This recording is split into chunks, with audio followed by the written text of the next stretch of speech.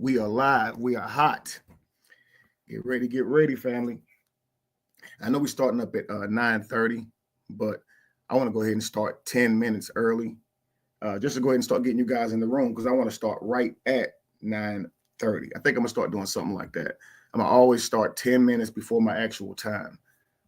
That way I can just have my moments to ramble as you guys come into the room, and we can start right at 10. That way when people come to the live, they'll know they can go 10 minutes ahead, and we'll already be getting started. Welcome in, Diamond in the Rough. Peace to you. Peace to you. Comment as soon as you guys come in so I can give you guys a shout out and show your name, okay? Diamond in the Rough. Peace, peace, peace. Ancestor Guidance 32. Yo, what's up with it? What's up with it? Got some good stuff for y'all this rise, man. I don't know if you're on your way to work. I don't know if you at work, chilling at home, what you about to do, but I got some stuff for you, man. Many of you guys already know about this situation, but many things are coming to light, man. It's great. I can smell redemption in the air. Clocking your tea. Says Happy New Year, Professor. Thank you so much. Happy New Year to you too. For those of you that believe in New Year's, right? Yo, what it do, LMC, LM Capo, what's up with it? Letitia Cowan, how you doing? Grand rise to you. Ma'at Ru-Ri, peace to you, Happy New Year. Allow Take 9, what's good, my brother? Peace to you. Lolita K says, good morning, a Happy New Year. Good rise to you, good rise to you. Yolanda White says, good morning, Happy New Year. Good rise to you, Yolanda. And Happy New Year. Kevin in chat says, no more drama. No more drama, guys. No more drama for me. No more drama. I'm going to say drama is more emotional display. This stuff used to get my emotions really wound up. But now that I've truly seen the play, I have no more reason to be angry, only to teach now. And so I'm in a good position, man. I'm back where I need to be. They can no longer pull me out of character because I see it for what it is. And you got to thank them for running their mouths just so much. I just got to show you guys this stuff, okay? Because they have given me hell the last 5 years. And you better know if I get a chance to give them a beat down, I'm going to give it. Ancestor Guidance 32 says, I am grateful for your existence, big bro, and I appreciate all you do. You good? Oh, I'm amazing. I'm amazing. I got some things to show some people today. And I believe they're going to be enlightened to a lot. I want people to see how you can truly socially be set up and how you really have to watch who you allow around you. And when you see signs that people are jealous of you, bitter of you, feel a way about you, sometimes you got to choose to separate yourself early because people are not mature enough to do that. A lot of times people will turn on you or have a bad taste for you where they used to like you.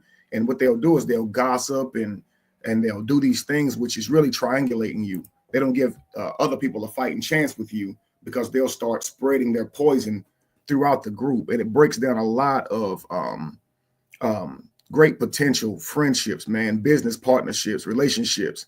And so I want to show you guys how this happened. Because typically when it happens, people on the outside looking in can't believe it. Why would so many people set you up? What is their problem with you? What do you have that they want? Sometimes you can't even explain it. Sometimes it's your aura. Sometimes it's your personality. Sometimes it's who's next to you. Sometimes it's what you have. Sometimes it's just linked to their lack. You may never know, but you got to look out for the signs because it could end up being very, very bad for you, man. I've experienced it. I've been experiencing it for the last, really, I've seen things like this my whole life. So I guess I would imagine that because I'm more popular on a larger scale than I ever was, that it would be greater than it ever was. So I guess that should make sense. But I've always experienced this. When I worked in sales, I would get people that would band up against me for no apparent reason, and I'm trying to figure out what their problem is, and none of them want to hear what I have to say because they've already decided whether they like me or not or whatever. And it's mostly due to somebody saying this to them and this person saying that, and there's been this chatterbox stuff, and it's childish, very childish. And I used to always get upset at work saying, I thought this stuff ended when you get out of high school. My parents always said that's acting childish. So I thought that was a childlike thing. But guys, that's how people act. Humans never stop gossiping. Humans never stop lying. They never stop betraying. It's just a fact. So when you see things like this and you notice that people are kind of like conspiring up, you walk into rooms, they get quiet. You can sense it. Take heed, family. Get you a notebook, write that stuff down so you can start putting the evidence together. Because we'll look over it because we don't want to see that. It was nothing. I'm sure they meant nothing by it. I'm sure they was just playing. You know, Letitia says, good morning, D-Ham. And then see here, no more drama says, good morning, D-Ham. Great live last night. D-Ham, I want to bring you up too if you're going to be available here. Just let me know. I'd like your opinion on this. And of course, that position is also available to those of you content creators who you know who you are. You know we rock. I have to go down the whole list if I was to do that. But yeah, Chatty Cathy, absolutely. You popped in just as I was saying. I'd love your thoughts on this as well. But I want to show you guys what a setup looks like and how sometimes you might not see it. Great.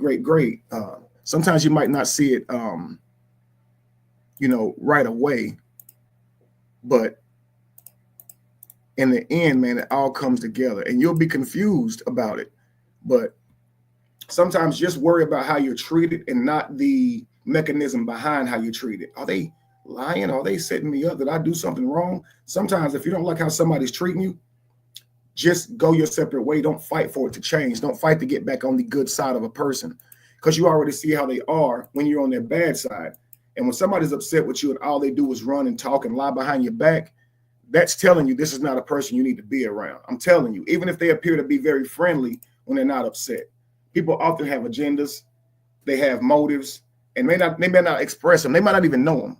You understand? That link is dropped, guys.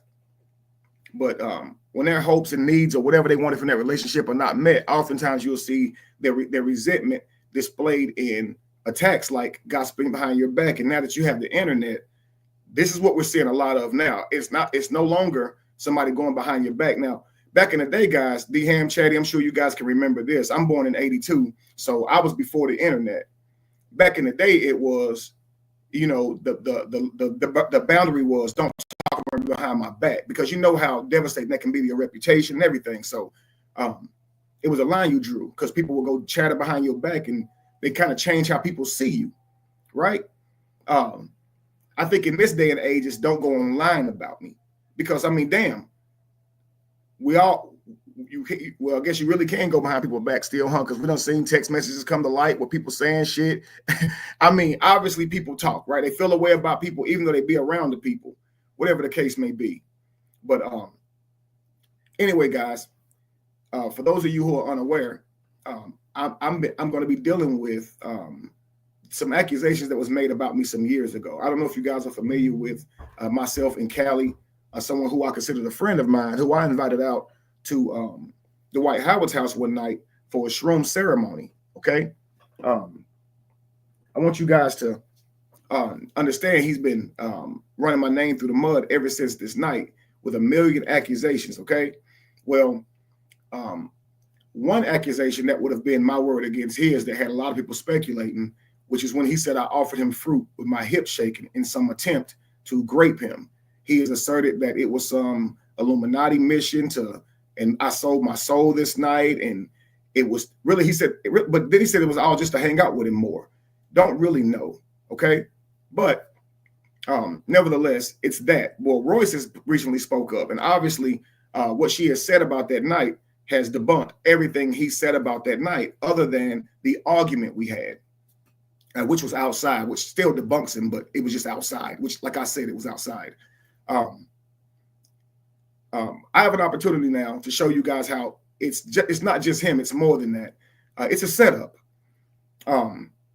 So as I've been talking about this, of course, everybody else is talking about this because it's a story now. I've been begging people to take a look at this. And an innocent person wouldn't do that, mind you. Okay, I've even offered monies to people who wanted to truly research this without my help and come back with their story on it, regardless whether they thought I was innocent or guilty or anything claimed on me. And of course, no one took that up. But I'm grateful now it's a story, okay? And we're talking about it here. And now people are reviewing this and going into it. And I caught somebody reviewing it last night, and they showed me another clue. I wouldn't have saw this. So I want to say shout out to this channel. And while they're busy saying my name, well, I'm going to try my best not to say theirs, okay? Because people tend to get upset when you say their name, but I know they really want you to say their name so they can get clout. but I'm not going to say her name. But shout out to you for replaying this video last night because it showed a clue. The link is dropped. Did you guys see it? But I'm going to go ahead and show this video as it is coming up on 10 o'clock.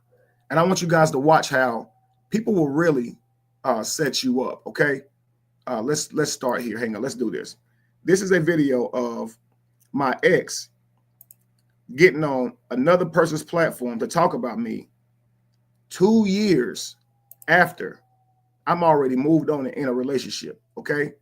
For some reason, she feels encouraged to come on and talk about me. And I want you guys to see how bizarre this stuff is. And I always say, if they're doing this, they're not over you, because you should be moved on in another relationship. You should be happy. Why are you still talking about me? And like Royce, they have what they call their truth, but it's from a standpoint of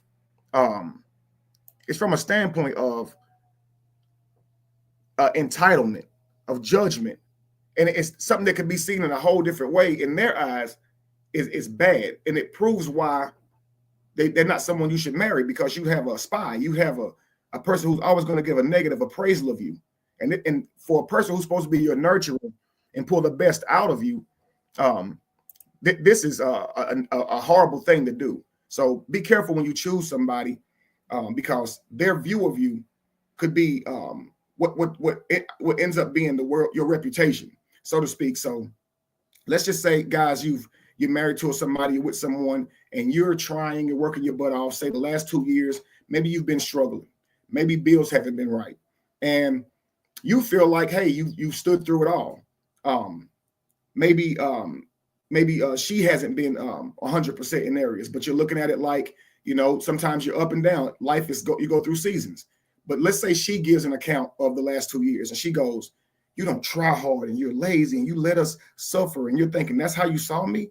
I thought you saw me as resilient and pushing through and able to, call an audible when things failed. I thought you was here with me for it all. And what you learn is your woman is she's a superpower. Her opinion of you becomes the very thing that propels you forward. If she tells you that the thing you just did was amazing, you'll be inspired to do it again. But that same thing she can tell you was horrible.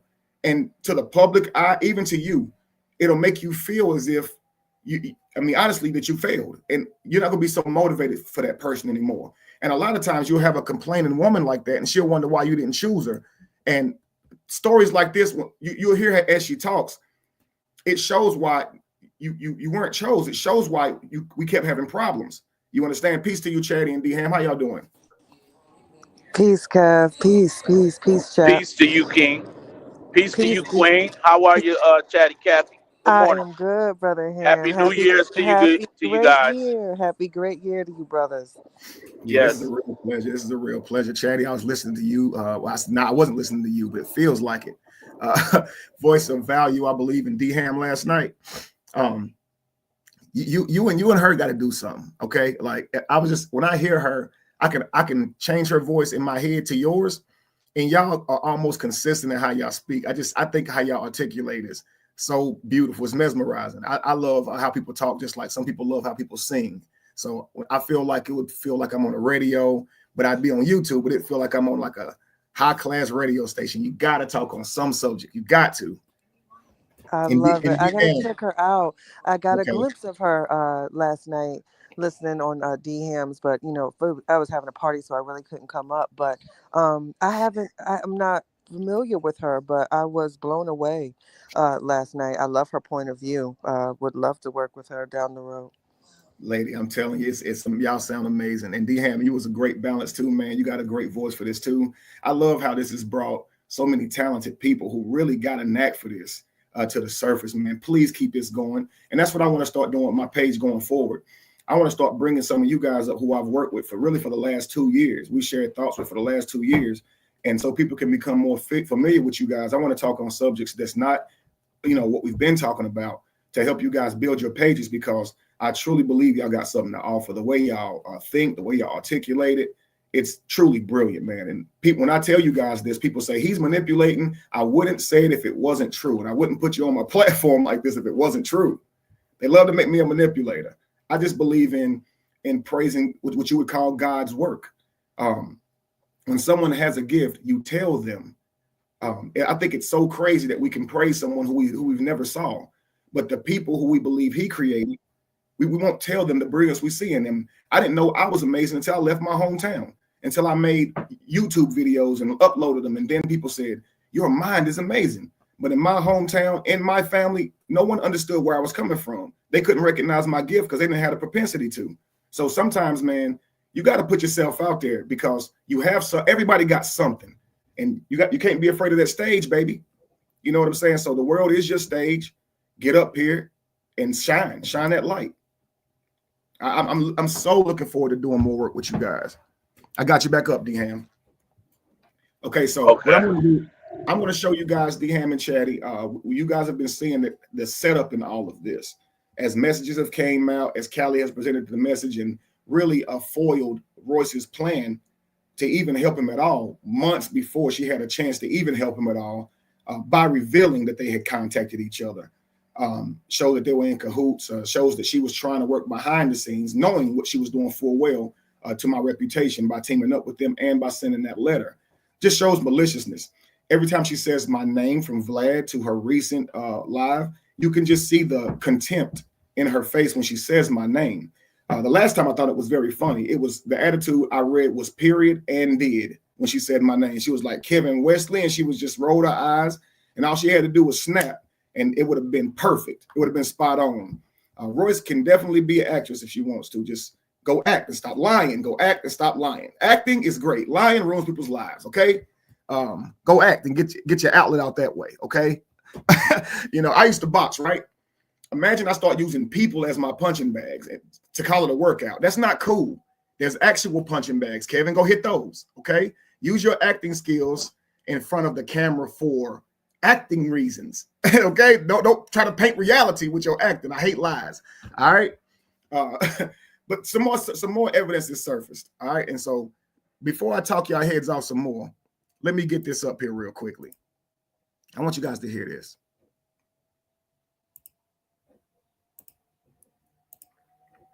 Here we go.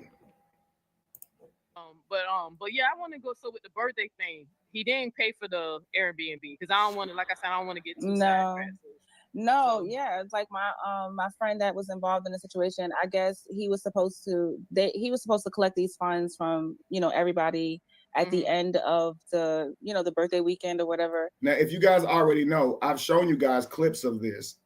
She had about 4 or 5 friends come by. Each one of them were going to pay $83 for their room, $83, which none of them gave me when they were at the home. They ended up leaving, and I had to reach out to them for it. And after I had to reach back out to them for it, they no longer wanted to pay that $83 because I broke up with Shy. Okay, but this is what she's talking about. An Airbnb has to be paid for before you go to it. And you guys know that if you go to Airbnb, if you've ever been to Airbnb. But let's continue. Wait, Kevin, I have a question. Yes, ma'am. So I'm clear and following. So you booked this Airbnb for the weekend and paid in advance, and it was discussed prior to that everyone had a portion to pay. Is that correct? Absolutely. So I had to reach out to all of her friends. Some of them flew in, some of them drove in.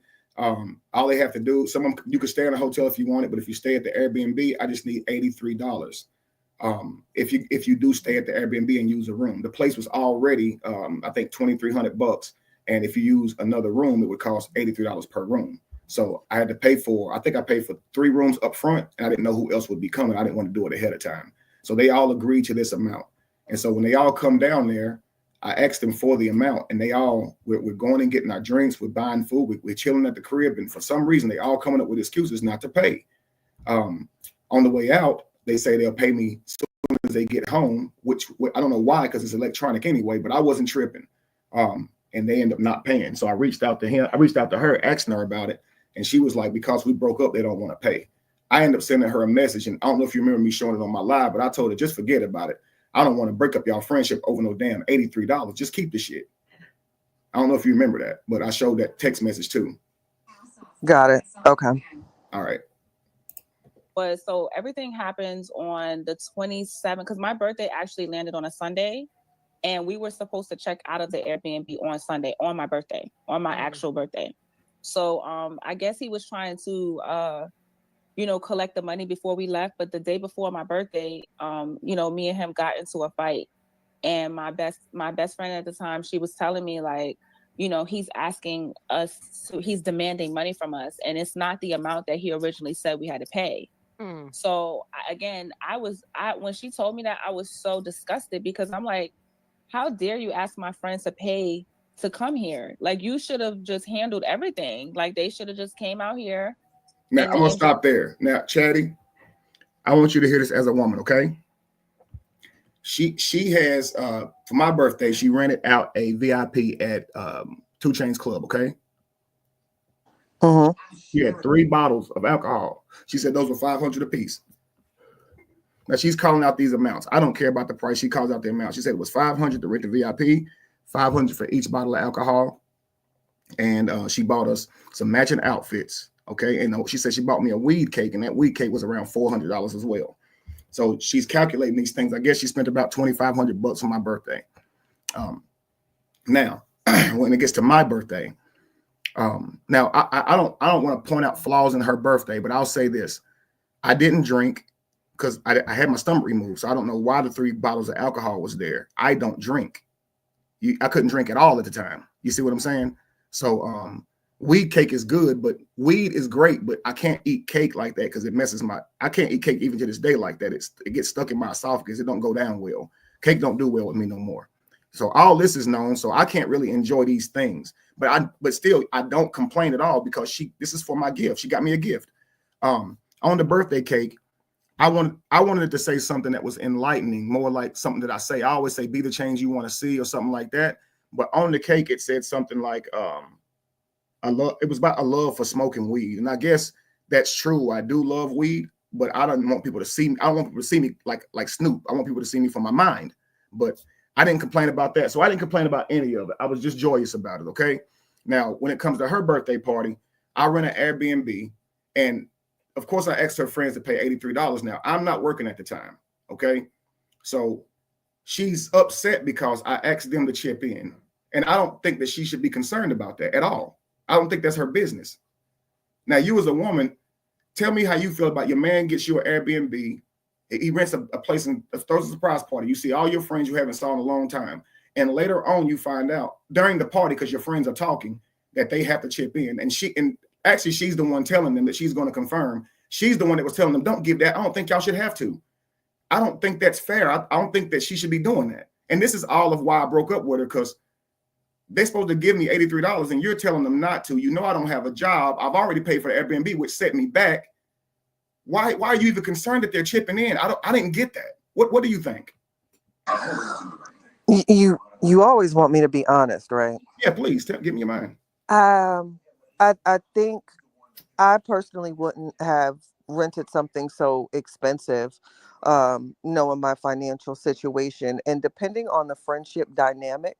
If you had a rapport with them, if you were cool with them, etc. I probably wouldn't have requested money. I wouldn't. If that was your woman, I think it could have just been something a little smaller scale, an intimate dinner or something of the sort. I don't think I would have done that. And I'm going to be honest. Now watch this. Okay, I want to stop you there. Imagine this. Because this is what I said when she first said this about a year ago. Because I think this video is about a year old. If you know your man ain't really got it, why not just tell him, hey, babe, I know my birthday's coming back around. I don't want you to go all out for me. You know what I'm saying? So instead, she's excited for a birthday. I did something great for you. I know you're going to hook me up, right? And so let's just say if you walk into the surprise party and you know your man went well above what he should have, because he ain't got it like that. Like you said, why even do all of that? Why go all out if you don't got it like that? It seemed like that should be more of your stance. Baby, why you do all of this? You didn't have to do all of that. But that's not what's going on here. In her mind, she's like, you should spend exactly what I spent. She's more from a different perspective. And this is what I'm saying. So let's say you go into it. You see, I've thrown this party together. You know I've overspent. You know I've done more than what I should have, and it's probably going to hurt me financially. Okay, but you also know I did this for you. Now, as you're going throughout the party, you hear your friends saying, okay, I'm going to have to give him $83. If you know I already went above and beyond, why would you tell them, don't get that to him? he should be paying for the whole thing because I paid for the whole thing for his. So she's comparing like, if I pay for your whole party, you got to pay for my whole party. But it's like, I don't have a job, you do. And you got to think, if I'm trying to get all of your friends involved, and I don't know any of her friends, this is my first time meeting her friends, but in order to get an Airbnb that suited them, you know, once you add on those things, it gets more expensive. You see what I'm saying? So, can I ask you something, Kev? yeah. And then I have a follow-up. Did you reach out? Did she? Well, let me ask it like this: did she know that her friends were going to be there? No, it was a complete surprise. She had no clue. Okay. Well, let me say this because I do agree with Chatty, but let me say this as well. If I'm getting an invite, and I don't even care to know somebody else's financial status based on if you got money or not. If somebody reaches out to me, say, hey, one of your best friends is having a birthday and I'm putting something together for them, and it's going to be at an Airbnb. The room and board for that is $83, and I would love for you to be there. Now, if I know that that's an issue for me, first of all, I'm going to be like, listen, I would love to be there, but right now I don't have it, so I will probably just send a gift. But what I'm not going to do is show up and expect to lay my head somewhere for free. I'm not going to do that. Now I'm gonna ask you this. Now here's how it went. Okay, you're one of Shy's friends. Okay. Yeah. I reach out to you. I go through Shy's friend and get all of Shy's friends' information. Okay, so I reach out to him. Hey, listen, my name is Kevin. I'm dating Shy. I'm doing a birthday party for her. I'm doing it in Atlanta. I would like for you guys to come and see her. She said she hadn't saw y'all in a while. I want to blow her mind, right? So I'm more of a person that's like more social. I don't like clubs. That's not my thing. I'm more like I like to hang out with my friends, just be home. I'm like that. So I think we try to give each other what we think we would like. I think we kind of messed up there, number one. But anyway, here's the invite, D-Ham. If you come here, here's where the place is going to be. You can stay in a room if you want to, but if you use one of the rooms at the Airbnb, it'll be $83. And I know you can't find a hotel cheaper than that. It'll be $83. So I know the more rooms you use in this house, he charges you more. So you can get it at a flat rate if you don't just book the whole house. So I'm letting them know if they do stay, I'll need the $83 because I know I ain't got it like that. So if you're telling me that, I would choose to stay at the house because that's $83 versus whatever a hotel is. You see what I'm saying? Absolutely. It will only be right. And especially if they're traveling and they didn't book any other place to stay. If you're going to stay in the Airbnb, what is the issue? Why would you expect to be somewhere for free? Right. And then also I don't want to book it and then they don't come too. So it's like some of them, it was up in the air. Some of them didn't know if they'd stay in a hotel. So many of them ended up coming. And so, like I said, while they're there, they're supposed to be giving me the $83. But like she said, they're not giving it to me. And why? Why wouldn't you just come on in with your $83? I can understand if they showed up and left. But if they actually stayed, listen, let me just say it like this, because I agree with Chatty Cathy. I do 100%. And D-Ham, you talking from Friday to Sunday. D-Ham, you talking from Friday to Sunday. Absolutely. What I'm saying is here, Kev, is if I know, hey, the price lodge is $2,500, I'm gonna pay it regardless because I'm here. But if you choose to stay, it's gonna be $83. Right. That's nothing wrong with asking for that for somebody's lodge and laying their head in the same residential place that you booked out. Absolutely. So okay, so I saw nothing wrong with that. Okay. Either. And so I think some friends, I think Angie. No, I'm with Chatty. I'm with Chatty where if you ain't got it, you shouldn't have booked. I should have never even or been you shouldn't have went that way out. Exactly. Because you did, it still obligates them to say, hey, I'm not going to be here for free either. Absolutely.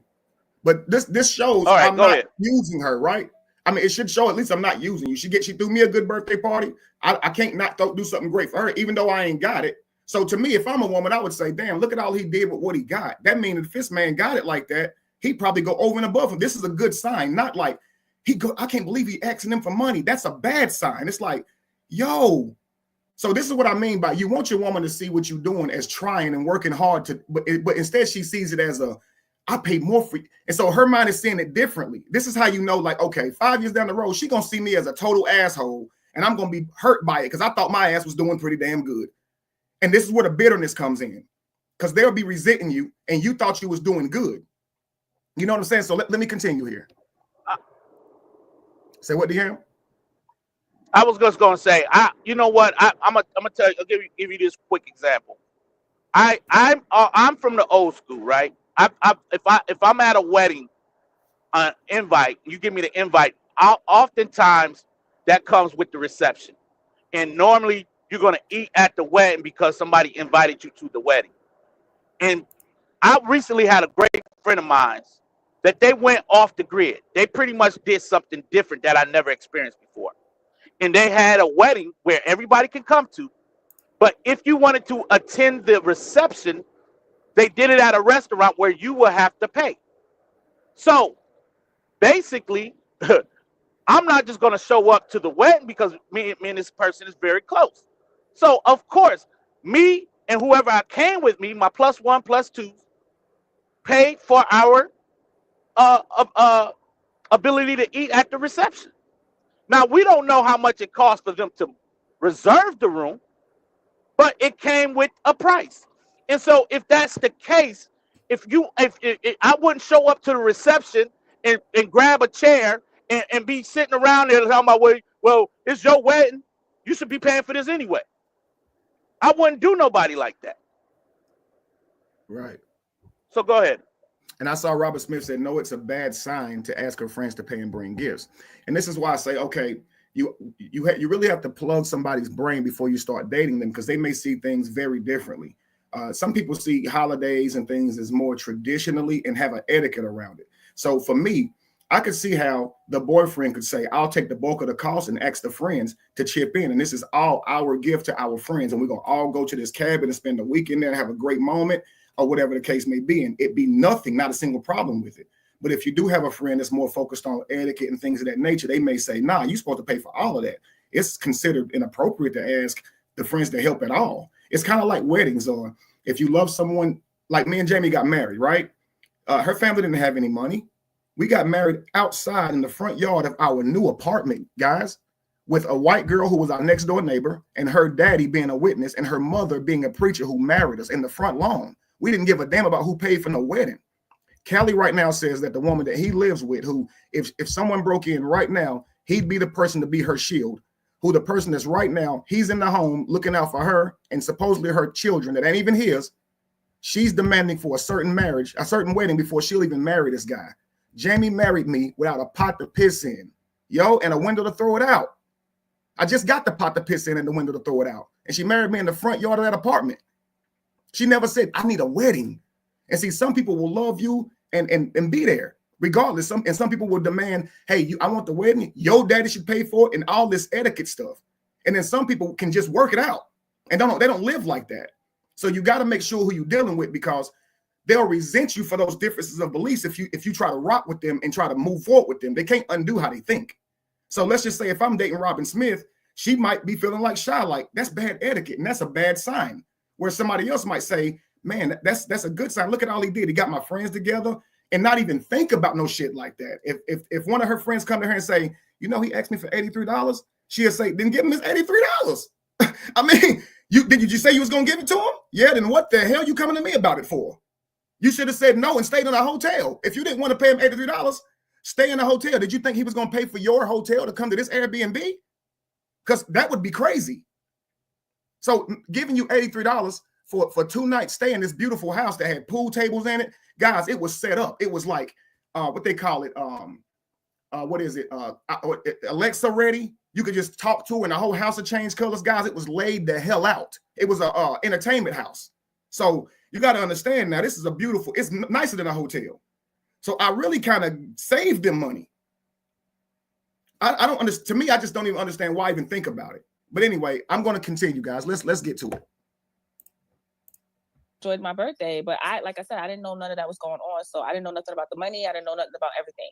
So once all of that shit sizzled over, my bestie at the time was like, I'm not paying him shit because of the way he's treating you. So basically, you know, the way he treated me the whole night before my birthday, like, I mean, just arguing with me, and they literally had a powwow with me outside. Now listen closely, guys, because I'm wondering, why does Shy have an attitude? Okay, and it's because she's found out that I told those guys to give me $83 each. So she's now, this is per room. Some of them were couples. Okay, so per room, guys, not even per person. So if you were a couple, it's $41.50. You don't even know what you're talking. What are we talking about here? Okay. And the main problem was with her bestest friend, which had a whole husband, and they was complaining about $41.50 a piece. I don't get it, man. But anyway, I'm wondering why she has an attitude. She ended up snapping on me in front of her friend. She never talked to me that way before. So yeah, I had a whole problem with that. Okay. But she's saying that her friends had a powwow about my attitude. And listen closely now, because she's going to name Callie. Tell me that is this not evidence that they're already conspiring against me? This is behind my damn back now. Watch this. In the backyard, like Callie, and it's not the amount that he originally said we had to pay. So again, when she told me that, I was so disgusted, because I'm like, how dare you ask my friends to pay to come here? Like, you should have just handled everything. Like, they should have just came out here and enjoyed my birthday. But like I said, I didn't know none of that was going on. So I didn't know nothing about the money. I didn't know nothing about everything. So once all of that shit sizzled over, my bestie at the time was like, I'm not paying him shit because of the way he's treating you.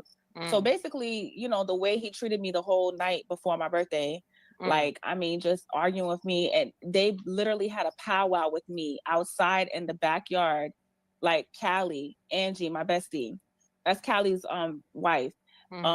You know, my friend and her husband at the time, like, you know, they was all outside, like, saying, like, you need to get away from him. Like, he's just treating you bad. Like, this is just not working out. Guys, think about this now. Now, all those are her friends except for Angie and Callie. Those are my friends. So I thought. I would like for my girl to have friends that would be like, no, it's not a big deal. He asked us for $83. That's fine. He took care of most of it. We would have had to stay in a hotel anyway. That actually did us a big favor. So no, we'd like to contribute to where we lay our head. It's not a big deal. I think you're overreacting, Shy. Not be like, yeah, he made us pay $83. Now for sure, we're not going to pay him because how he's reacting to you by you having an attitude with him about us complaining about the $83 to begin with. So you didn't pay $83 when you came in the door. Now you're not going to pay the $83 because of how I'm treating Shy. Be a grown-up and just pay your $83 regardless of whatever. Just pay your $83 because you agreed to it. But now you're outside talking to her, telling her she needs to get away from me because of how I'm treating her. If I had known Callie did this, I'd have ended my friendship with him this day too. But see, I broke up with her because she told me her friends was out there telling her to leave me, and she was out there doing all this talk with them. So I said, yeah, you're not no girl I want to be with at all. I don't like shit like that. I don't like shit like that. If you got a problem with your man, you talk to your man, not your friends. I hate that. You know what I'm saying? Like, you have no word, you got no horse in the race to say nothing for your side, and they're outside having a meeting about you, talking about get away from them. Get away from him for what? And so this is my thing, okay? Callie, who says he's my friend, you're outside telling this girl she should get away from me, right? But smiling in my face. Yo, Callie understood this party. He thought it was dope. He thought the whole thing was going to be dope and loved the whole idea of it.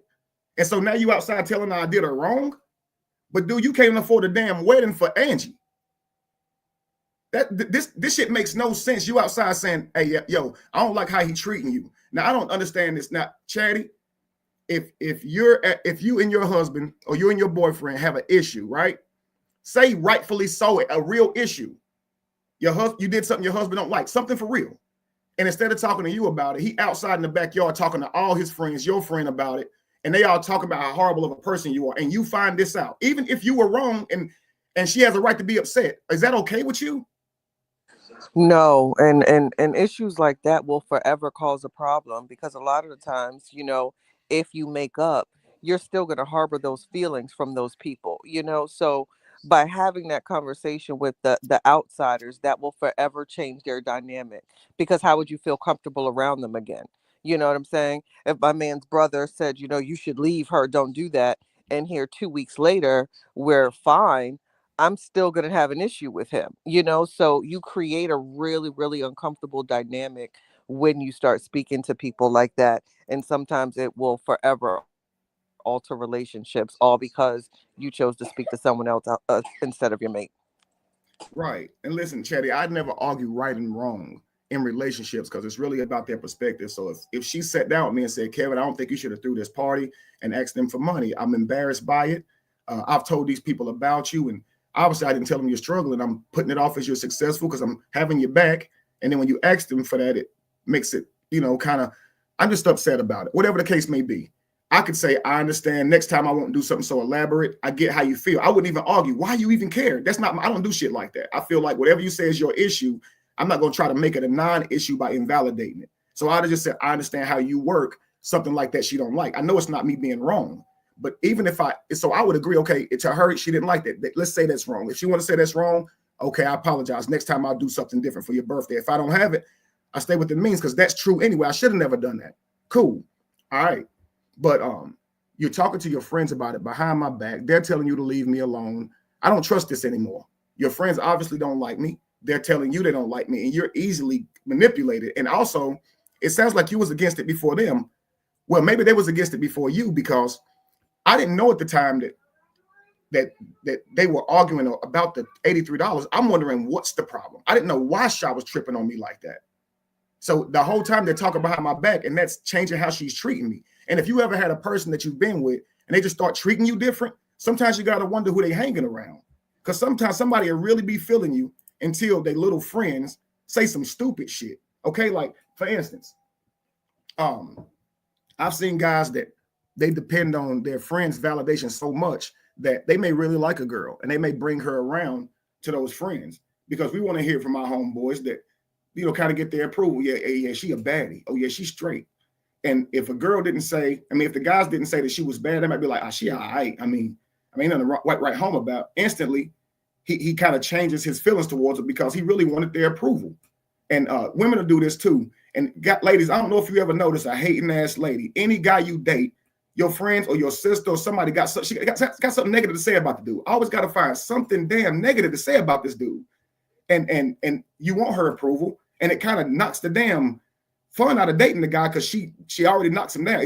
You can't celebrate him because I don't know if you ever experienced this, but when you got friends that's negative like that about you, to me it's just like you in a lose-lose situation, so that's why I said, I don't want to date you anymore. She's like, but it's my birthday. And I told her, I don't care if it's your birthday. I remember saying, I don't care if it's Ramadan. I don't care if it's the Feast of Sukkot. I don't care if it's Bar Mitzvah. I don't care if it's the Nisan, the 5th of Nisan. These are Jewish holidays. I was just naming different religious holidays. Why do I have to stay with you? Because it's your birthday. You just conspired against me. And if I'd have knew Callie was in on that shit, I'd have never spoke to this dude again. D-Ham, if you'd have knew your homeboy told your girlfriend to leave you over some shit like this, what are you his friend? Are y'all still cool? Nah, we ain't cool no more. That is it has a lot of different agendas and the motives for him to be behind my back saying anything to somebody I'm dating as it relates to how he may feel about me towards her. So I do feel like there's no coming back from that. Absolutely. Let me stop for a second. Thank you so much, Miss Season. It's an honor to have you on my page, and thank you. And I'm privileged to get the donation. Thank you so much for that donation, because they'll say he's looking for donation. He's feeding the homeless. Thank you so much for the super chat. Thanks, it means a lot. Happy New Year to you too. And I hope you, my bro. I hope if y'all together today, hopefully I have an amazing day and all that good stuff. Thank you for being involved in the chat, man. Let me know if you're liking it so far. But she says you're quite welcome. And she's talking to James. Quite welcome, Queen. Yeah, that's what's up. All right, so What we're learning here is One that, second, Kevin. okay, Kevin, are you still there? Okay, really, really important. So this instance with him telling her to leave you and, was this before that night that's on repeat? say it again now. When Yes. Okay, so this was even before that. This is December. Callie and I didn't fall out until it was probably June. Wow. So that's very telling. Ain't that telling? I wouldn't have partied with him. Yeah, I didn't know about this. Callie never told me this happened. A real homeboy would have came and told me, "Hey, bro, can you believe that she outside talking to all her friends about you?" He would have told me that. You see what I'm saying? Or he would at least talked her down and be like, "Sha, I think you're tripping on this one now. You got to think about this. You know he ain't got it like that. He just now started getting a damn Facebook check, like this year. I mean, this year, and I just got hired with Dwight in December, so I just started making some bread, and I'm already doing that for her. So I'm trying to look out for you. You looked out for me, and honestly, we weren't even on good terms, and we weren't even monogamous. But she threw me a great birthday. And I ain't even gonna go into it, but the reason I spent my birthday with her is because she made me this ridiculous promise that she didn't come through on at the end, but I didn't even trip. But she said I like to manipulate, but if I go into it, I ain't even gonna go into that because she ain't made it a thing, and I normally don't make it a thing until they do. You know what I mean? But nevertheless. But I'm gonna say this as well. I know we dragging this out, and I'm sorry if I am, but it doesn't make sense. Like, listen to me. I've been in a countless situations where I'm somewhere and either invited, and next thing you know, I still feel led to, whether they ask or not, to contribute. If I'm invited and I got a household full of 5 people, we coming up in there, we eating your food, I still feel like there's nothing wrong with contributing. You know how many situations where people been invited to dine or eat at somebody's house, but they're like, look, we gonna have to chip in on the food. Like, it's nothing wrong with asking somebody. Now, I do know sometimes we as men, we can try to impress our women, but you go out your way and you're trying to create a space where y'all gonna have fun all night long. Yes, that's a little extravagant to bring people together, and it's a learning lesson, but it should not be used against you to make you feel like you out here financially trying to get over on somebody where they had to either rent out a hotel or something on their own anyway if they didn't stay there. So why do that? But go ahead. Good point. Absolutely Good right. point, DM. And that's my thing. This is a whole nother conversation within itself. So I'm gonna leave this alone. But that's also very telling because if it's my friend, my girl, and her man is throwing a party, he's not gonna have to ask me for anything. You know what I'm saying? I'm gonna show up with things.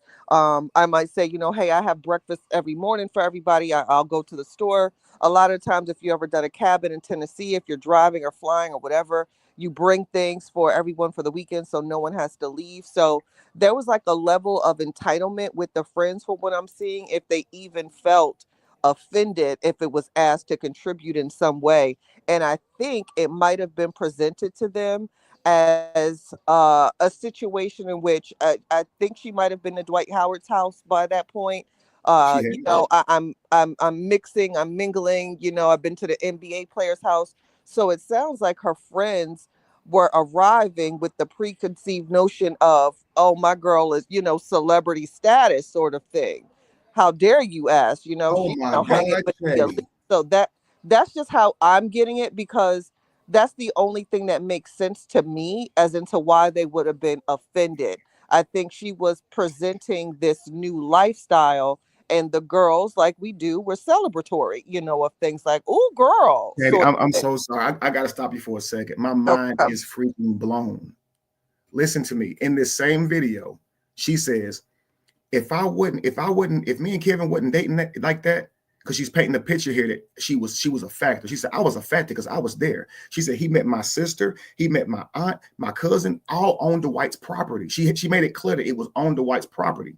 So yeah, obviously. And she says, why would I do that if we wasn't serious? Here's what actually happened. She called me and said, hey, I'm about 30 minutes away. I was hoping I could stop by and see you real quick. I got my sister with me. I've been talking about you. I'd like for them to meet you. I said, yeah, that's cool. I'm at work. It's cool. It's during the day. She just came by. It's no big deal because really I don't be doing shit. It's just me in a big empty house. So she came out. She came by. Her sisters got out the car. She hugged my neck. I shook her sister's hands and they left. That was the end of it. But she's saying, I imagine, like you said, okay, these friends, because I was just about to say this, Chad, before you said that. I think she told those friends that I had it like that. Because, of course, women like to brag about their guys. I had a huge social media following. I'm known worldwide for what I teach. I travel, but I'm actually not doing well financially. It just looks that way because of the following. Facebook wasn't paying at the time. It just started paying in December. So I'm obviously struggling, but the world would know that from looking at the page. And then also I know celebrities. So it looks like I got it like that. So I'm thinking that she told them I got it like that. And then by me asking them for money, broke apart the lie she's telling them. But even if she didn't tell them that, they could have gathered that on their own. Hey, here's who I'm dating. She sent them the link to it. They see my page and instantly think, look how well he's doing. I'm posting pictures in funky fly clothes, as they say. These are modeling contracts that people clothes are giving me. I'm not buying this stuff, so it looks that way. But I actually don't have bread really in real life. So I can see how, and that's why I think why she complains about the relationship. A time I needed $1,000 becomes like a big ordeal, where we know, oh, girl asked a dude for $1,000 who was a complete stranger. But I can't ask my girl for $1,000. She don't tell you by the time I gave her $1,000, but whatever the case may be, that's just how it goes. But yeah, I do think that even if she didn't tell them that, they could have seen my page, came and saw where I worked and been like, yeah, he got it like that. Why is he asking us to help when he can pay for all this shit and more? So I can see that. I can see that. Damn. And Kevin, I'm gonna give you a quick analogy. I paid for my daughter's wedding, right? Mm-hmm. I paid for her whole wedding, and basically, it was very expensive, and she had, I think, a list of 100 or more people, and when you ladies, y'all can all relate to this. When you're doing your catering or whatever you're doing for the wedding, it's gonna be a deposit, and it's gonna have to be paid by a certain date. So you're paying all of this money, but the reason why the deposit and the money may varies because it varies based on who are going to be there. And so my daughter had to do a list of RSVP. She sent out her invitation list. Nobody, listen to me, nobody had to pay anything. It was already covered on RSVP. So she took out everybody there that they were coming. I don't know if y'all can still hear me. Kevin, can you still hear me? Yeah, I'm with you. Kev. Yeah, okay. I'm with you. Can you hear me? Nobody. Mm-hmm. The only thing they had to do was honor their RSVP. Do you not know when people choose not to show up, that's money that could have been saved? Right. So people would still do you in even when it's free. Go ahead though, Kevin. I'm good. Well, no, listen, you're absolutely right. And let me explain how this went. They got there the first day when they got there. We walked through the door. Me and Shy walked through the door. House full of people. It was at nighttime. I think Angie helped cook some things and prepare some things. Callie was there with the camera filming it all. I think he had the camera there. And if he did, we never got that damn footage. But either way, he was always messing something up. But anyway, I digress. We walk in. It's a beautiful setting. It's a nice little party. All her friends are there. She's mind blown at it, right? The next day, we all go out to get something to eat, and we stop by an ABC store. I think a lot of people don't know it as an ABC store. In North Carolina, they call them alcohol beverage centers. But I was looking for an ABC store out here, and nobody ever heard of it. So I'm talking about a liquor store, guys. Okay. So we go to the liquor store, and literally all her friends are buying like all kind of liquor. So it couldn't have been a money issue. So the $83, I don't know why I haven't gotten it yet. But I mean, I ain't say anything because we're just having fun. I'm pretty sure they'll give it to me. And that's how I'm thinking. But like I said, as the evening goes on, I imagine the next day is when they must have been discussing this $83 thing, because that's when Shy started getting a damn attitude. And she had it all day, and she had it the next day too. And so I ended up getting this horrible stomach ache. And at the time, I kept having this stuff. It's called dumping, when your body just depletes itself of energy and you just got to go to sleep. My brother's experienced this. Dawn can tell you about it, but it happens when you don't have a stomach. And I was still very early in recovery. So I had a moment like that. And I ended up having to be carried in the house. Callie was under one arm carrying me, and one of Shy's girlfriend's husbands was under my other arm. So they kind of was lifting me up, carrying me in the house. That's how weak I was. They carried me upstairs. I got in the bed. I laid down, fell right asleep. I woke up some hours later, and when I walked outside, Shy was outside, and she was mad at me. I walked in on something, and it looked like Shy was just coming to them with something. I didn't know it was a whole conspire thing. So Shy walks back by me really quickly and goes back in the house. And I said, "What's her problem?" They go, "She good. She just went in there to find her other friend or something." I say, "Oh, okay." So I wait outside. They just spark up a blunt. We passing the blunt around. Shy comes back out there when it's a roach. The blunt's a roach now. Now we got several blunts rolled, but we come back outside and she sees a roach and she goes off like, "You smoked the whole blunt without me?" I said, "It's more inside," and everybody busted out laughing. And she got mad at our own friends for laughing. And I was just like, "Yo, you bugging." I don't like being played like that. So I don't laugh when people try to make fun of me. If I don't think the joke funny, I don't laugh at shit like that. So I got very serious in that moment, turn around, walk right back in the house. I was done for the night on that shit. And the next morning when we were packing up for her to leave, I went on ahead and told her, like, "Yo, we done, we through." And she told me, "Well, if we through, I don't want you even riding me back to the airport." All right, cool. I call you a Uber. I called her an Uber. The Uber, it took her 30 minutes for the Uber to get there, and then the damn Uber canceled at the last minute. I was like, shit.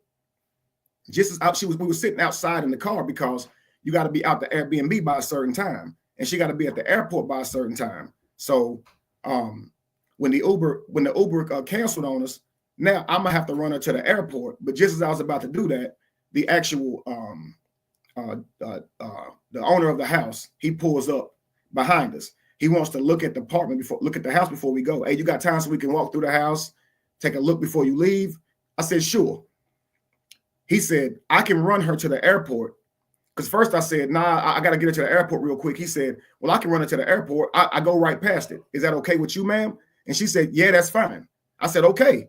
If you want to take her to the airport, that's fine with me." She said she'll go with you. That's fine with me. So we walk inside the place. He looks at it. He says, "Everything's good." And she hops in the car with him and they leave. Okay. So she says I left her stranded there. I did not. That guy took her home. Okay. So I just want to make that clear. But I'm going to continue. And Chatty, if you want the link again, I'll give it back. Looks like you had dropped down. I don't know if that was by accident or what. Let me hit this link again. Let's continue. For you. And just basically telling me like, "Oh, you need to like, so you want to know what that was though? Because he's such a bum.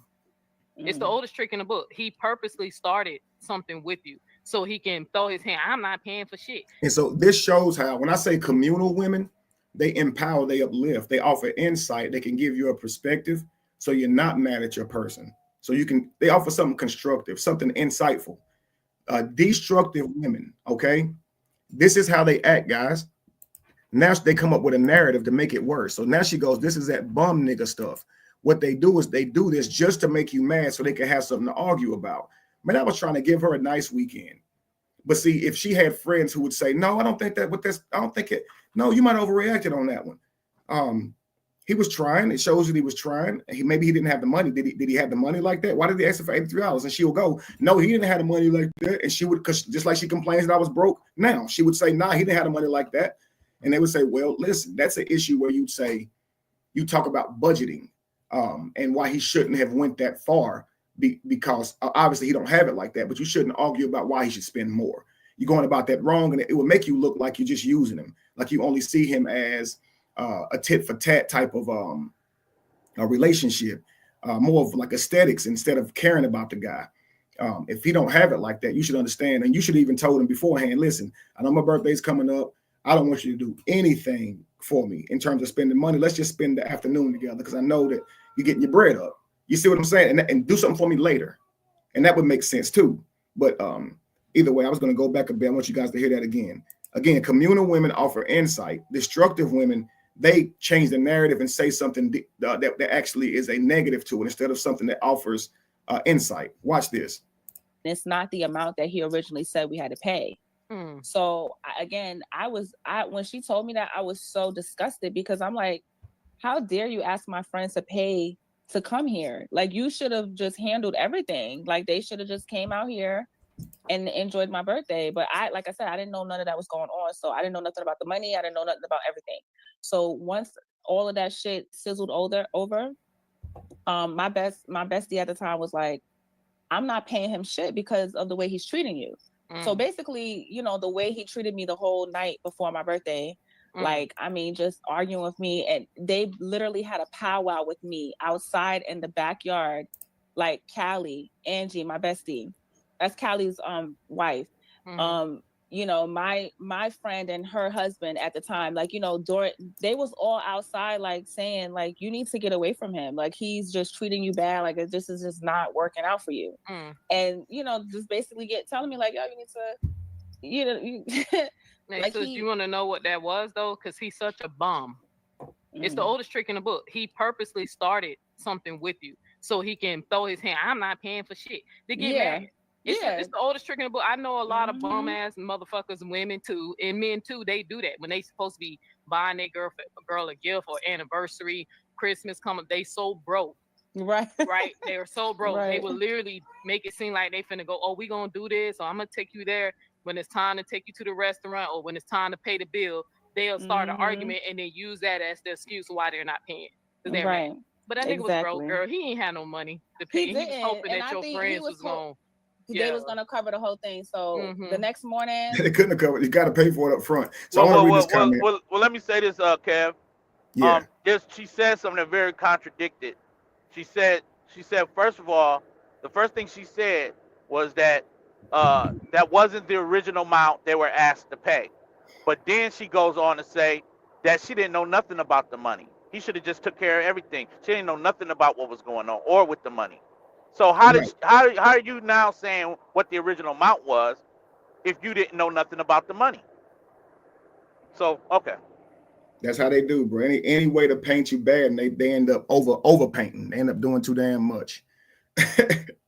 So look, Robin Smith said this. So they had to pay for food, drinks, room, and board. Why even throw it? Again, so now imagine this. A guy says, okay, I'm gonna pay for the Airbnb. Again, I told you $2,300 just for the Airbnb as is. You guys just pay for your own travel. If you're gonna come to it, pay for your own travel, pay for your own eating expenses. Why is that such a problem? See, some friends would say, sure, that's no problem. $83 a stay there. I get to see my friend. I'm gonna travel there. Why should he pay for y'all to travel? It ain't your birthday. It's her birthday. I would see that as, oh, y'all think. Because if my girl threw me a birthday party, I wouldn't expect her to pay for my male friends to get there and pay for them to stay there and pay for them to eat while they're there. If she rented an Airbnb, they can pay their own damn way to get there and their own damn food. I wouldn't say yes. I wouldn't tell them, yes, she should pay for y'all. But I think women see it differently. And this is why I say that means, ladies, you may have well intentions, but that makes you an enemy of progress. If you think that your man should have to pay for all of your friends, guess who you're robbing? Your man. Your friend, your man should pay for you. Your friends are not, your man should be obligated to your friends. And you don't want to see your man in that way. So it's like he'll feel like, you know how you guys don't want to seem like a piece of meat. He don't want to seem like a wallet. So that's like him saying, it ain't no fun if the homies can't have none, baby. Won't you go break some of my friends off? Won't you go fix them a plate too? Take care of all of them. Come on now. Half of y'all don't want to make your own man a plate. So it shouldn't go that way. It should be, if I take my girl to a dinner and her friends come along, I'm still paying for my dinner and my girl's dinner. Why do y'all think I'm paying for y'all's dinner? I'm not y'all's man. And if my girl thinks that, I got to treat all of them just to take my girl out. You can get That's the facts. enemy You of can have a progress. birthday party at a Brazilian steakhouse and say, hey, y'all can come. You know what I'm saying? Show on up. You know what I'm saying? But you know good and well you got to pay for that plate. You can't go there and order, your food and expect everybody to. It's covered under the fact that you got invited. Who does that? But go ahead, bro. But see, I've seen several videos like this. I don't know if you've seen them, but it's been several viral videos where the guy's taking his girl out for a birthday, and all her friends are there, and they expecting him to pay for it all. Even his girlfriend is in these videos. I started to create a skit similar to that one time, but it's already the concept's already been done so many times. And I like to try to be original as best I can. But I don't know if have y'all seen that type of video. Put a one in the chat if you've seen that type of video where the girl expects the man to pay for it, all her friends too, and it's like, yo, don't do him like that. He's not like a damn reindeer that's pulling y'all's sled. Don't treat him like that. That's crazy. That's nasty work, man. But that's one encounter right here where you can see that her and Callie and them were involved in talking about me in a negative way, telling this girl to leave me alone where I didn't even know about it, showing that he been in cahoots. And he say, Amore told me I was a bitch in bitch business, right? Why are you out there? That's what you're doing right there. But anyway, I digress. Let me show you another time that he did this. Now, I told you guys before I say this, before I show you this, they always going to try to make me gay. So she tried to say she saw me watching porn on my phone, gay porn on my phone. That I don't care about. Obviously lies, because if she saw that, she'd have broke up with me. But the problem I have with this is she says she called Callie. And if she called Callie and told him she saw gay porn on my phone, why would you come out to mine and Dwight Howard's mushroom ceremony? I mean, you was already skeptical of Dwight. And if Shy told you that, you should have said, hell no, I ain't coming out there. But listen. Just watching some porn. I'm like, why are you watching porn? Like, and I was like, was it two niggas that she was watching? He got fucking mad. Like, he was like, no, what are you talking about? Why would I be watching two this? I'm like, yo, It does. So you definitely mentioned what I saw. So that's why I was trying to build those building blocks so you could. It does. So you definitely mentioned that you seen some red flags about his sexuality, and you can't flat out say I know he's gay, but you can admit that he has questionable behaviors in the relationship, right? Yeah. So some red flags. Okay, so let's go straight to the juggler. Let's just go to one of them. Can we talk about the gay porn thing? Oh, okay. Yeah, let's go straight for the juggler, because I keep, because if I would have said it, he would have said I was lying. I didn't check with him to see if he's going to actually admit to me that he watched gay porn. So let's go right to the juggler, because I think that's a big that's a big red flag. It is. That's the See the hand going flag over bigger than China's flag, and I think they eyebrows starting to itch. Guys, I'm gonna tell you something. One of the signs of lying is when you begin to lie, your body starts to stress, and you can look this up. Blood starts to rush to your face, eyebrows, nose area, mouth area, and this is why people start to scratch their eyebrows, nose, cover their mouth, because hear no evil, speak no evil, see no evil. Naturally, if it's something you don't want to see, you cover your eyes. Something you don't want to hear, you cover your nose.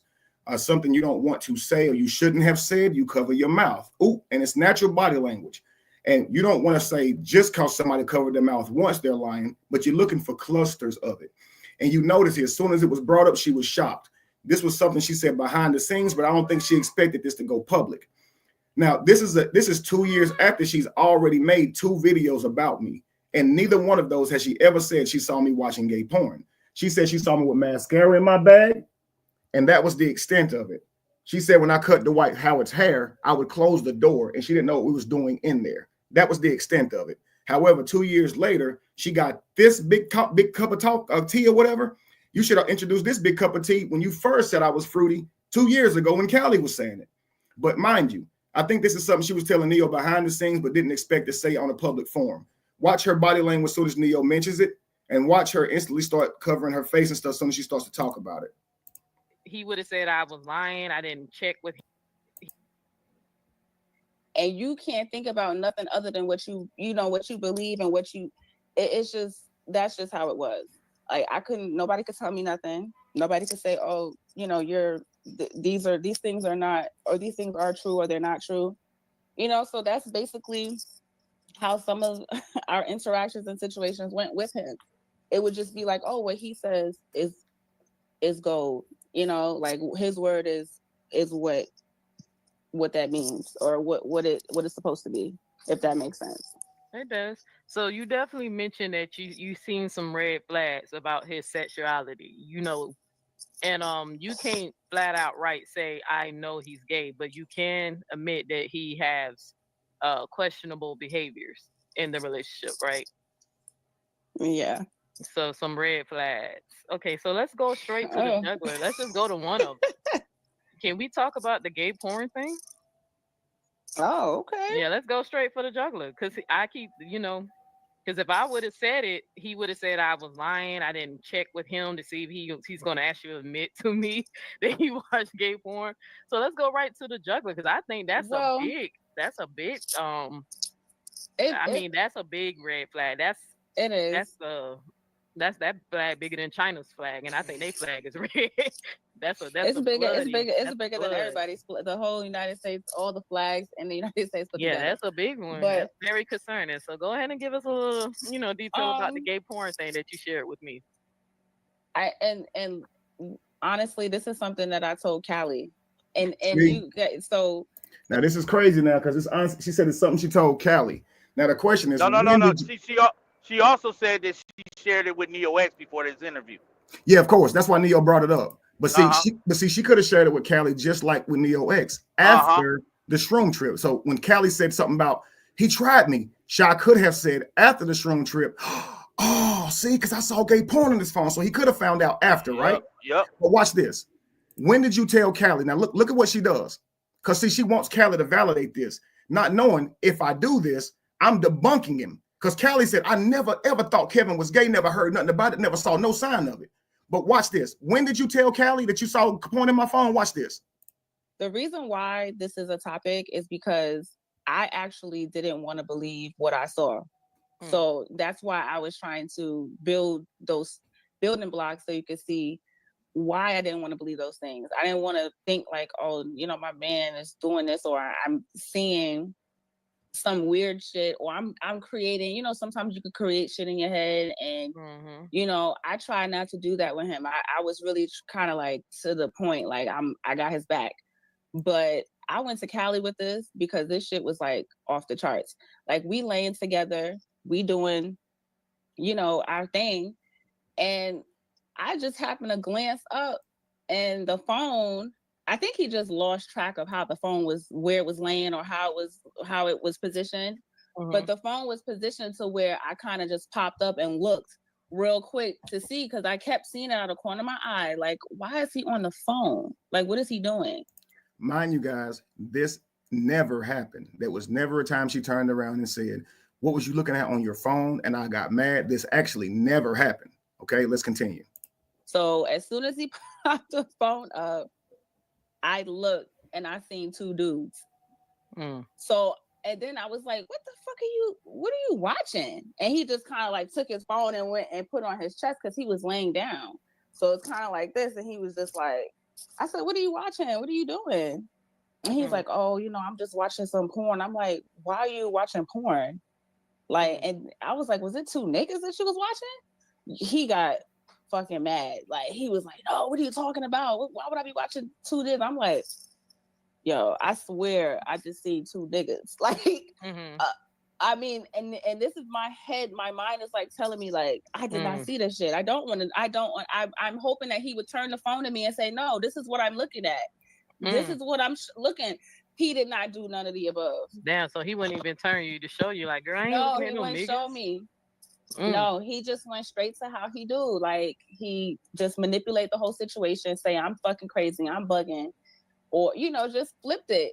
And then he was mad at me for the rest of the time. Like, it just, that's what he do, but that's what manipulators do. And and I know this word has been popular on the internet. Everybody want to call somebody a narcissist, but I mean, he kind of does have those tendencies. He has a lot of the traits. We just can't diagnose him because we're not psychiatrists, but he definitely has the traits.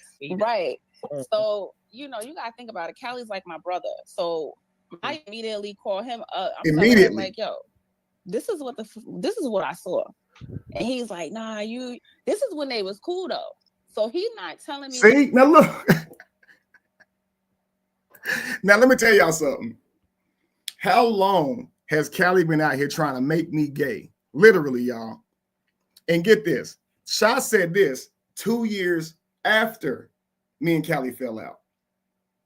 Wouldn't Callie have said even his girl called me way before and told me she caught him watching gay porn? She hit me up in the midnight asking me about it. And I was telling her, nah, ain't no way. I didn't even believe her. Why didn't Callie say? He got a million things to say. He done said, there's girls out here saying you give them STDs. It's girls out here saying you drug them. Why not say it's a girl out here saying she saw you watching gay porn? Why didn't he say that? It makes no sense. Callie would have said that. But she's making it up now, and you can't rewrite history.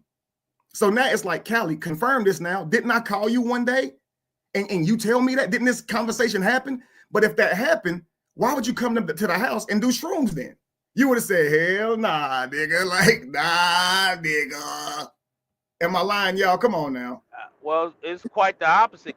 Callie has always said he never suspected you to be gay. He never once seen anything that you've done that was questionable. So I'm with you on that. He's admitted this. And notice you've never heard Callie get up on a platform and say, yes, Sha called me and we had this conversation, and then explain why his ass still came and took shrooms. Like, it's crazy. Come on, bro. All right, let's continue. Like, yeah, this is some shit right here. He kind of like, I don't know, are you sure that's what you saw? Mm-hmm. And I'm like, I know that's maybe. Then I start second guessing myself. And then that's when the shit starts, like, damn, did I even see that? But it's like, you just know what you saw. Yeah, and you didn't want to believe. Mm-hmm. I just didn't want to believe I saw that shit. Because my sister met him. My niece and my nephew met him on Dwight's property.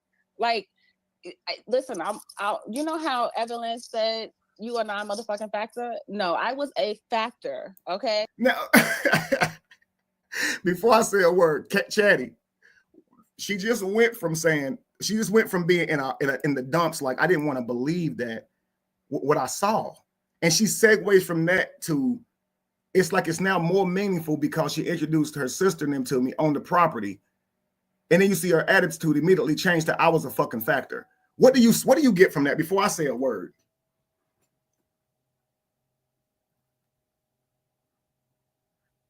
Chatty must have stepped away.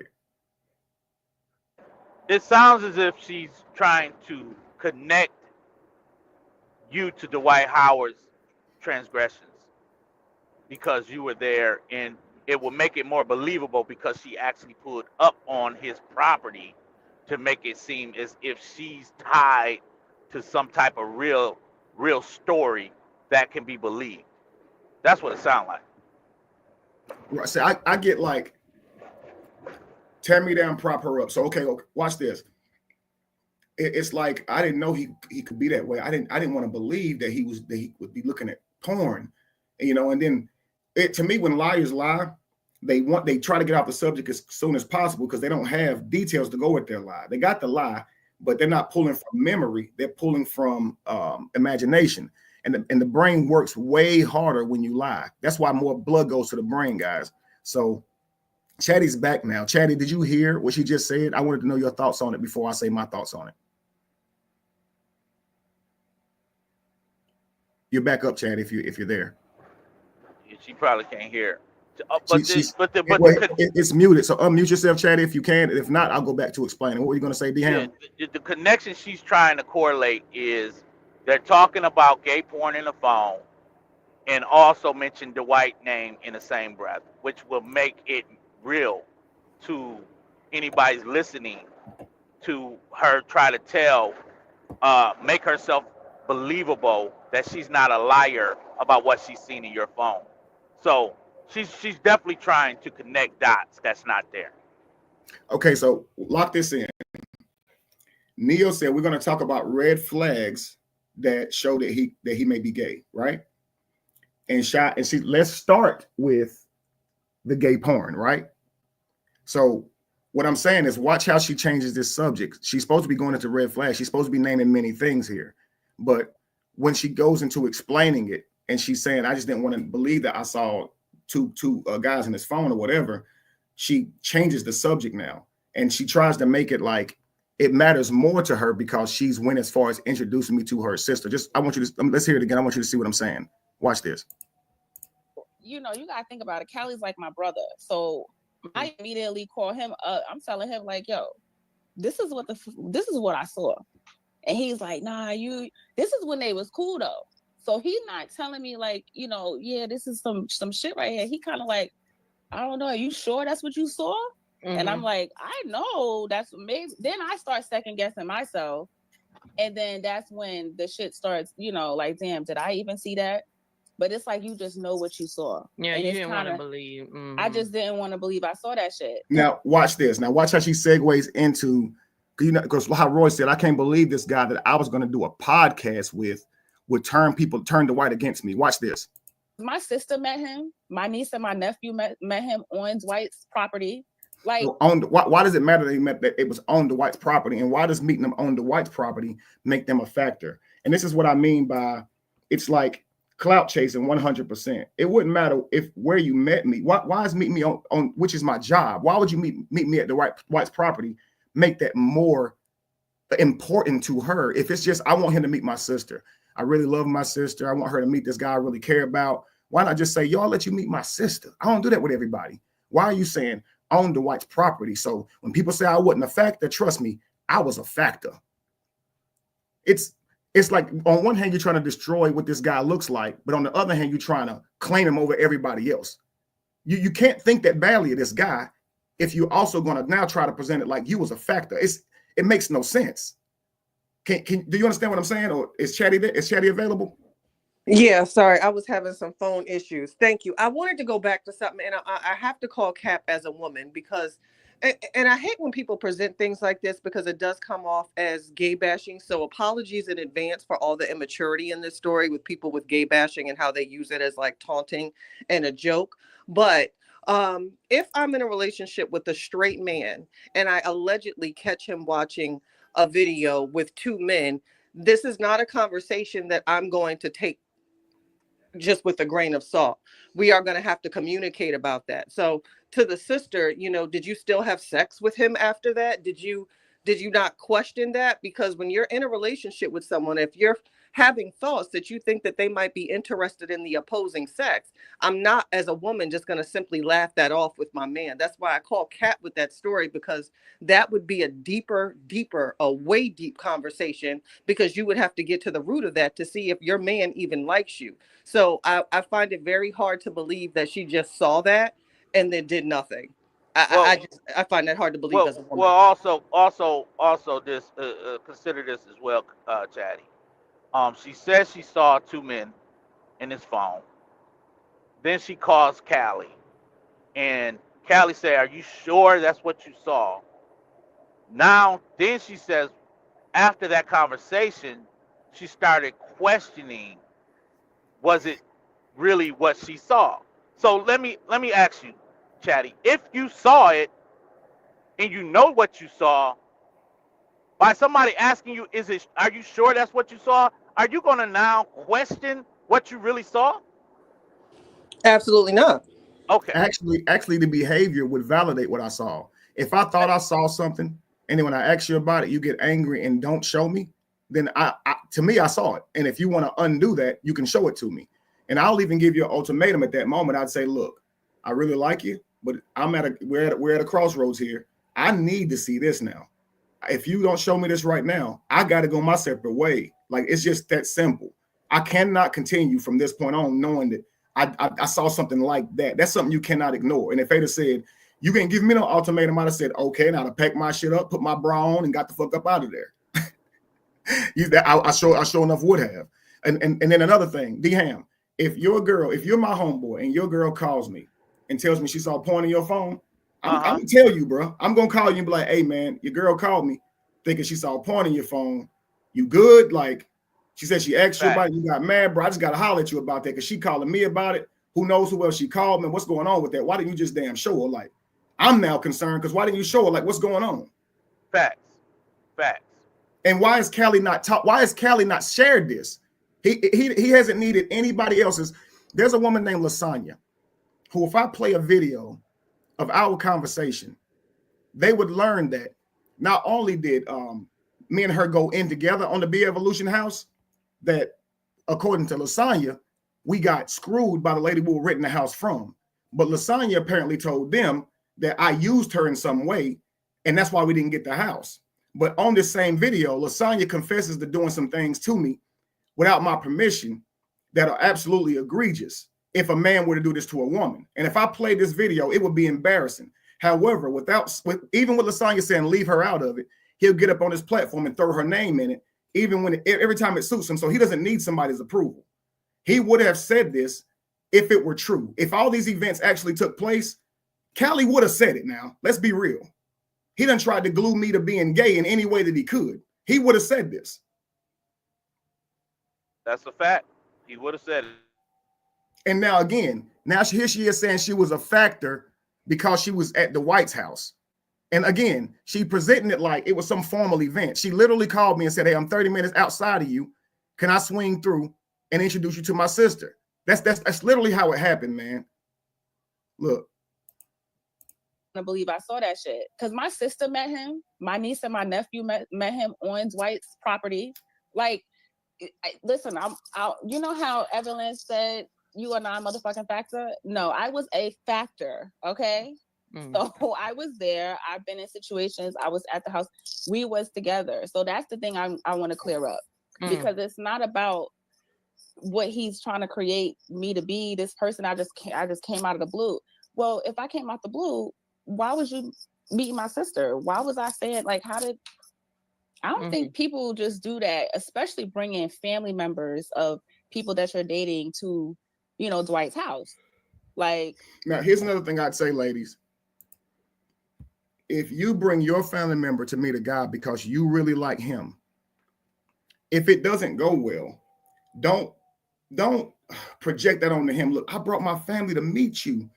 He didn't bring his family to meet you. Okay, you brought your family to meet him, so that says to him you really like him. He didn't bring his family to meet you. And so all these things that you're doing to show you like him, that don't dictate how he feels about you. So just know sometimes, regardless of how much you like a guy, he may not in the end feel the same about you. And no matter if you did introduce your family members, even if he introduced his, the moment a person says, I no longer want to be a part of this relationship, now trying to hold them to that and punish them because I introduced you to my family. We was good. We was in this together. This is why they say it's bitter stuff. This is why they say you're scorned because the relationship's over. Go your way. No matter how much I like you. Look, I care for Jamie and Lacey deeply, but if they told me they don't want to be with me anymore, I'm not going to say after all these years, after all I've done, I mean, damn, I put up with a lot. The point is they don't want to be with me. So all you can do is say, I understand. And you got to let them go.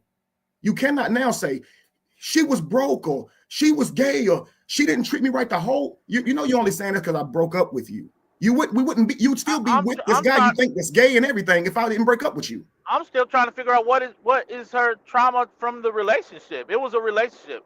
It's going to be good, bad, or indifferent. Why do you need to be publicly on a YouTube channel explaining how a Airbnb party went? It wasn't what you liked. Why are you up here doing this? People don't have no morals, man. Look, ding, ding, ding, ding, ding, ding, ding, ding, ham.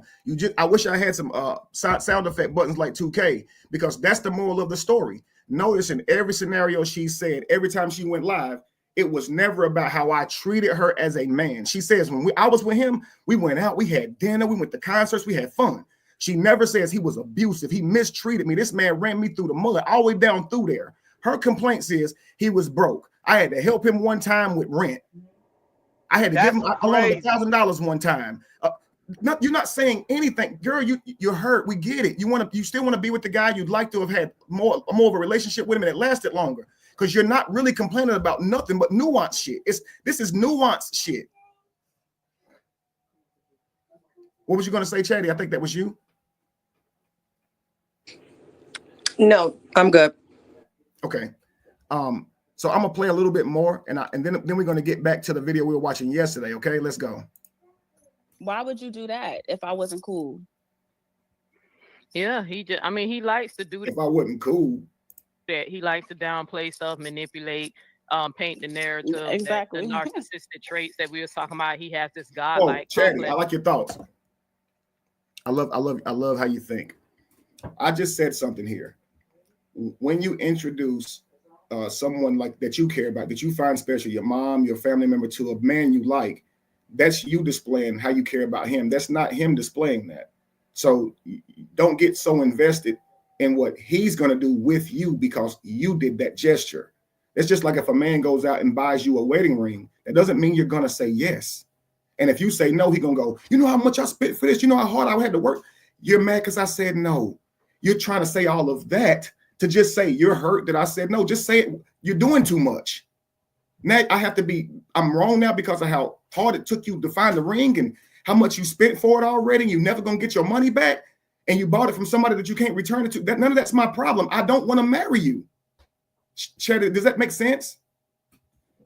Yeah, it does. And this is why I always say, unless you have that situation and where he's bringing you around the people closest to him, you kind of have to take the relationship with a grain of salt. This is just my personal opinion and how I've always rocked and rolled. I think when it reaches a certain point, then you're going to meet certain people in his life. And if not, you have to understand that you guys are just kind of at that stage where you're talking and you're getting to know one another, but he's not as invested as you, and you can't be mad at that.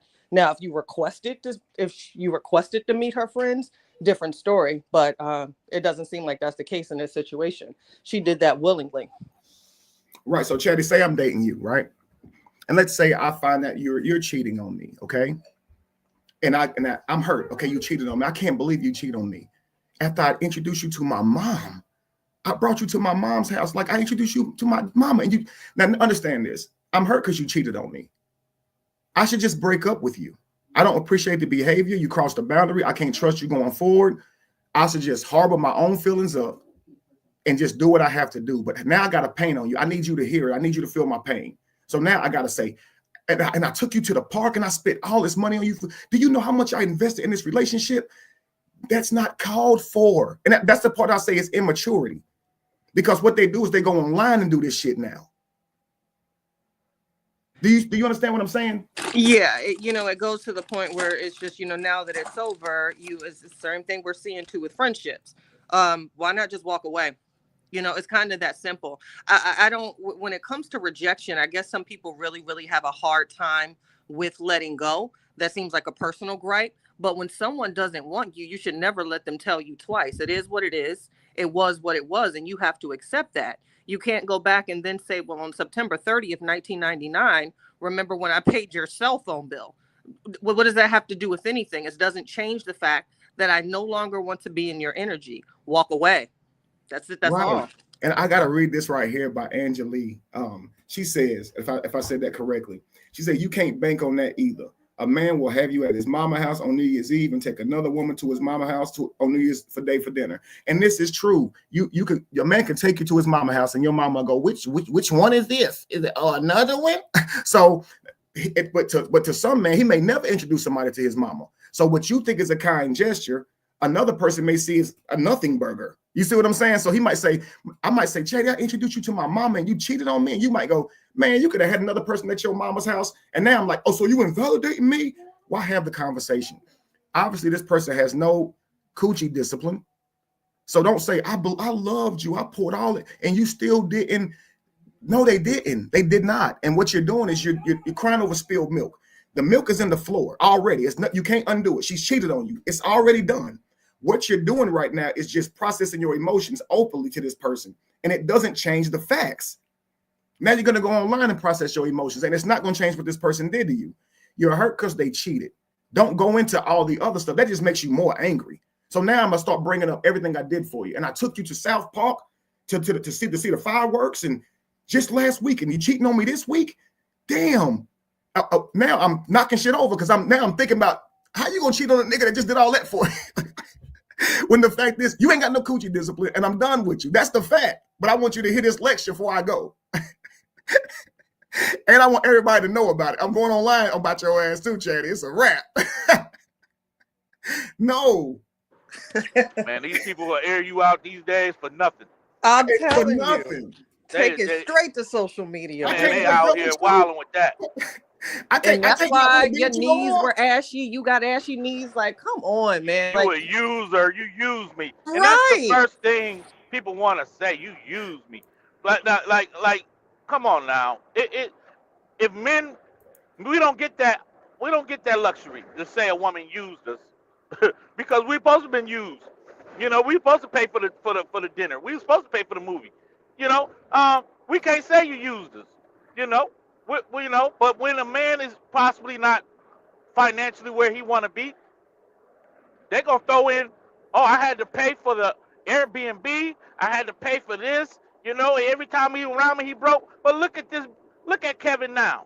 You see, you didn't see the potential. You didn't care about his potential. You only cared about where he was at in the moment. And look, I teach men this, and this is from experience, man. If she comes in treating you like this, she does not see a future in you. She sees a present. She wants a treatment from you. Because a woman, when she comes into your life, if she sees a future in you, she'll look for ways to build with you. And she will look for potential. So a woman who came in this would have said, okay, he has a big platform. He has a big voice. He does do events. This is great potential. He's an entrepreneur, but just starting out, and it takes money to make money. So, okay, he has a great gift, a great skill. I can get with this guy. You know what I'm saying? But if you're treating him like a cash cow the whole time, measuring him just by his money the whole time, he starts to feel like a wallet, where the same way you feel like a piece of meat. You see what I'm saying? So I remember the conversation I had with her on live. When I came up on her live the first time, she was calling herself exposing me. And she was acting like she gave me all these gifts and gave me all this royal treatment. And I said to her, I didn't buy you stuff and give you money. And she goes, it ain't about what you got me. It's about what I gave you. So it was just like this thing where when I say sometimes you got a spy on your hands, not a wife, not a potential wife. You don't have someone who's going to support you and see things that you do in a positive way. You have someone whose report on you will be negative. So while you're thinking that you're doing your best, they'll be seeing you in a negative way. Say you have a couple bad months where you barely make it. You scratch the surface just to pay rent. You barely scratch by. And you're thinking that your wife saw you put your feet in the mud and get it done, and y'all still standing, even though those tough months was up. So now y'all get in an argument. And all of a sudden she goes, what about those last few months when you barely did anything? It was like we had to struggle it everywhere. And you're like, that's how you saw me in that moment? Damn, that's cold-blooded. And that'll make a man really question being with you long term. And we really need y'all in that area. Y'all's opinion of us is a superpower. And if it's always negative, you will literally kill our masculinity. We would no longer want to perform. All that motivation to give you the world will go away. If buying you a house means you're going to complain about the square footage of it, then we're not going to be inspired to buy you a bigger one. But if we buy you a small house and you go, baby, this is amazing, baby, and you go, baby, I'm sorry it's so small. She's like, what you mean small? Baby, I'll be anywhere as long as it's with you. Man, I'm going to get you 10 of these. But if she go, I can't believe you got me. I can't even move around in this motherfucker. You're going to be like, God damn. And you a believer. You will start to believe you're not shit. A woman's opinion of you will shape how you think about yourself. D-Ham, am I lying, brother? No, you're not lying. You're not lying. And I want a woman that say, don't you dare ever call yourself broke. It's sad that it's crazy. You gotta kind of wait until your darkest moments to know who's really down with you, who's really gonna stand through it with you, but not come to the internet and expose you for what? There's nothing illegal here that happened in this relationship.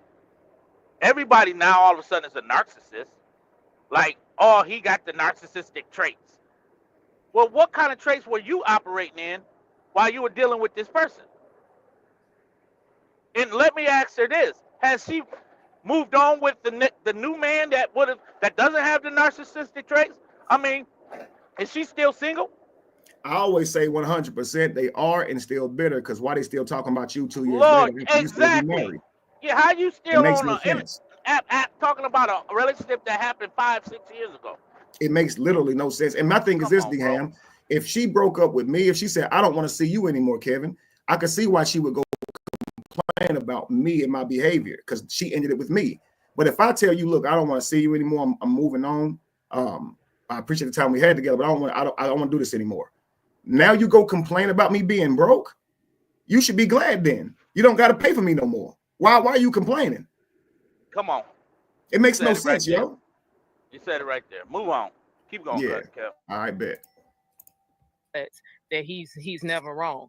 Even though we literally got a video, me and Callie roasted his ass of him gossiping. He claimed he doesn't gossip. Okay, here go Neo about to spout out a bunch of lies. Let's go to that other video. I want y'all to see this one too, because you guys already saw the text yesterday from Royce to Callie and that showed that they were in cahoots. Now you've got Shad now saying she talked to Callie on all these different occasions, and Callie never talked to me about any of these so-called occasions. To me, that's a telltale sign that they have been plotting on me for a while. And so that means that night he came to the house, he had already had these private conversations with Shad. And to me, that's weird, because he seems to act like, wouldn't nobody do that to you, or whatever the case may be. But I mean, is that really true? Hang on.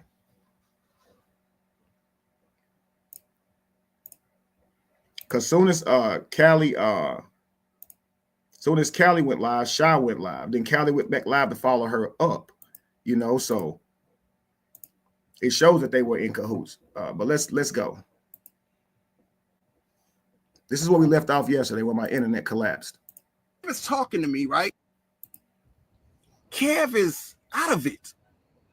He's standing there in the hallway, and I walk up, and I'm staring this Tino nigga, right? I'm staring this Tino nigga in his face because I got a problem with this Tino nigga.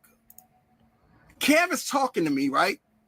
Kev is like, yeah, Callie, I appreciate you was getting up to come look. You was getting up to come look for me, Callie. I said, yeah, nigga, because shit was about to get real. Because you was fucking missing, nigga. Shit was about to get real. Well, guys, again, now Chatty, I know Chatty has a great mind for this, and so does DM. So I'm really just honored to have you guys here. I've been talking about some of the side effects to psilocybin mushrooms, one of them being paranoia.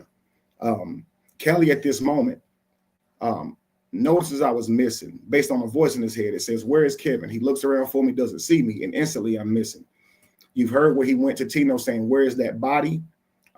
As if it was actually a dead body. You see how he's acting about how I could have been in the lake, I could have been hung, I could have been anywhere. And you can see how he's passionate about it. So you can see he's pretty upset. I'm just not in a room in reality. If you're not high, I'm just not in a room. And 2 hours is nothing. But if you're paranoid and high, now he could be in a lake, and he doesn't understand that this is part of his high. He thinks that he's out of his high at this moment. When he doesn't understand what you're telling us is that you were so paranoid, you thought I was in a lake and couldn't even let it go. Even though you saw Kevin, you couldn't let it go. Chatty D Ham, your thoughts.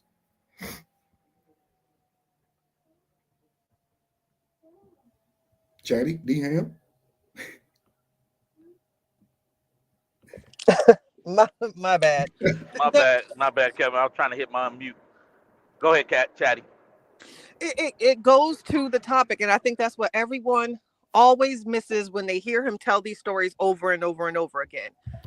You were on a psychedelic, and I don't see how hard it is for people to not understand that. So a lot of things that you hear, you might think you're hearing, see, etc. So they present that someone in an altered state of mind is 100% truthful in everything they believe that they witnessed. That's impossible. Even if you have certain alcohol levels or even marijuana, you're always going to have, it's going to be altered once you put any sort of substance, chemical substance in your body, especially a psychedelic. So it makes me very angry when I hear him tell these stories and you have his choir section like, oh, and then what happened? He can literally make this up as he goes because, again, psychedelics, you were not in your right frame of mind. You had a conversation with yourself, sir. Yourself. I mean, come on. I can never take someone's story that was under that influence to be completely 100% actual factual. I can't. Right. Well, and so, go ahead, Kevin.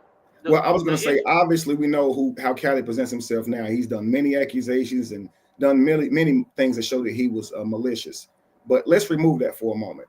let's put him just as my friend who's experiencing a terrible high. We're not going to look at character or anything. So based on paranoia, a mistrust of other people and their actions, unjustified suspicion and mistrust for other people and their actions. That's what we're seeing here. Okay. What were you going to say, Chatty? And I think Deanne was talking next. Yeah.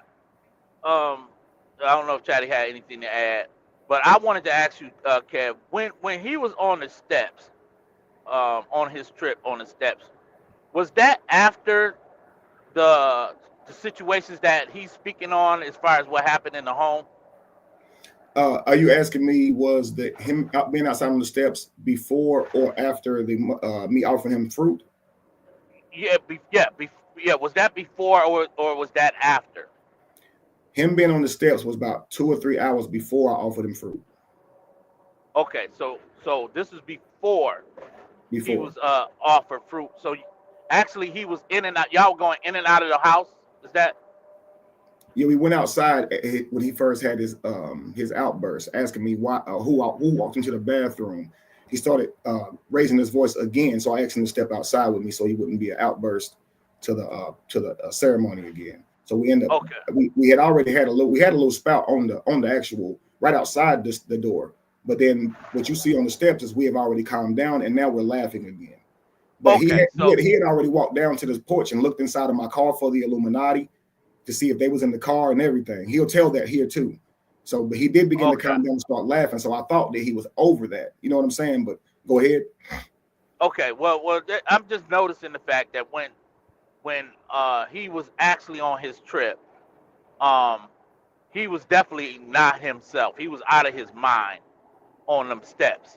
And so him talking about fighting through his high is like, who does that? Like, who fights through a high, and how do you know that you overcame and you conquered the fight? Like, you're high. D-Ham, I'm gonna tell you something, brother. You've never experienced any hallucinogen. So as a person who has, mushrooms are very, very difficult, brother.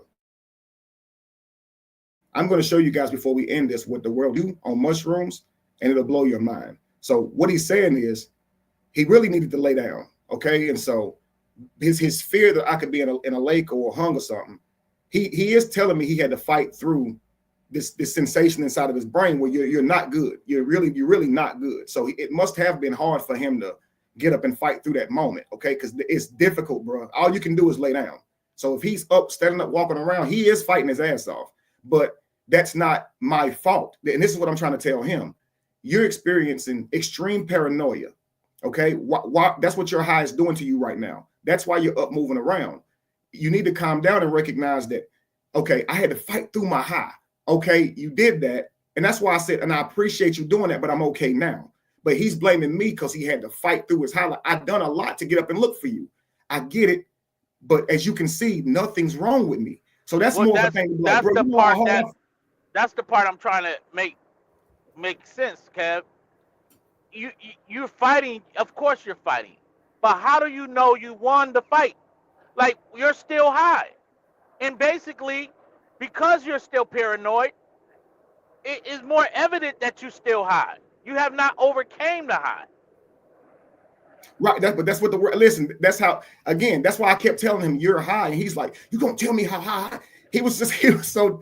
I'm gonna hit play because I think we get the point. Wait, one more point that I feel like people with this story because it happened early on when he first started talking. Okay. He himself stated that he wanted to do this. Mm-hmm. He initiated this. This was not something where people contacted him to do. He said that he did the research.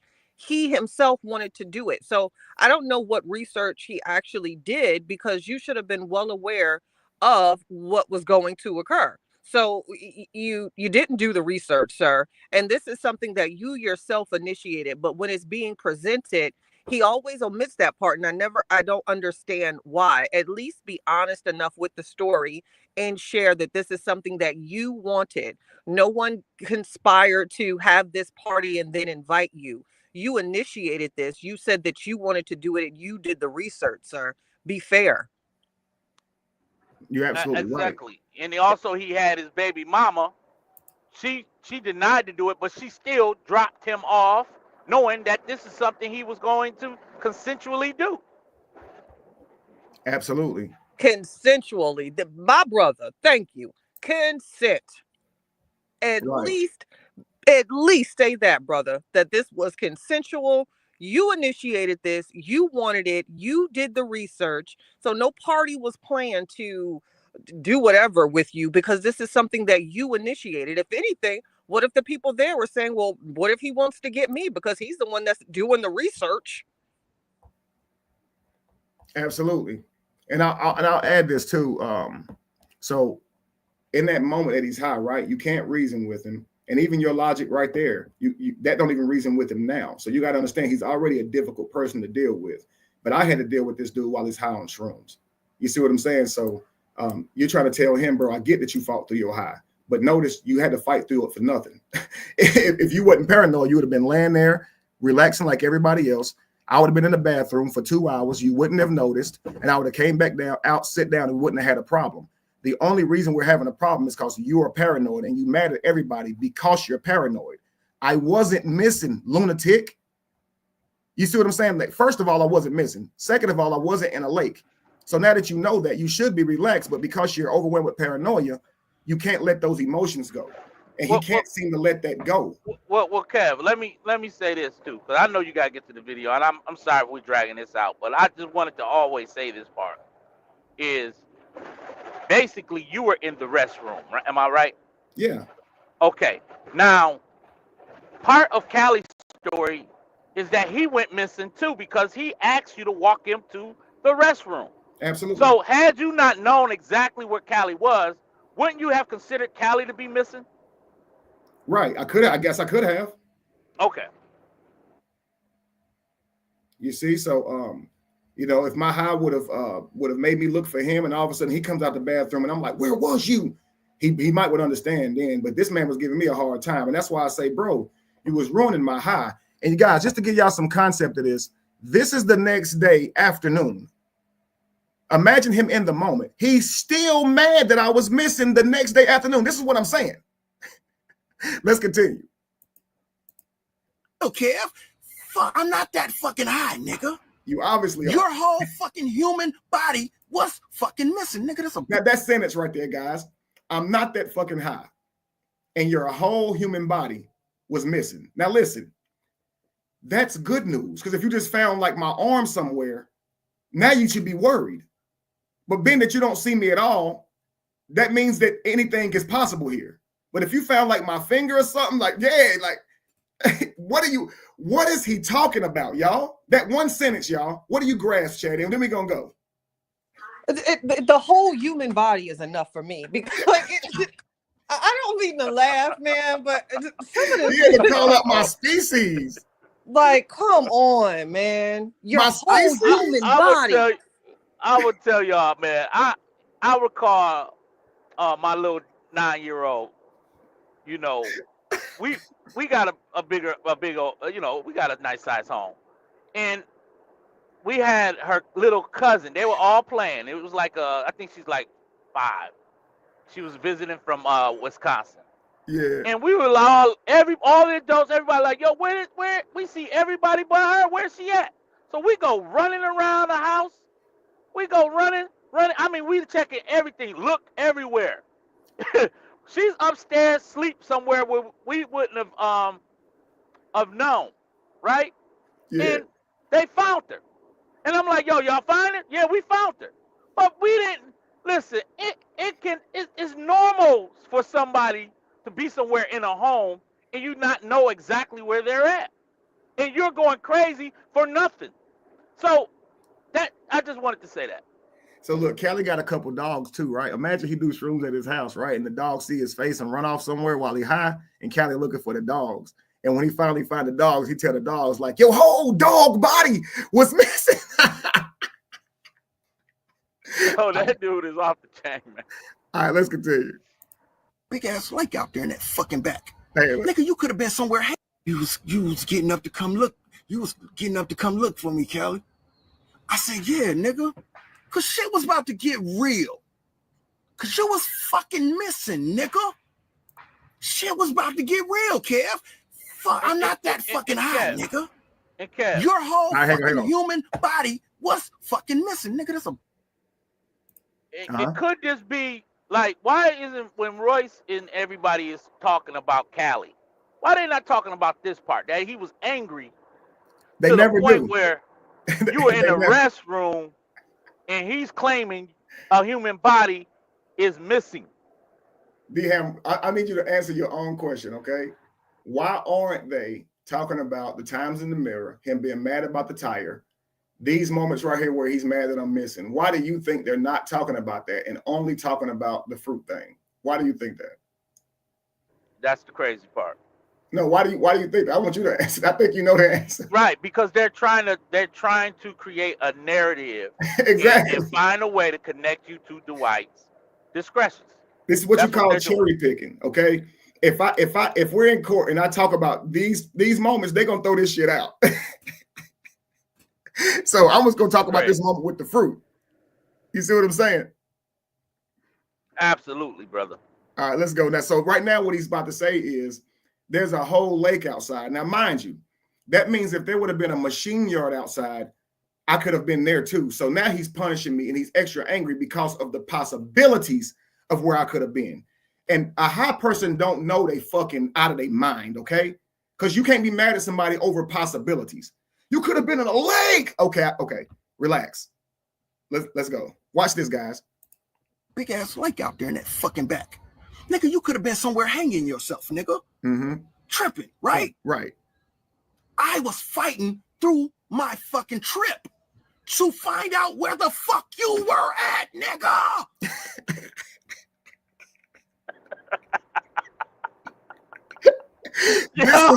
Listen, y'all. This is a day later. This is a day. Listen, he's telling me why he's mad at me. This is a day later. He's mad at me because he was fighting through his trip to find me. If you'd have laid there and not thought about me, did you know I wouldn't have been in a lake at all? Because I wasn't in a lake at all. If you wouldn't have thought about me at all and just fell the fuck asleep, I would. If you wasn't there, I would have still went to that same bathroom and nobody would have had a problem. You're the problem, nigga. You. This dude, he's playing the cab. This dude is off the chain. Go ahead, Cat Chatty. I'm sorry. This is crazy. I had to mute because I'm like, I can't, man. I can't. He's funny, yo. He is hilarious, yo. Yo, this motherfucker funny, man. I'm sorry. Wow. No words, man. He's fun. I'm sorry. I want to hate him, but this nigga is funny, boy. Let's go. Let me tell y'all how I had to fight through my trip. Tell us. I was laying on the couch. Right. And the voice said to me, "You think you strong, Cali?" Now, I'm sorry. I got to stop this. Guys.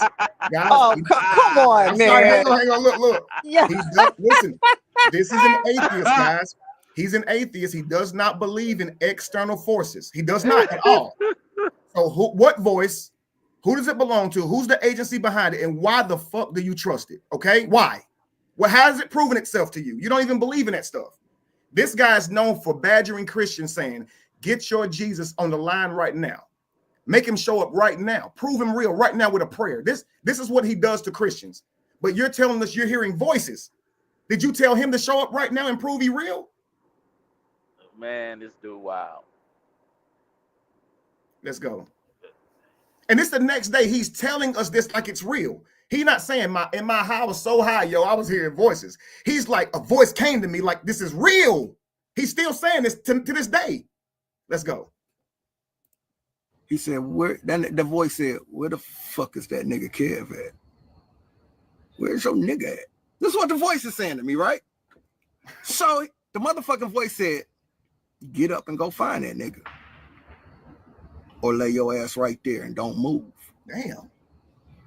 So I said, fuck that. I sat up on the side of the couch. I'm sorry, y'all. He's debunked right here. The voice gave him two choices, Chatty. D-Ham, get up and go find him, or lay your ass there and don't move, okay? And he chose to get up and come find me, didn't he? You know what's so crazy? Even his inner voice is aggressive. It is. Yo, his inner voice is aggressive. Get up, nigga. That's why I said I can't be mad at how he talked to me, because he mean to his damn self. Hey, but Kev, do this. Now y'all help me, man. This must make him a great friend, though. Like he's like in his high, he's hearing voices about the friend he loves. He loves this friend, and he's saying that, hey, you need to go find your friend. Right. Like what kind of I understand that we got people in our lives that we care about, but this is some type of like, my homeboy, I showed up here with my homeboy. No, you came by yourself. Your wife or your girlfriend dropped you off. Like, no, you didn't even show up with this man to the party. So you're in your high, and a voice says, I'm giving you two choices to get up and find your friend, or lady right there and don't move. Like, and he says, no, F that. I'm getting up to find my friend. What kind of nonsense? Like, I would consider Cali to be a great friend in the midst of his high, because this is what he's trying to find his friend. And that's what I told him. I said, I appreciate you fighting through your high to find me, because you really thought I was in a lake. And if this place, if the people here was trying to hurt me, you would have got up and said some shit. So he's telling you that I was appreciating him, which I did. I said, man, that's some dope shit, but I'm good. Calm your ass down now. I'm good. But you got to mind, though, I'm 37. I'm a grown ass man. You don't got to act like this. But the fact that you did, you had a bad high. It told you I could be in a lake and that these people could be hurting me. And you got up to find me. I appreciate it, but relax. But he wouldn't let it go. It became the reason he was mad at me, not a reason that he's relieved. And this is why I say it's hard to deal with somebody like this, because you can't win with him. He ended up being mad at me for being missing the entire night. And even the next day, you can see he's retelling this story the next day. You would think he'd be like, yo, I was so high. I was mad at Kevin for being missing, yo. I had to been yelling at the nigga for at least 3 hours, yo. I mean, I was going in. But, man, I was so high. I thought this nigga could have been in a lake. I thought he could have been hung. I thought that everybody in the house could have damn did something to him himself. I was on some Illuminati shit. But he's still in the shit. He's still telling it like it happened like that. He said that you could have hung yourself. Yeah. Oh, my. How could I have done that high? Like, damn, why would I do that? So I could have hurt myself. They could have hurt me. I could have walked. The lake is like a half mile away.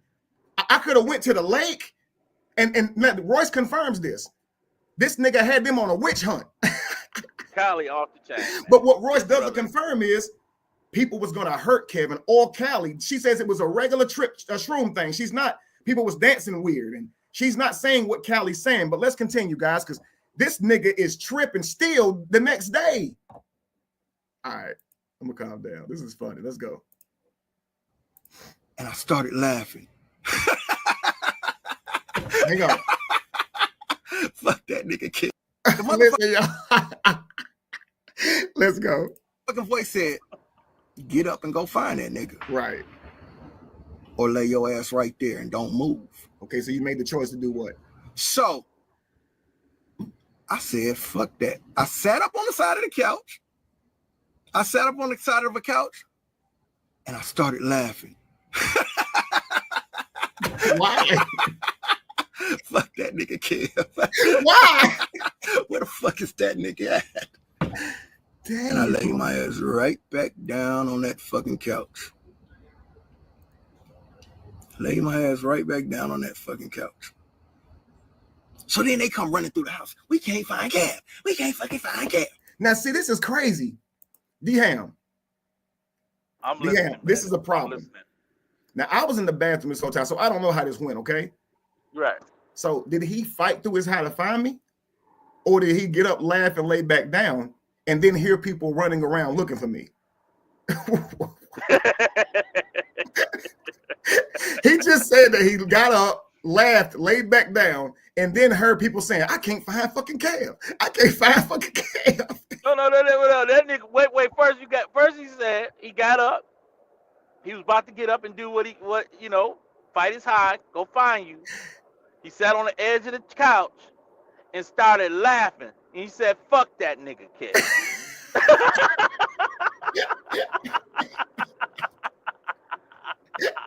Listen, But I where didn't that do this. nigga at? Now, mind you, my name Bennett. I ain't in it. I'm in the motherfucking Right, fuck that bathroom. nigga. I ain't did nothing, yo.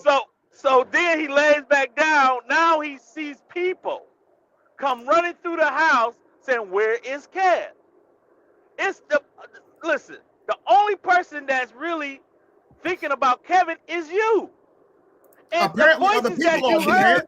D-Ham, apparently other people are, and that's why he got up. So it was like he should say, I was thinking about looking for Kevin, and then when I saw other people looking for him, I got up and helped.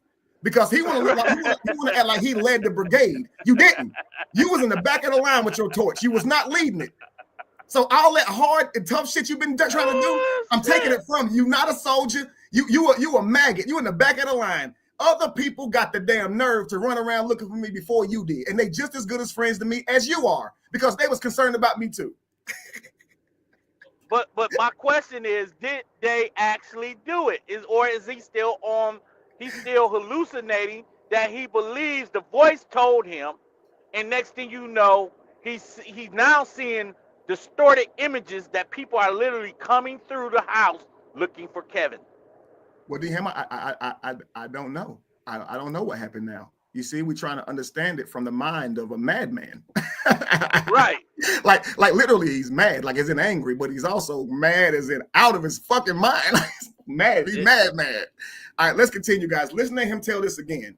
Did he get up and come look for me first, or did he join the party? Let's go. Where the fuck is that nigga at? The motherfucking voice said, get up and go find that nigga. Or lay your ass right there and don't move. Type it in the chat. Did he lead the search party or did he join it? Okay, let's go. So I said, fuck that. I sat up on the side of the couch. Lock this in. I sat up on the side of a couch. Uh-huh. And I started laughing. That's a villain laugh. Fuck that nigga Kev. Where the fuck is that nigga at? And I lay my ass right back down on that fucking couch. Lay my ass right back down on that fucking couch.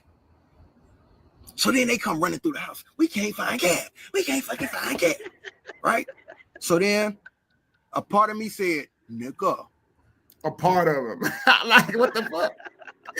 What a part of you? What that mean? A part of him. Yo, nigga is this nigga working compartments and shit. Your nigga is fucking missing.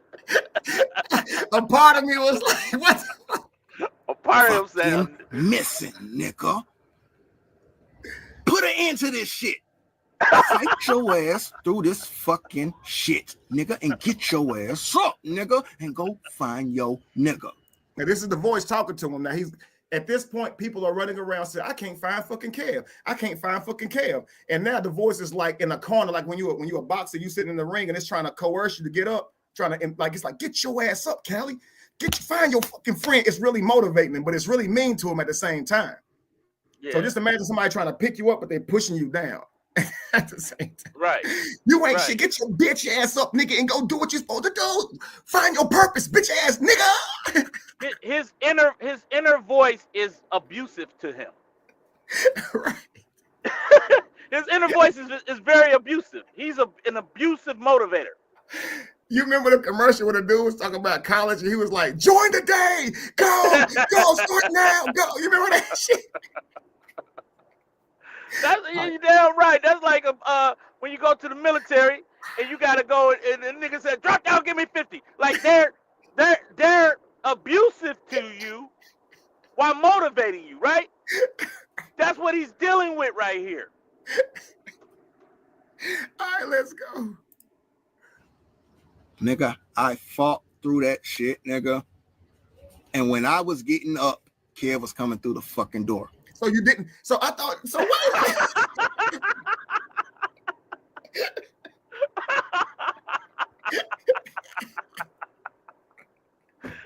I thought he argued with Tino about. I mean, this guy be saying what actually happened outside that door. He never left the couch, Kev. He never left the couch. He got up as soon as he got up. He saw me.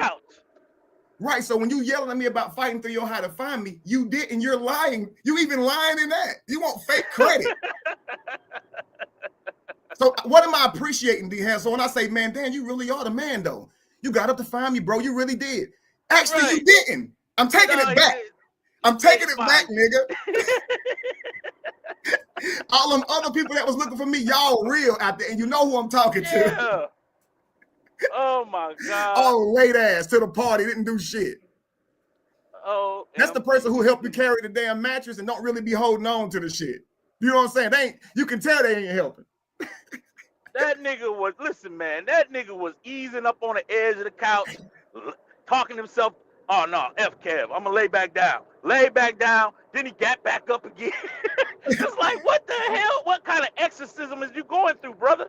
Right. What are you doing here? DM, have you ever moved and you got somebody helping you and shit, 2 or 3 guys, 4 guys, and you done carry this heavy sofa in, now you about to put it down, and here come this motherfucker trying to put a hand on it now. We in here now. Yeah. This is Cali right here. As soon as I stood up, he came out. Then sit back down. So why did you just sit back down? Why would you come and fuss at me and be like, I tried to find you. You was just starting shit. Unnecessary starting shit. Oh my God. Let's continue. I fought through the trip. That part showed me, nigga, you a soldier, nigga. You strong as fuck, Cali. See, this nigga a Mora now. He a soldier now. This nigga. So look, this is what I said. This is hilarious, y'all. You was laying there, and a voice said, "Where's Kevin? Where that nigga Kev?" Okay, you gonna find your nigga Kev? Either you gonna get up and find him, or you gonna lay your ass there, nigga. I got up, I laughed, and said, "Fuck that nigga Kev." Laid my ass back down. At that point, other people are running around. I can't find that nigga Kev. I can't find that nigga Kev. So that's when the voice came back and was like, you need to fight through your how to find your friend. So I get up, and then Kevin comes through the door. And that's when I knew I was a soldier. Damn. Wow. Dude, if that's all it takes to be a soldier. I did my part. I laughed. I laid back down, and then I stood up. Where's my uniform? All right, you're in. Come on, you're a soldier. That's a weak ass army. Let's continue. Cause nigga, you was on a trip, nigga, and you still fought through that trip, cause you knew your nigga was nowhere to be found. Damn, this nigga was missing for 2 hours, y'all. Wait a minute, Kev. Wait a minute, Kevin. Wait a minute, Kevin. Okay, I want to compute this in my mind so I understand. He's on the couch, right? Mm-hmm. And Chatty, I may need you to help me out here. If you're on the couch and you laying there and you're in your high, right? At what point do you think that somebody is actually missing? If you have not been looking for them already.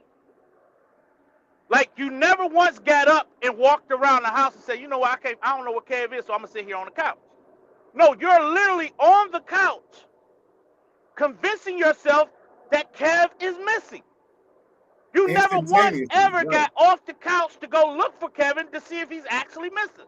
And he didn't check the time and say, it's been 2 hours, bro. I ain't seen you, so I'm getting up the couch and I'm gonna go looking around. And if I don't see him, I'm gonna sit back down. And then next thing you know, I'm gonna declare he's missing. Mm-hmm. So Kev was never missing. You were going through this voice, motivational speech in the side of your head and convincing you to get up because you believe he's telling you your friend is missing. So as soon as you get ready to get up, you see Kev walking through the door. Right. Yeah, I can't. I have no input on that because I'm not one that has aggressive conversations with my inner self. So I'm not fluent in that thought process. You're gonna have to ask that nigga. Well, Chatty, Kev was never missing because he never got up in the first place and moved around enough to see if he didn't know where Kevin was at. He just was laying on the couch and he was getting wind through the voices in his head that, hey, your friend is missing. You can either get up now or you can lay right there and do nothing. That's Right. what told him Kev was missing. But there was no other indication that Kev was missing. Right. But on the bright side, the aggressive inner self. So at least aggressive inner self said, sit your dumb ass down. That boy ain't missing. You know what I'm saying? So we got a bright side to this, DM. Right. We got a bright side. You know, aggressive inner self at least said, nigga, sit down. He ain't missing. Now, Chad, I gotta say this though. Oh, go ahead and finish your thought. Sorry. No, I'm good. Okay, now, so I was gonna say, Kev, I also got to ask you because Royce Reed, she's confirmed she got up the next day and she was watching Callie's videos, right? Mhm. Is this the video she was watching? Yeah. Okay, so now she tries to confirm that niggas was missing in the house. Right. But it's not, but only to come to find out they were in the bathroom. right, and she said that too. But she said, I don't know why she said together and try to put somebody in the bathroom with me, but that was weird. Maybe she missed that part of the story and thought that was something that was said and wanted to confirm it. Who knows? But she was never down there with y'all. She was in her guest house. So how did she know that niggas was missing and they came out the bathroom? Because there was an actual search party. Callie's not lying. There was people looking for me. Now, whether he started the search party or joined it or almost joined it and sat back down, that I don't. The world may never know about that. But other people in the house have confirmed that people was looking for me. It's like, Kevin, you must be important as hell, bro. They just need to know where you was at, you know. Okay. Because Callie wasn't the only person there that night that knew me personally. So I invited a couple friends that knew me personally there. So I think Callie thought that the whole event was my event because people said that before he started having a bad trip that he was in there kind of just bragging on me. Man, he changed my life. And a lot of those people in that house didn't even know me. They're actually Dwight's friends. So I think that he thought that I was throwing another event or something at Dwight's house where it was just Dwight was inviting some friends. So I invited a couple friends. You see what I'm saying? So there was a stenographer that at the time was helping Dwight write a book. And she actually met him through me. She was a follower of mine. And so she flew out there to do some writing for Dwight. And so she was there. So she came as well. And so she was one of the ones that was looking for me too. Remember, I told you guys that there was a woman who said, oh my God, this is like when Jesus was asleep on the boat. There was a bad storm and everybody was panicking and Jesus wouldn't wake up. And when Jesus woke up, they was begging him to calm the storm. And Jesus told them, you know, there'll be storms, you know. But and Kev, go ahead, I'm sorry. She kept comparing me to a Jesus. And I kept saying, I hate when people do that. You guys should have never been looking for me. I told you guys that when you take this, you're on your own. You guys are all panicking. I was never missing. Please go sit down and relax. And they all did. But Callie, he stayed on this mission. And before you say something to him, I wanted to say this to Chatty. Chatty was mentioning how it ain't all negative here. But the problem, Chatty, is we're dealing with a dummy, okay? If the voice told you I was missing, if the voice is challenging you to get up and come find me, the moment you see me come out the bathroom, you should know that voice is a liar. But Callie continues to entertain this damn voice. So if I come out the bathroom, he should have instantly known there was no reason for that voice to be bothering him. I wasn't in no lake. I wasn't somewhere else. And that's to that point. Secondly, it's the next day. So he's even more of a dummy because he still don't get that he was high and his voices happened. He's still not gathered that there was no reason for him to be concerned at all. He still has not gathered that. He's just mad that I was missing. And to the second point D. Hammond made was about the time. I wrote here, altered perception of reality. That's another side effect to psilocybin mushrooms. He said he was missing for 2 hours. This is after he must have heard he's missing for 2 hours. He doesn't say he looked at the clock and saw it was 10 o'clock and then looked back and it was 12 o'clock and then said, damn, where is Kevin?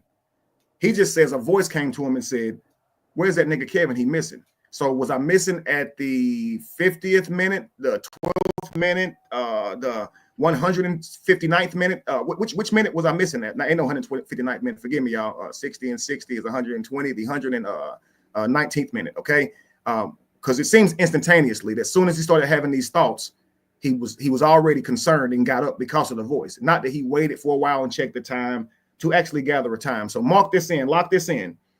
One side effect is paranoia. We've already seen that show itself.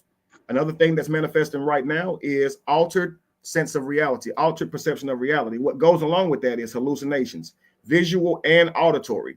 He's not expressing saying any visual signs, but auditory, he is. A voice is coming to him, okay? Distorted sense of time, space, and surroundings. And then changes in perception of colors, patterns, and textures. So right now he's talking about auditory hallucinations. He's hearing voices and a distorted sense of time.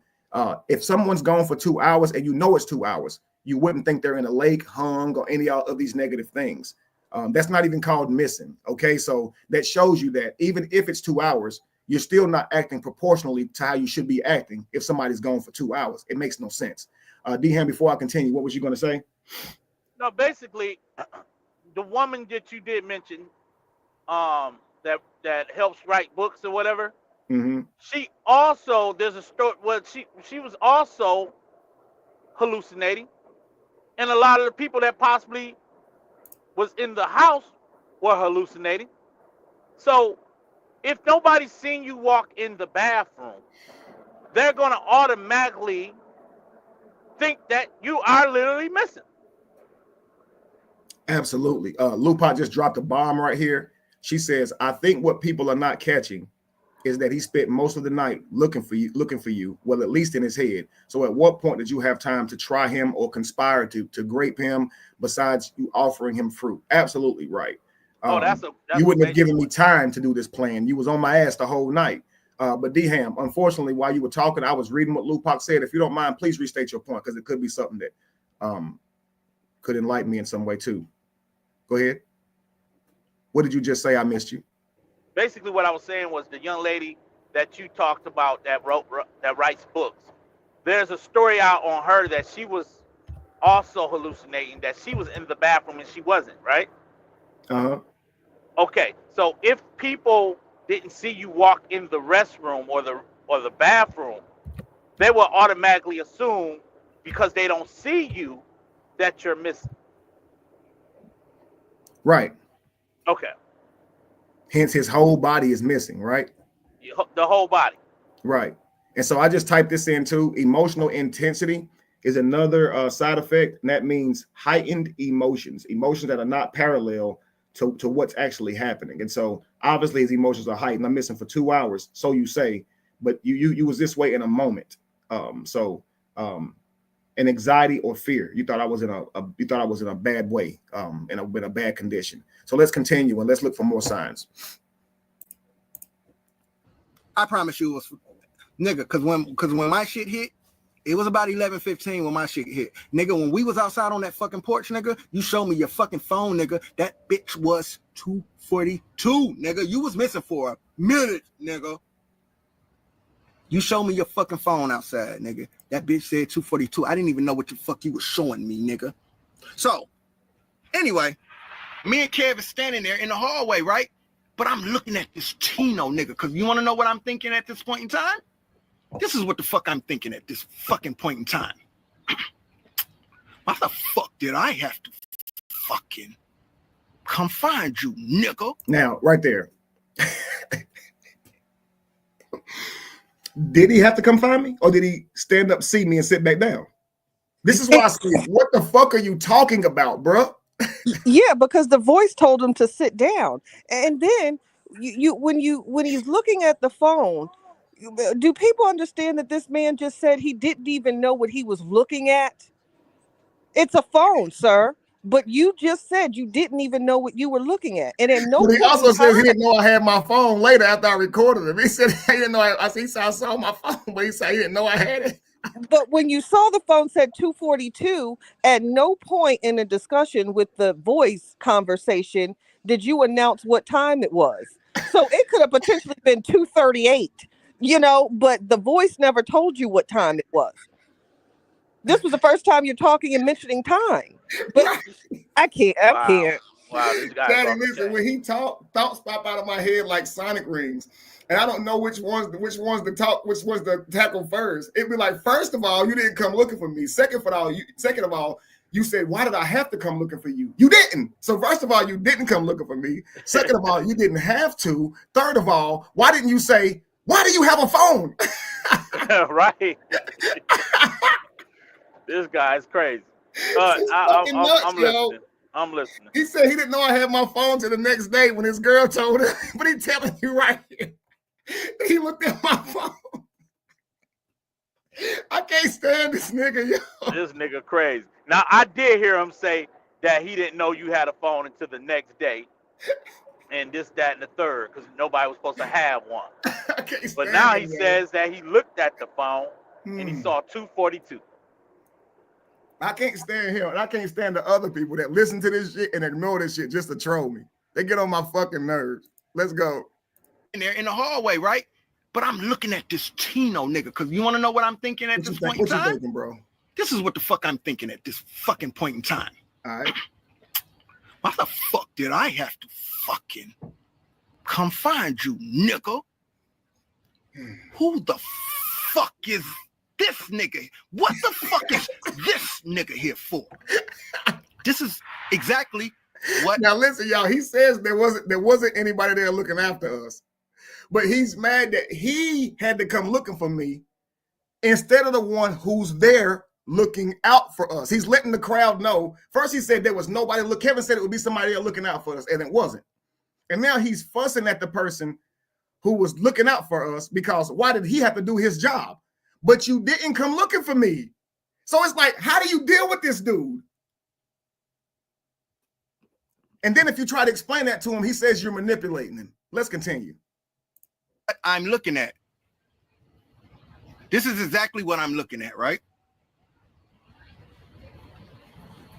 This is exactly what I'm looking at. As Kev is talking to me, Kev, you was gone for a minute, nigga, because nigga, when we left your fucking side, it was like 11:30 when we came over to where Dwight then was at, nigga. When me and you went out on that fucking porch, nigga, your phone said 242, nigga. I read the shit to you, nigga. Fuck out of here. Anyway, so as Kev is talking to me, right?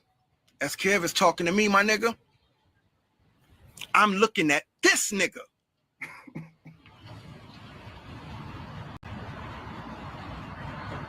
I'm looking at this nigga right here, this Tino nigga. Because I'll say, well, damn, if Kev was missing for 2 hours, why didn't this nigga call the motherfucking 911? We got a missing fucking human being on this motherfucking shit. Huh? Chatty D Ham. Now, before y'all give y'all thoughts, this is what I get right here, okay? You're standing in front of Kevin, the person you thought was missing. He wasn't missing. You see he wasn't in a lake. You see that he's not harmed in any way because he's in front of you. But while Kevin's talking to you, you're looking at Tino mad because he didn't call 911. But you know he didn't need to because Kevin in front of you unharmed. Now, this is the next day. He still hadn't gathered this. He said, oh, he's dumb. He's just a dummy. Yeah, he wild. He wild for that. Because that right there, if people don't understand the nigga was high, I don't know what else is going to tell you. Because why do you need to bring out sniffing dogs and a whole search party to go around the property, go in, you need to, what they were supposed to call in deep sea divers, to go into the lake and see if Kevin has drowned. Like, what are they supposed to do? And Kevin is standing right there in front of you. So let's say they would have called the police, right? 911. They'd have came out there, saw everybody on shrooms. It would have been bad look for Dwight, his whole career, everything. And I would have just been in the bathroom. And Callie's mad because that didn't happen. I'm right in front of you. What do you, dude? This is so nuts. Now, what do you, Chatty? What's your thoughts? Oh gosh, he's high. I don't. No. This is the next day, love. He's still hot. He's literally still hot. What about today? If you ask this motherfucker today, he's still gonna be mad about this same shit, Chatty. What you say about that? He's still in the trip. I am convinced at this point that he has not surpassed or got out of that trip. I think it was a bad trip and he is stuck in the matrix because this is completely insane. And this isn't even taunting him. And this isn't someone being manipulated. This is someone literally watching you, your actions, your mannerisms, things that you say, and paying attention and listening attentively and drawing their own conclusion. And that conclusion is something's wrong, brother. Something's wrong. And I don't see how people can't see that. There's a disconnect of some sort to where you're even explaining this sounds completely insane. You weren't even missing, but the voice even told him that, sir. He thinks I'm afraid of this video. I put it on my own platform. Oh, God. I'm afraid of people seeing this video. Now, Kevin, didn't the psilocybin mushroom also say it possibly can trigger PTSD or something of that nature? Absolutely. Do we think Callie has PTSD from the psilocybin mushroom and it triggered his inner fears? I do. I think that one of the things that's associated with it is which is deep, where you question yourself, where you question who you are in the universe. And if you notice, he's like, who is Callie? He asked himself this over and over. And there was a time where he described where he overdosed one time, and he had the same experience where a voice was questioning who he was as well. I've shown that video as well. So maybe that's just linked to the mind being overworked in a high state. But yeah, I definitely think that this is another symptom again.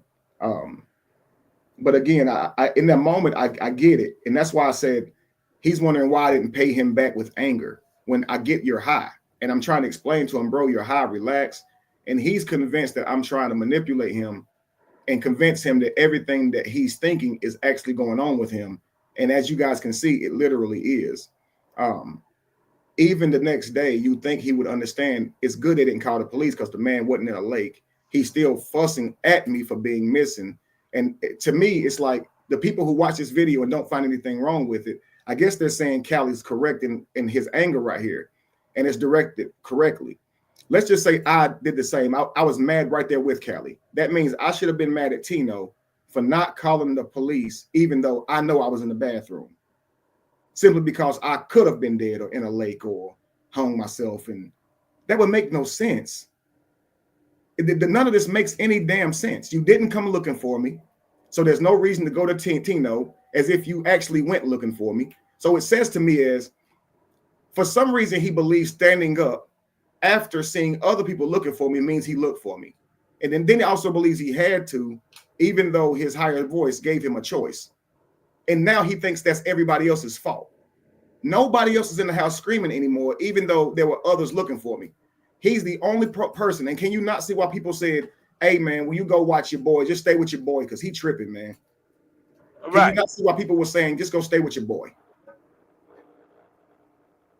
Yeah, I agree. He think you got abducted by an alien. And he's mad at Tito for not calling the police. This nigga off the chain. Let's continue. Yeah, cuzzo, Dwight Howard, the basketball player. Why the fuck is this nigga Tino? At some point, this motherfucking ceremony got to come to a fucking halt. It's a whole fucking human missing. Why the fuck did I have to fucking come find you, nigga? So Kev takes me outside. And as me and Kev is outside, I'm looking at fucking Kev. And Kev, did not I say this shit to you, nigga? Did not I say to you? I said, Kev, who the fuck was that nigga that walked me to the bathroom, nigga? Okay, now, I want you guys to understand this, okay? I asked him to come outside because he's starting up again. So I'm about to tell him to relax. But now he hit me with another one. So I'm still working out the first riddle because you got to understand, I'm high too. Why did you have to come find me? Why did you do it instead of Tino? And why wasn't the police called? I'm still trying to work all this out because I'm standing right here in front of you. But now he hit me with another one. Who was that walked me to the bathroom? Now listen, I think I know the answer because damn sure I'm the one that walked him. But I'm still confused because why don't he know this? And I don't know what he's looking for. Now, he did ask me this shit. And this is what I'm, let's continue. Who the fuck was that walked me to the bathroom? Okay, let's go. He like, Callie, what do you mean, Callie? I said, nigga, that nigga that walked me to the bathroom? This is the crazy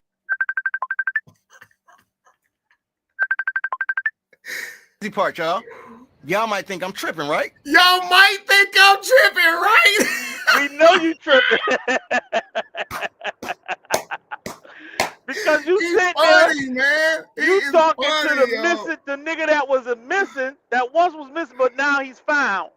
And now you're trying to question why you possibly came up missing, because you were going to be missing in the bathroom, just like you thought he was missing in the bathroom. Man, go ahead, Kevin. He wondering who took him to the bathroom and gonna say to us, yo, y'all might think I'm, no, we definitely think you tripping. Most definitely think, not no might, but carry on. Let's continue.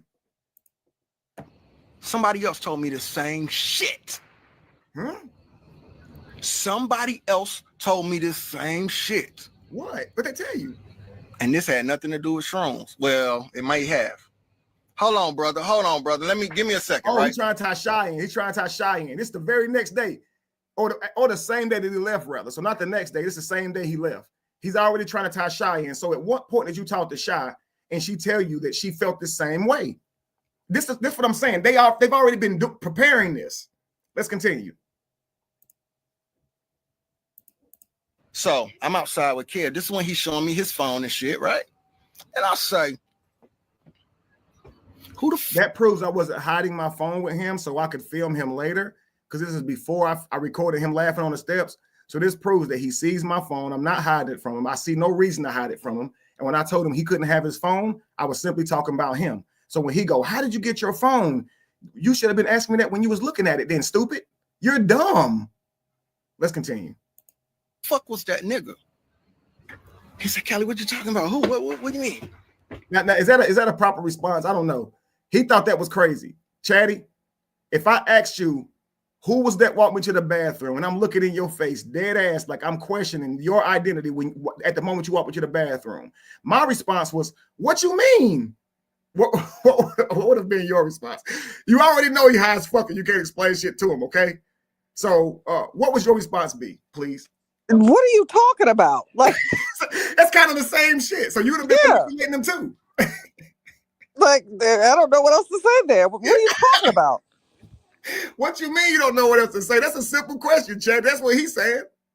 Come on, man. D-Ham, what's your answer, bro? I'm gonna say the same thing. What are you talking about? Right. I need more information to see what you mean. What do you mean? Who was that? So now he's gonna explain why he wants to know. Watch this shit. We might think you tripping after this. Let's go. That nigga that walked me to that motherfucking bathroom, nigga? Uh-huh.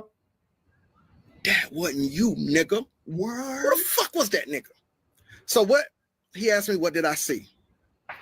So what I told him, I said, nigga, the nigga I saw, I couldn't see shit. All I saw was that motherfucking hat and that motherfucking beard, nigga. I couldn't see your fucking face, nigga. You motherfucker. I can't stand you, nigga. Can't stand this nigga. So basically, it was a walking head with no arms or legs with a simple hat and a beard. I hate the day I met this dude, yo. So it was a floating hat and a floating beard. Is this what we're saying? Is this literally what you're saying, sir? Like, it had no face. So now we're just talking about a floating hat and a floating beard. No face. That's my fault. So like I said, and this is what I told him. I said, bro, you're high, my nigga. You can't blame me for how my face looked when you high. That made him mad, yo. You trying to kill me? What I'm saying is me and not you? Yeah, nigga, it is. That nigga wild for this story. Wild for this. Oh my God, he's impossible, yo. Damn. All right, let's go. I couldn't see your eyes, nigga. Who the fuck are you, nigga? This is what I'm asking that nigga. Anyway, so me and Kev go down the stairs, right? We go down the stairs to where the cars is at and shit. So, yeah, that nigga wanted me to come down to that motherfucking parking spot, right? So now at this motherfucking point, nigga, I'm looking at everything, nigga. I'm looking in this nigga car, nigga. And I looked that nigga face to face. I said, fuck you bring me down here for, nigga. Because I felt like, oh, shit, there might be some sacrifice shit out here. So I'm looking around like, nigga, it's dark right here too, nigga. This shit finna get real, nigga. It's either finna be me or you, nigga. I just want to talk to you. I literally just want to talk to you. That's how people treat me when I want to come on live and talk to their ass. They act like I'm coming That nigga wild. That nigga wild. And now the crazy part about that part, right? How he leads into this is that he didn't recognize who the person that walked into the bathroom, but he's still walking with the nigga he's questioning down to the garage. Think about that. He could have asked me right there, who am I? Why'd you go into the bathroom, use it, then come back out, ask me this shit when the nigga gone? He ain't here no more, obviously. Like, if you asking me now, you know I'm back. So how am I supposed to be able to tell you who that? I said I should have just started calling out random names. As soon as he said, who's that walked me to the bathroom? I should have said Edward St. Elmos. I should have said Edward Downey Jr., Robert Downey Jr., Pat Sajak. Because he needs to know who it was. I should have just started blaming motherfuckers. It was you, nigga. He'd be like, oh, it was me. Oh, my bad. It's nutty, man. You can't make this stuff up. Nah, this is the most hilarious way to remember your high. This is crazy. Go ahead, Kev. So where we are now is I asked him, I said, man, let's walk down here to the bottom of the pool. Let's talk down here. And I'm asking him to come off the steps. I don't want to be high, my head spinning. So let's just walk down to the bottom and have a conversation. I just want to talk to you because you tripping. I need to calm you down because obviously you in the house tripping. And now you outside tripping even more. So obviously your high still going on. So till you calm down, I really can't bring you back in the house. So I take him down off the steps. I don't want him rolling down the damn steps. And so imagine you get him down the steps and you're about to try and have a conversation with him. You haven't been able to have it yet because you've been the one that's been interrogated based on who you was that walked him to the damn bathroom, okay? Now you can't talk to him because he's wondering why you brought him here out of all places. And he's looking in the car for the Illuminati. He's thinking it's some sacrifice shit. And he's thinking it's either going to be me or you. He's already like on some fight for his life type stuff. And I ain't showed no instant. I'm high too, y'all. Now I understand this. I'm high in my mind too. And he finds me to be a threat at this moment. Let's continue. That's how I was feeling. So he got to blabbling about something. Kev got to blabbling. So when I'm talking, all they hear is blabbling. And that's why I said I got to stop explaining shit to people. I got to stop responding. Because when I say something, I'm thinking that they're going to respond in a positive way and we're going to have a build. But they always seem to take my words as something that they weren't intended for. For some reason, I'm not serious in what I'm saying. I'm not expressing my actual thoughts. I'm actually manipulating them and putting them under a spell. And now they have a reason to act some kind of way. So Kev get the blabbling about. That's so weird to me. But let's continue. Kev's trying to play psychological games on me, right? He's trying to make it seem like everything that's going on with him is really me. Right? It's really me, right? Is it true though, Chatty? Is it true him seeing my face and can't see my eyes? Him seeing my hat and only my beard. Is that me doing that to him or is that his high? Who is it? That's his high. That's his high. That's his high. That's totally the high. Imagine a high person walk up to you while you walking up the street talking about something. I can't see your face. You like, nigga, that ain't my fault. Get on somewhere. It's your fault. Big facts. This man's stupid. It sound good, Kev. I hear you, my nigga. You'll never make it seem like I'm fucking crazy, nigga. I'm not trying to. You're doing a good job of that on your own, sir.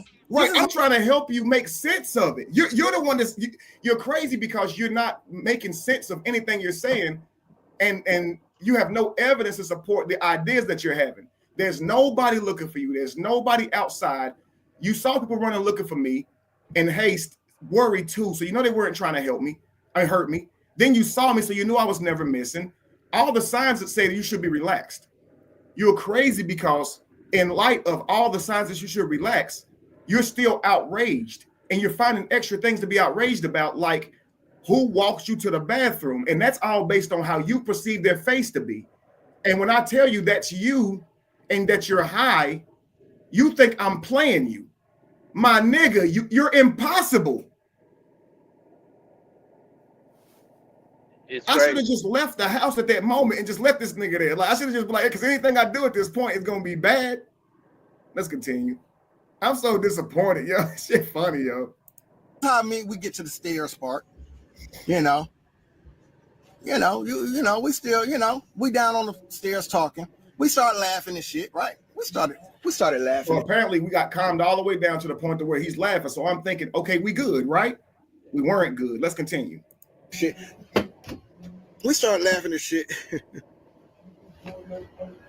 And then nigga said, you think I wanted to sacrifice you? Nigga, I ain't know what the fuck. Nigga, you was pushing fruit in my motherfucking face, nigga. Not yet. Hips, nigga. I had not offered you fruit yet. And this is what's crazy, yo. Like, this is why you can't talk to him. Like, bro, you think I wanted to sacrifice you? Like, and I'm asking you to think about it. You think I wanted to think about what you're saying. Why would I do that? Why you? You think that, bro? That's what I'm trying to say. And here we go. Deflecting from the point. Nigga, you was pushing fruit in my face. What's that about? So, okay, whatever, bro. Damn, you're impossible. Let's continue. How about that? How about that? Nigga, this shit didn't make me want to push fruit in your motherfucking face with my fucking hips while I'm fucking gyrating, nigga. How about that? How about that? Kev, what made you feel nose itching? What made you feel like it was just cool? We was that cool that you could do that shit. What made you go put? Ain't no footage, right? Ain't no footage, right? Ain't no footage, right? Why you video me, Kev? What you video me for? Why you ain't tell me you was videoing me, my nigga? Why you didn't ask me if I wanted to be video?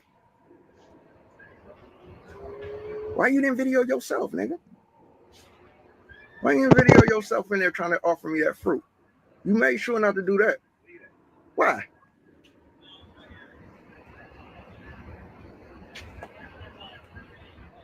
Why? Why the? Kev, you videoed every. Guys, if you wonder what this is called psychologically, it's called begging the question. It's a person who asks questions, and what it does is it causes confusion, but that person believes they're saying something that is intelligent. It's like when people say they might question beliefs and things of that nature. They'll question, well, if God made y'all, who made God? That question right there is supposed to create doubt for God, but it doesn't work. It's just that thought is that's your thinking. Asking a question doesn't mean that you throw a wrench in something. So he asked these questions. Why do that then? And why are you putting fruit in my face then? And why are you doing that? Why is this and why is that? And so to the public, they would be like, yeah, you're right. And that must mean something. But I offered you fruit and that was well explained to you. Well explained. So don't say why you push fruit in my face. It was well explained to you why I offered you fruit. The other theory that even Royce is trying to connect to the shroom was the peanut butter, right? So if they're trying to say that because there was peanut butter there, that word alone it almost will make people question why was peanut butter there. What would y'all need peanut butter to be at the shroom ceremony? When she literally said that she took the shroom with the peanut butter and she ate it just like everybody else, but she fake ate it. So what they're always trying to do is lead to some type of homosexual. Really, these people are homophobic or something, because everything that they do has something to tie into homosexuality. Absolutely. Again, it's a way to denigrate a straight man. That's all it is. Exactly. All right, let's continue. Watch this. Anything else, right? Let me ask you this, Kev. Kev. Let me ask you this, my nigga. Did you video yourself? Now, I want you guys to lock this in that he asked me, why would you put fruit in my face? And then you're going to hear him later explain that I explained to him exactly what fruit was for before we ever did this, okay? Watch this, but let's continue. In that chair moaning while I was laying on that couch. Do you have that? See, why are you in the chair moaning? Do you have a video of you in the chair moaning? All this is antagonistic stuff. Video? Yes or no? Put it in the chat, Kev. Yes or no? Do you have that video, my nigga? Let me ask you that.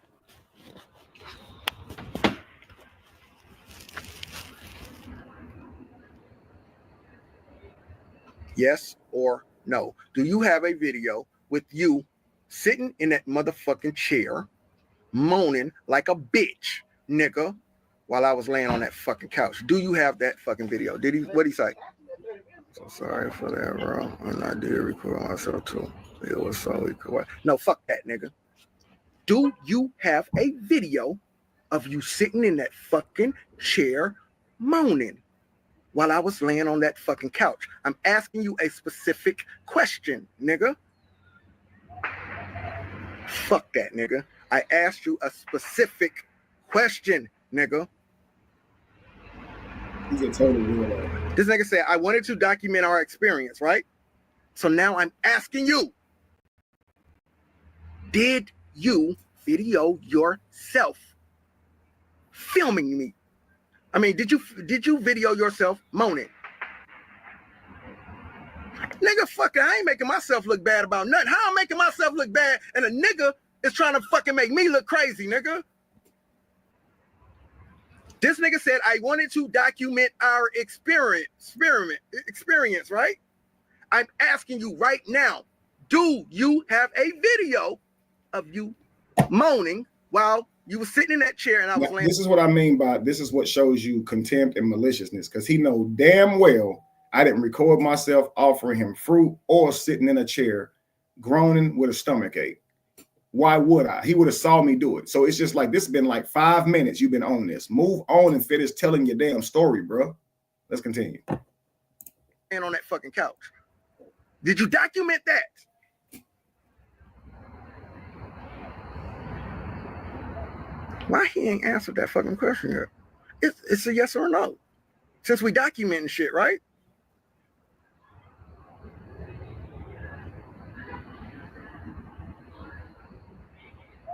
Since we documenting shit, right? Brother, my brother, did you document? Gosh, let's get past that. This nigga here. Who said that shit? You said you wanted to document for me. Oh, God. Okay, no. Cool. Did you even film yourself? What the fuck did you document? Who's that? Cali. Nigga, I'm gonna video some shit because I want to document Yo, this is like 5, 6, 7 minutes, yo. You mean the perfect nigga didn't get the fucking perfect documentation? Oh, he's still on it. Experience? Come on, bro. Look how he said the perfect nigga. You see this? Perfect documentation. So fucking hard for this nigga to answer the fucking questions. This nigga is the greatest fucking talker on earth. This nigga is the fucking best motherfucking speaker on the fucking planet, nigga. Mr. Perfect. Look at this. You mean the perfect nigga didn't get the fucking perfect documentation? Now, guys, Chatty, what is that? What is that giving, Chatty? He's extremely complimentary. Sarcasm, of course, but it shows how he thinks of you. Regardless, he's trying to be, condescending and sarcastic himself, but it's coming out of how he also views you, even through insult. Just saying. Absolutely. Shows itself right there. Who would say that? What's the point of saying that? Let's continue. And he's also gaslighting I'm just to get some normalcy, out of the craziness that he's already been explaining and displaying. As far as he's telling his high. First of all, how do you get to a normal question after you didn't see somebody's eyes under a hat? After the only thing you saw was a beard but not a face. Now here you are trying to ask a normal, logical, implicit question that has nothing to do with anything other than the fact that you were on a trip and you were videoed while you were on your trip, to explain why you could not comprehend what the hell was going on. Period. And why is me saying I wanted to document it, not the fucking answer? Why? So they ask you a question, then when you answer it, they still pretend you didn't answer it. I want to document your ass acting crazy on the damn steps. Nah, why? Why did you do that then? Why? I just said it. Then it's their reason why. No, that was some type of video to try to make me look crazy, just in case y'all planned graping didn't work. Oh my God! Wow, my nigga, what'd you get? What? Conspiracy. And this why I say he's stupid. Okay, this is what he's been doing for the last years. And then after the Diddy shit happened, then he wanted to try to make it like Dwight do Diddy parties, right? And that men be getting harmed and women get harmed at these parties. And this is what he was doing. And this is what he's thinking. He thinks Royce would validate that. Like, I know she mad at Dwight, right? But in his mind, Royce gonna come out and say it was an Illuminati party where they was gonna sacrifice Callie with a graping because they wanted to hang out with him more. How the hell could she validate the shit you've been saying, bruh, without saying the most egregious things about Dwight and herself for being there? So if you was there at a party like that and you knew people was getting taken advantage of, why ain't you said shit? If you told the DA in Georgia, why didn't you tell the DA somewhere else? Why not? You got Callie running his mouth online. You could have had him as a key witness. He was there too. It makes no sense. And if you notice this, at the end of the day, Royce says, I left the next day because of Callie's video. I felt threatened that he'd shoot the place. She didn't say, I felt weird being in a house that had that type of sexual activity going on. She did not say that. She said, I saw that video of him threatening to shoot the place, and that's when I knew I had to get out of there. She said, I don't know what gay stuff he talking about, but the sheer fact he talking about coming back and shooting the place made me want to leave. That's what she's saying. She didn't say what I saw in that shroom thing made me want to get out of there. Yep. But to that, I will say, and with Royce, what I don't like with her and telling the story in the events with the, my son is there. How could this happen? Ma'am, you also stated that you witnessed someone vomiting over a balcony. You witnessed a female urinating on herself in a chair. You heard shouting. So at no point did you feel the need to get your son out of there in that instance. When you said that he was rocking back and forth where his 12-year-old self appeared to act as if he was 5, as if he was scared or consumed something. As a mother, I hope she knows that when you're telling this story, it also paints you in a bad light. So sometimes with throwing someone under the bus, don't be surprised if you fall in under it, because as the mom, you were there as well. And I think she's missing that throughout this whole and not situation. Not only that, she contradicted the fact that she told it on Vlad as if she just arrived to the house and she didn't realize who was in the house and all of this was happening. So she had to run, go find her son. But then she went viral just recently saying that she was there before anybody even took the shroom. And she, when everybody took the shroom, she took it along with them and fake took it. But also did not keep up or track with her son at some point, and then had to go in the room to find out, did he go downstairs and get anything off the table? So at this point, she's very negligent. She's telling on herself as a very negligent parent that possibly your son got something off that table, which may have made him be in the room going from 12 to 5. And I will break that down on my platform, but go ahead. No. Exactly. Everything you guys are saying is spot on, and it's alarming to me that people don't instantly get that. You understand what I'm saying? So she was there for planning it. She said one day we were all supposed to take mushrooms, and I didn't know them like that. So when the time came, I fake took them.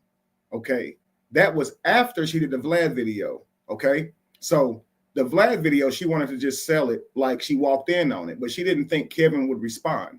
So she saw my response clearly and me saying she took it too. So she wants to cover that. Okay, I took it too, but I spit it out because she knows, obviously, I wouldn't have saw you spit it out because you hid yourself doing that. You would have done that where no one saw you. So you can say, I spit it out where nobody can deny it, but you can't deny me seeing you take it. So she says, I took it, but I spit it out. But then she goes, and that was that day, as if it was a different day. Now, the problem is if it's 2 days, you certainly ain't got no right to be in Dwight's face complaining about him doing it. But if it's the same day, why are you making it 2 days? Because the next time she comes back to that topic, she goes, I came outside and saw fireflies and it was beautiful outside, which is all evidence that you're high. That's why you're making note that it was so beautiful outside. That's the only reason you're doing that. And so that's what shrooms do. They make the world brighter too and just more beautiful. There's a part of it where you'll be like, wow. And there's a part of it where you'll be inside your head and it's going to be tough. Okay. But the problem with this is this. And Royce, if you're listening, here's how you should have came at this. Okay. You approach this thing as if you're innocent and Dwight's the monster. You admit to trying to do the shrooms or pretending to. So you knew your son was there when you did it. Now you act alarmed that this all happened with your son on the premises and how negligent that was. I want you to understand something. I was there. I know that after this event, you tried to talk to D about it. I know you were very concerned with what Callie did. And I know you told Dwight, hey, this ain't a good look. I know nothing happened and what Callie is saying is true. I know it's not true, but it's not a good look. And if this video takes off, this could hurt your job. This could hurt you with the Lakers and everything. So you probably shouldn't do things like this at your home and allow people to invite their own strange friends. Just do it with people you're comfortable with. All that makes perfect sense. All that makes perfect sense. But if Dwight is saying, hey, nah, I'm good. We've done this before. It'll be okay. I can see why she'd say, nah, I'm not going to be a part of this anymore. But here's the problem, Royce. Here's how I would have done it. Here's what you should have done. There was a time where we did the mushrooms. Before doing them, we didn't think about how bad it could look, right? We have a nanny. We have a big house. So we're thinking we'd be straight as long as our son is watched. He's 12. It's not like he's a little baby. So he's supposed to be in his room. We even wait till late at night to do it when he's supposed to be in the bed. Okay. Well, unfortunately, my son ended up getting around the nanny and coming downstairs. So it's not a good look. It don't matter how big your house is. You shouldn't do it. On top of that, somebody ended up being so high they was threatening to come back and shoot the place. And now our children are in the home. So what we thought was safe because we got a big home and a nanny really turned out to be negligent behavior. And that's not a good look. And once I realized that after seeing Callie's video, I went to Dwight to talk to him about it. And he wasn't hearing it. I don't think that's right. I'm trying to tell him that this is the wrong thing to do and we shouldn't do this going further because you got to protect your career and our son, and you don't want to hear it. I'm leaving. If she tells a story that way, she admits her involvement, but also learning that this wasn't a good move. And in letting him know, and he didn't respond, it shows at least one of us is learning from my failures. But she wants to be completely innocent in the matter. And it's obvious what she's doing. She doesn't even need to join up with Callie. I don't see why she said, I'm going to try to help paint Callie a picture. Because if you help Callie paint a picture, what you're saying is Dwight was going to set him up to grape him, and all the stuff that Callie's saying. When you could just say he had a bad experience with the shroom thing. Clearly, what he thought was happening wasn't happening, but it's still dangerous because he thought it. He was actually making threats that were like shoot up the house. That's not a good look, and it wasn't. And I agree with her on that. With Dwight, bro, you shouldn't do him no more. Look at what he did. I apologize for inviting Callie over. So what Royce got mad about is she was trying to convince Dwight to fire me because I'm the one that invited Callie. And Dwight didn't want to do that. He said, that's my friend. I'm not blaming him for Callie's actions. And I said, dude, I'm shocked because I'd have fired my ass too. I would have projected that on me. I'd have been like, if you wouldn't have invited them here, it wouldn't have happened. I'm done with you too. I would have. But Dwight was like, man, I ain't blaming that shit on you. You didn't do that. You hung around this man for years. I've hung around him and invited him here. I was cool with him coming just like you was. Who would have thought he'd do that? So I would agree. I would have said, yeah, because you was attached. You'd be fired. And that's a righteous reason to be okay. I think they should fire Kevin because he invited the guy. There ain't nothing wrong with that. But can I ask some stupid shit? But can I ask Chatty Cathy a question since she's still up here? Did she drop down? No, Chatty's still here. Okay. If Catty, as a woman, and you have a child. Yeah. If you know that you pay for a nanny to watch your child, right? But you're actually at the house at the same time as the nanny. Aren't you just as responsible for your child than a hired employee of your own child? Wouldn't that make you just as responsible as a mother? Yeah, absolutely. Well, having a nanny doesn't stop my natural maternal instinct to need to know what my child is doing, because I need to nanny the nanny. You know what I'm saying?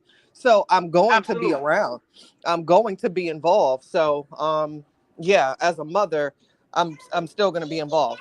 And then I'm also going to, hey TT baby, I'm also going to monitor the nanny. So there wouldn't be a time where you just wouldn't see me and I wouldn't know where my child is or what my child is doing. It's impossible. Exactly, because most of the time when we use nannies, it's because we're not going to be there at the same time as the nanny with the child. So oftentimes you may even have to put up cameras to make sure the nanny ain't doing nothing crazy, yada, yada, yada. Her issues has been with nannies. If Kevin's telling the truth, the nanny she got a problem with is a previous nanny that used to work for the house. And here it is, the day that you decide to be at the house taking a mushroom yourself, you got somebody else watching your child who's employed to do so. And now you're saying that your child possibly went downstairs without any supervision. And Wouldn't that make and then with the dates, with the nannies, prior to this event, wasn't there an issue with the nanny that happened before you even came there, Kevin, or before this night? Yeah, years before I met Dwight, there had been someone saying that there was a nanny that had touched Braylon. Okay, so to my point, that's even more so of the reason why I probably wouldn't trust a nanny, or why I would know where my child is, because if something allegedly took place with the nanny previously, I would have major questions, comments, and concerns with future nannies. So you're not going to see me. In fact, I might not even have a nanny, especially if the accusation is what she's stating. So again, right. No shade, mother, but as a mother, I will question that and say, well, what are you doing, girl? Right. So I'm going to attempt to bring this home. Okay. I'm like Chatty. If something like that happened with my nanny, I'd be hesitant to ever hire a nanny again. However, if you do so, it better be one that you trust, because they're a nanny for a reason. You're going to have to leave your child alone with them. Okay. So if you do hire a nanny, you got to be able to trust them in that way, or have cameras so you can monitor them. Okay. So if that's the case, and you have cameras to monitor them, and you can even view them in the moment, in the real moment from your phone or whatever, you might say, okay, I'll have a nanny. Now, the problem with this is this, D-Ham. She says she's upset that the son is there while they're doing shrooms, right? And she's mad at the nanny. Now you'd say, okay, well, you're his mother. How do you have a right to be mad at the nanny? The reason you're correct in saying that is because of how she's telling the story. If she told the story as in, we knew the nanny was going to be watching our son, and that's the only reason we took the shrooms, we thought it would be okay. So if I hire my nanny to watch my son that night and she don't do it, I do have a problem with the nanny, because I made you the number one looker of my son by hiring you to keep my son. But if I pretend I don't know my son's doing it, that's why we're saying you mad at the wrong person. Wait, you his mama? So you're his mother. So you should have had him with you if you're going to do all of that. But if I hired a nanny and say, hey, look, make sure that Braylon is taken care of, keep him up there in his room, don't let him come down, make sure he don't come down here. And she says, okay, if I see Braylon downstairs, I got a problem with the nanny. I do. because you're supposed to keep them away. I'm not even going to be cognizant. Even if you're having a drinking party, how you going to be able to relax and know you're okay to let go if you can't trust your nana to actually keep your damn kids away from it? You understand? So yeah, I'd have a problem. It's just like if you and I know it seems like you shouldn't because you're on the property, but no, I hired you as nanny to do a job. If I were the nanny and I let the child outside of my supervision, I would know that's my problem. I would know the mother has every right to question me about that because she hired me to watch him. But what Royce is doing is pretending that she didn't. She's pretending to be aloof to the fact that Braylon was even there when she took the shrooms because she's shocked when she sees him there. It's so stupid. What is giving to me is that also remember what you got to say. Let me throw this in here. She's also saying she's in her suite off the property while your son is being watched by the nanny in the big house where the shroom ceremony is being taken. So how are you sleeping knowing that your son is in the main house that the shrooms are being taken and you're asleep somewhere in La La Land? Mm-hmm. And now you're mad at the nanny. And it's also giving that it might have initially been the nanny's responsibility, but at some point when she saw that it was a party, she changed up and now she wanted to be a part of the festivities, and now the nanny do your job. So the nanny could have very much been confused because, hey, at 8 o'clock you were in your bonnet chilling and told me to go on about my business, but now you're partying. So which one do you want me to do, girl? It seems like she definitely wanted to be a part of the festivities at some point, which could have ultimately left the nanny confused. Like, well, what do you want me to do? Well, the problem with her story is I know for sure the nanny knew she was to keep Braylon that night. So I know that for sure. But she's saying that she went and talked to the groundskeeper and he said she gets off at 6. But the nanny lived there. The nanny lived there too. Their nanny lives there, y'all. It's crazy as hell, but she lives there, okay? So if you're hired to do that, do it. But if not, if someone didn't let you know, why do we believe you're hired to do that? And why would Royce believe that? So the fault would lie on the parents and the groundskeeper, whoever was supposed to delegate that message to the nanny that she was supposed to keep him failed. And so in that case, you wouldn't be able to blame the nanny. You'd have to blame who was supposed to delegate that message if it wasn't you. So it's so much wrong with this story. But the truth of the matter is it's all messed up when she admits she faked taking it.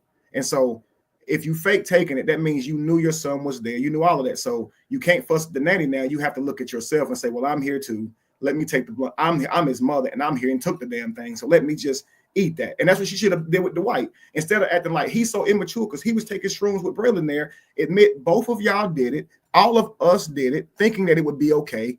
And in hindsight, recognize, actually don't have your children anywhere on the property. Even if you got a 36,000 square foot property, somebody might leave and threaten to shoot the place. Don't have your kids nowhere around if you do this type of hallucinogen. I'm gonna break her I'm gonna break her story down because you went on Vlad and made it seem as if you had no clue. It's like you just got off the airport, showed up, and this thing was happening. Then you doubled back and said, I was actually there before the ceremony took place. I fake took the shroom. And at this point, I don't care who you hired. I don't care who's on the payroll. Your son is in a home now that you're out here telling the story, and you were in your right mind. You said that you were not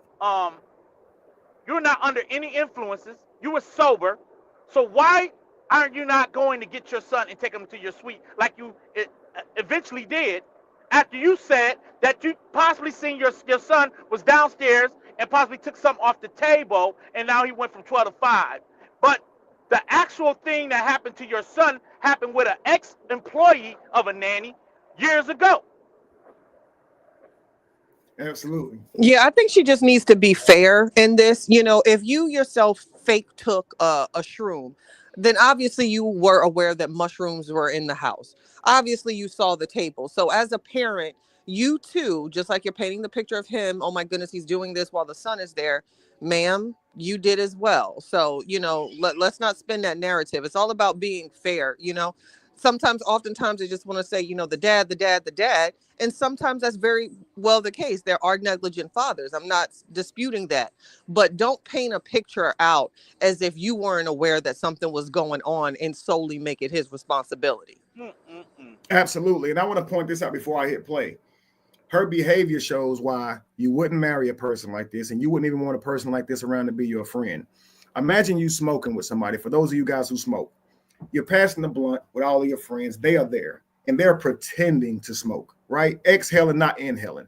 And now they're complaining and laughing about how y'all look when y'all high. So y'all laughing about any old thing. Y'all all laid back, eyes red, and now they complaining about how high y'all look, but they was there faking like they was doing it.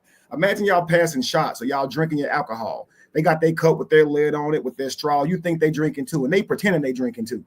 Only for after the party, they talk about how drunk everybody else was and how they was faking drinking. You ain't hanging out with me no more. You're actually lame. You lame as hell. Because you could just say, nah, I don't want to do it. It's like, why fake doing it, stupid? You could have just stayed at your fucking house. Nobody twisted your arm. So let me get this straight. You heard earlier that day they was going to do some shroom stuff on some enlightening shit. You could have said, I'm good. I don't know y'all like that. I'd rather just stay at my crib. And me and Braylon just stay over here. No need for a nanny. But you said, yeah, I'll try it. I want to try it. You said Dwight even mentioned it to you your first day getting there. We're going to be doing rituals and things like that to heal from the past. You ain't going to be able to talk about this in the night. We're going to do some ayahuasca. We're going to do some sativa. We're going to do all these different things to challenge ourselves. Trust me, we're going to do a whole ritual. Okay, cool. You were told about it then. So now it comes up the day we're going to do it. Okay. Now it's like, okay, I'm a fake taking it. Nobody says you have to. You can stay over there, but you're going to fake taking it. Why? That's so moronic. So if you fake take it, are you also going to fake act under the influence? Right. That's what I'm saying. What are you going to do here? Because you held peanut butter in your hand for 30 minutes after spitting it out and then left complaining about how people was acting weird, but you know why they're acting weird. They took what you fake took. So just imagine they fake hitting the blunt, right? Now y'all start busting out laughing over stupid shit, and now they want to leave because they think y'all weird. Nigga, you didn't smoke nothing. If you be laughing with us, if you she get on my damn nerves too. They both get on my nerves. They're both problems for friendships. They will ruin friendships because they'll go around doing stupid stuff like that. Fake like they doing it, but ain't really doing it. And then go around acting bullshit a guy. The crazy part about it is that she wants to talk about this ceremony so bad to help Callie that she doesn't realize that she does make herself out to be a negligent mother. Yeah, she should have left this out. That if you're going to now tell this story, first of all, the nanny should have been clocked out before the shroom ceremony took place, and you should have had your son off into another area of the big ass mansion y'all have, and you should have been chilling out over there, keeping him occupied, or actually sent him over to a friend house that possibly can look over after him. Why are you there? And you're still got the nanny on the clock watching your son when you know that there's something going on, and then you wanted to try to first bring it up as if you had no dealings or understanding what was happening. And now all of a sudden, here you are trying to tell it in reverse mode. Something is not right with this. Right. And I want to show you guys who are not able to self-reflect. This is how you would self-reflect, okay? Before the event happens, you might go, I don't see anything wrong with having our son here. We got somebody to watch him. It's a big house. We should be fine. Okay. After the event happens, here's when the light bulb should go off. Here's self-reflection. Okay. Well, even if you have a nanny, your son may sneak outside the room. Sometimes kids misbehave. So even though he has a fridge in his room, he might find a reason to leave out and come downstairs and say, I needed something to eat. Okay, cool. So your child might not even behave right. And then people are high. So if they're high, they could have a bad trip and then act in a way about it, like the guy who was threatening to shoot the place. So now that you know all these things, you go, okay, that was a bad decision. Won't do that again. And that's how self-reflection works. But if you don't have the ability to self-reflect, all you will have is the ability to judge someone else's actions. So now Dwight becomes the center focus of the problem, when really you did it too. And you should have learned that, okay, I was okay with it, but I'm not okay with doing it again. And so if Dwight was to say, I'm going to do a shroom thing again, you might say, okay, I'm going to take Braylon to an Airbnb, or we're going to put the nanny and Braylon in an Airbnb. But you don't go and make a thing of it where you're doing this. And this is why I say a good woman would have supported you and had your back and work with you so this don't happen again. A bad woman would have made it all your fault and your problem, even though they were actually an equal contributor to it all. This shit's nuts, man. And after it all, they'll have all the answers, but we was right there along with it the whole time. It makes no sense. It does. And another reason why I think she should have sat this one out, because at the end of the day, Dwight's money is longer than hers. So, you know, if anything ever comes of this, they would certainly want to know, do you have a friendship or have been communication with the party that stated that they were going to come and pew the home that your child was in? Dwight can answer that question honestly and says he has no affiliation with this guy. But you, ma'am, mother, that felt unsafe, that took the child out of the home because this guy stated that, if you have any alliance or if you've been in communication, they are then going to question your parenting and what decisions you're making, because no parent, right, should want to be with someone or have a friendship with someone that stated that they were going to pew the home where your child is in, that they are aware of it. Unless I'm crazy, you know, my child is in here and you make these threats, but I'm going to befriend you. Chatty, again, nail on the head. And I'm going to add to that, okay? There was a moment there where, of course, where she reached out, just like you said there. Why couldn't Royce have said, Callie, listen, I understand you had a bad trip, but listen, brother, nobody was going to harm you. I saw your video. Nobody was, I was there too. Remember me and Dwight had matching onesies? Nobody was going to harm you. And you was talking about shooting the place and stuff. Listen, Dwight, he plays for the Lakers. Please don't ruin his career. Please let that go and talk to him about it. But instead, because she has a disdain for me, she said, I'll do anything to help you. And this is when a lot of times somebody say, why you don't want me in your life? Because she's like, he wanted to make me the matriarch. And in her mind, she's like, why didn't he ever really give me a fair shot at being with him? Why didn't he give me a chance? Reasons like this, you're showing why you're not good to be in someone's life, because you would destroy his life. This is where you should be protecting him. You don't team up with somebody who you know they on a bad trip because you was there. You know nobody was going to sacrifice this guy. You know this wasn't no sex party. So when he comes and you want you to team up with him, why would you do that and risk this man's whole career, who literally is the person that's paying you $13,000 a month? It makes no sense. And that's exactly why somebody say, yeah, I'd never date you and take you serious, because you're a destroyer. And they literally don't know it when they do it. They're wondering why you don't see the value in them, but you're showing why I don't see the value in you. Look at the shit you're doing. You teamed up with this person who you was literally complaining about. You said that I should have fired Kevin for inviting him. Now you about to team up with this same dude. And you wondering why don't nobody want to fuck with you. And that's wild. And you paying him to be a monster online, paying him to be a monster. And you willing to help Callie ruin my reputation that would inadvertently ruin his, but you don't know you're a monster. That's fucking nuts. That's crazy. Let's continue, man. Dwight should start going live and talking about her ass for days. And we'll be like, speak your truth. Let's continue. Right? Experience? Come on, brother. Come on, my brother. I'm just trying to find out what you documented, my nigga. What did you document? He's still on the documenting. Did you document yourself offering me the fruit? Brother, at this point in time, bro, I still ain't even went in.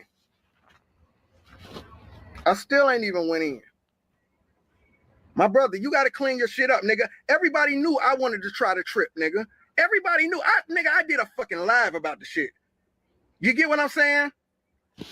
I'm getting to the fucking point, nigga. You talking about you wanted to document our fucking experience, nigga. You didn't fucking tell me you wanted to document the shit.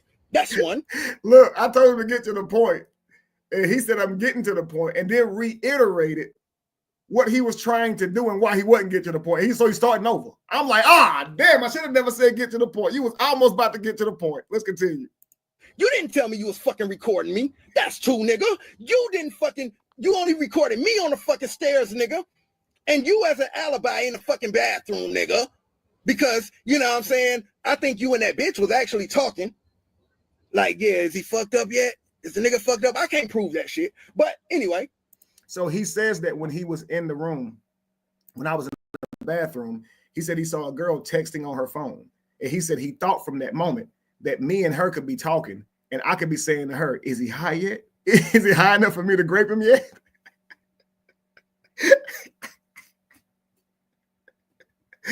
That's crazy talk. And so notice how he ain't said no dude.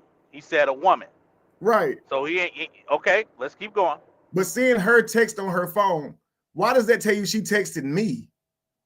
And how do you know the nature of the conversation just off a thought in your head?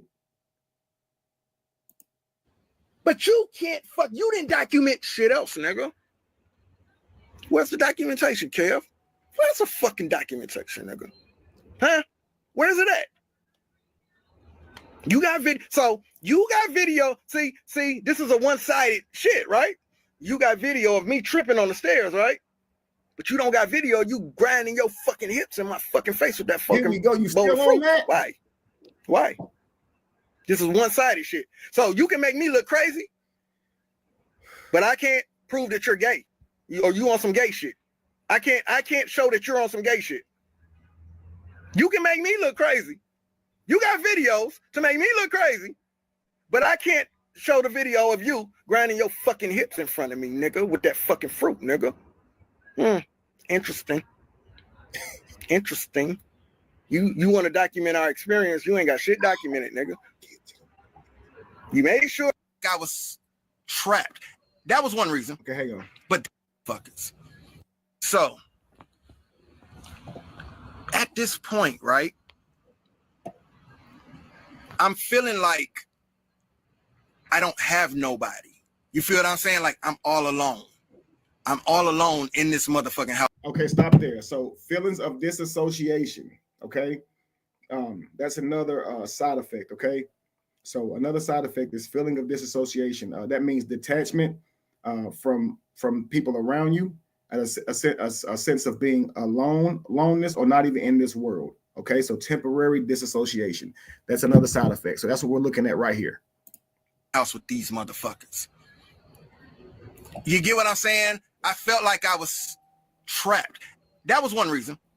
But then the second reason was I wanted to face this motherfucking, I wanted to face whatever this trip was going to show me.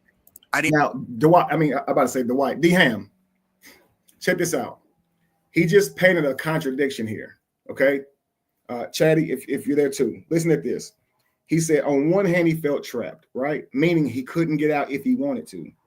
And on the other hand, he felt compelled to finish, meaning even if he wasn't trapped, he wouldn't leave. And these are both his reasons why he didn't leave. Wow. So on one hand, I felt trapped, meaning trapped is I can't get out if I want to.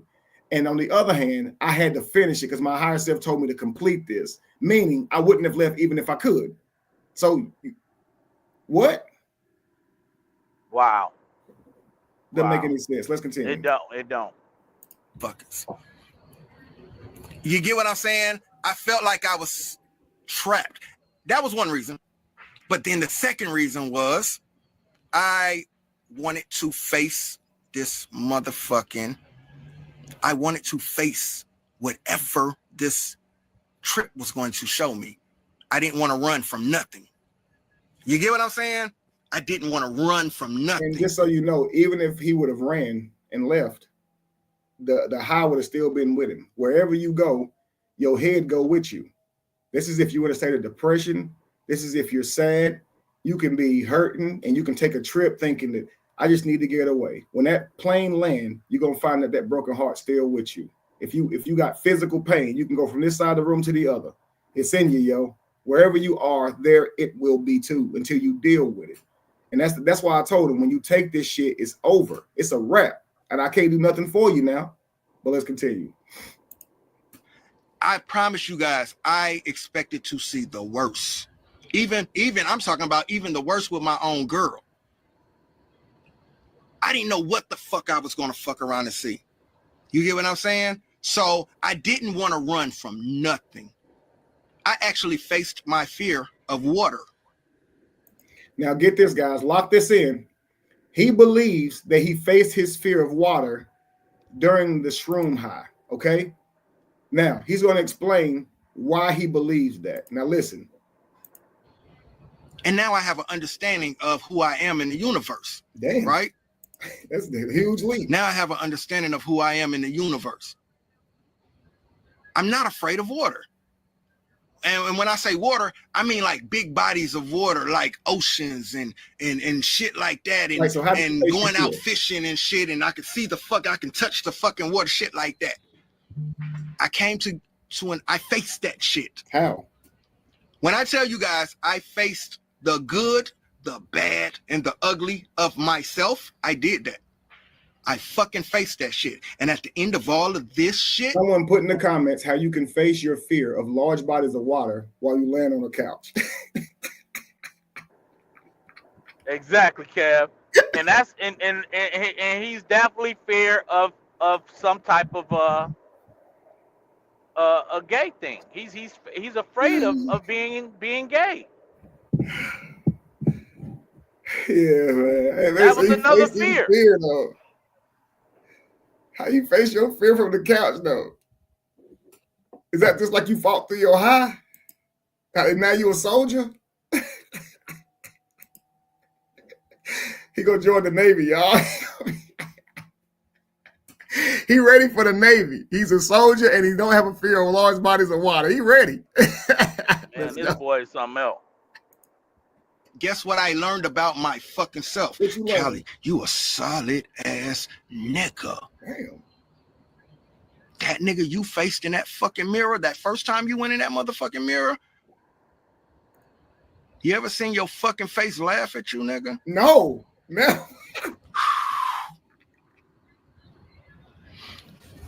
Andre, what I expected was truth. I wanted truth of whatever. I said, I want to know who the fuck is Callie. And that was what I was laughing about on the stairs. So when you see the video, you're going to see me saying, who the fuck is Callie? He was the tattoo man. Who the fuck is Callie? I was self-reflecting. The tattoo man was asking you this. He said he was self-reflecting. No, that was the tattoo man asking you this. But I guess you were self-reflecting. The tattoo man. Yeah, I guess self-reflection, he conceptualized self-reflection in the form of the tattoo man. And so the tattoo man is asking you who you are, and you notice it's just a image of it. You know it's not real. I don't know. Because I had to ask him, I was like, what did the tattoo man ask you? And that's when he started laughing, because it's like, obviously, there's nobody right there in front of you, bro. He said the tattoo dude had some dope ass ad libs too. He said he had fire ass ad libs. I'm like, how the fuck he rapped? Right. This nigga was wild with that now. What you mean he had some fire ad libs? What that mean? That's funny, tattoo man. Yeah, the tattoo nigga. Let's continue. On myself on them fucking stairs. It was nothing else. So yes, I faced everything that night. The good, the bad, and the ugly of myself. I seen the ugly fucking side of myself. Right? Damn. That's what I'm trying to tell y'all. But I faced that nigga. Oh, come on. He tested me. I faced that nigga. That's what I'm trying to tell y'all. So if I went on a bad trip, right? That would have been my fucking bad trip. He trying to tell me what his bad trip is. You made your bad trip my whole experience that night. What I saw about me. What the fuck I saw about me. I would have. So why is he not judging himself for what he saw about himself then, y'all? Because he saw himself as a demon. But he ain't out here telling everybody he a demon. But he saw me with no face, and that meant I sold my soul. So I get to be blamed for who he saw me as, but who he saw himself as is a nothing burger. Let's continue. Came back off that trip like, I never seen myself like that. Oh my gosh. Oh my God. Myself was a fucking, I would have been fucked up about what I saw about myself. That's not what the fuck I'm tripping about. That's not what the fuck I'm tripping about. I'm tripping about some shit that had nothing to do with the fucking trip, nigga.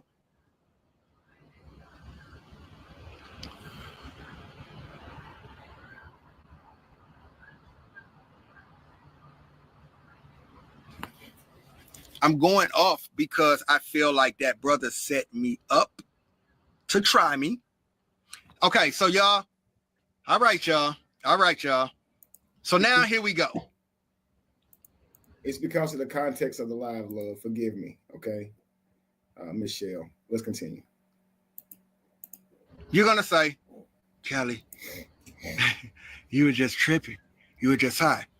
So now, how do you explain this to other motherfuckers who wasn't tripping, that feel the same fucking way about their experience with this brother Kevin Wesley?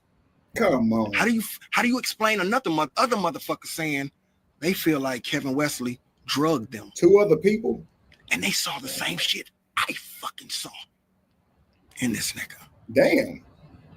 How do you explain other motherfuckers? I'm talking about fruit. I'm fucking talking about fruit.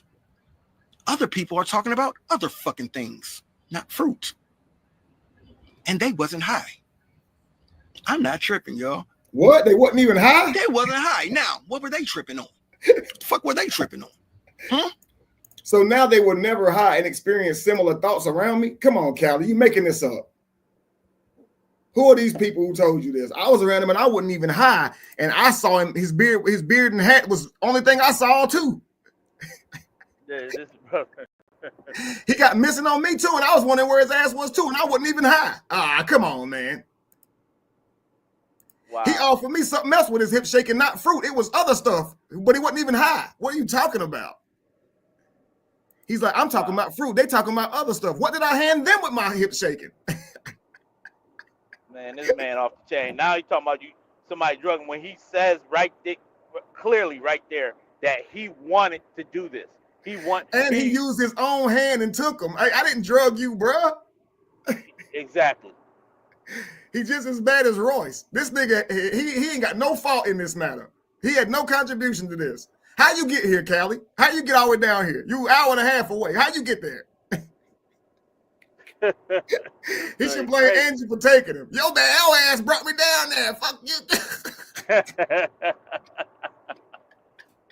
Let's continue, man. Oh my God. That ain't my place to tell their shit. You already told it. That's not my place. See how he do? It ain't his place to tell. But you just said there's 2 people out here who feel I drugged them when I didn't drug them. They wasn't even high. And they saying they saw me as a demon or something too. But it ain't your place to tell. That's like saying, but I ain't one of the gospels, so you ain't hear that from me. Exactly. And he be calling me a tattletale ass nigga. Bro. Y'all remember that? I ain't one of the gossips, so you ain't hear that from me. He's putting out all these conspiracies and getting everybody to think that there's more victims out there. Let's go. Right. I know Chatty remember that. Let's continue. I ain't want to tell their shit. That's why I say it's a train wreck coming. It's a fucking train wreck coming. And then y'all gonna say, yo, that nigga Callie wasn't fucking tripping. They're not ever gonna say that. Y'all don't realize, nigga, it was almost a fucking murder? Here we go. That's a fucking 911 tape. Out.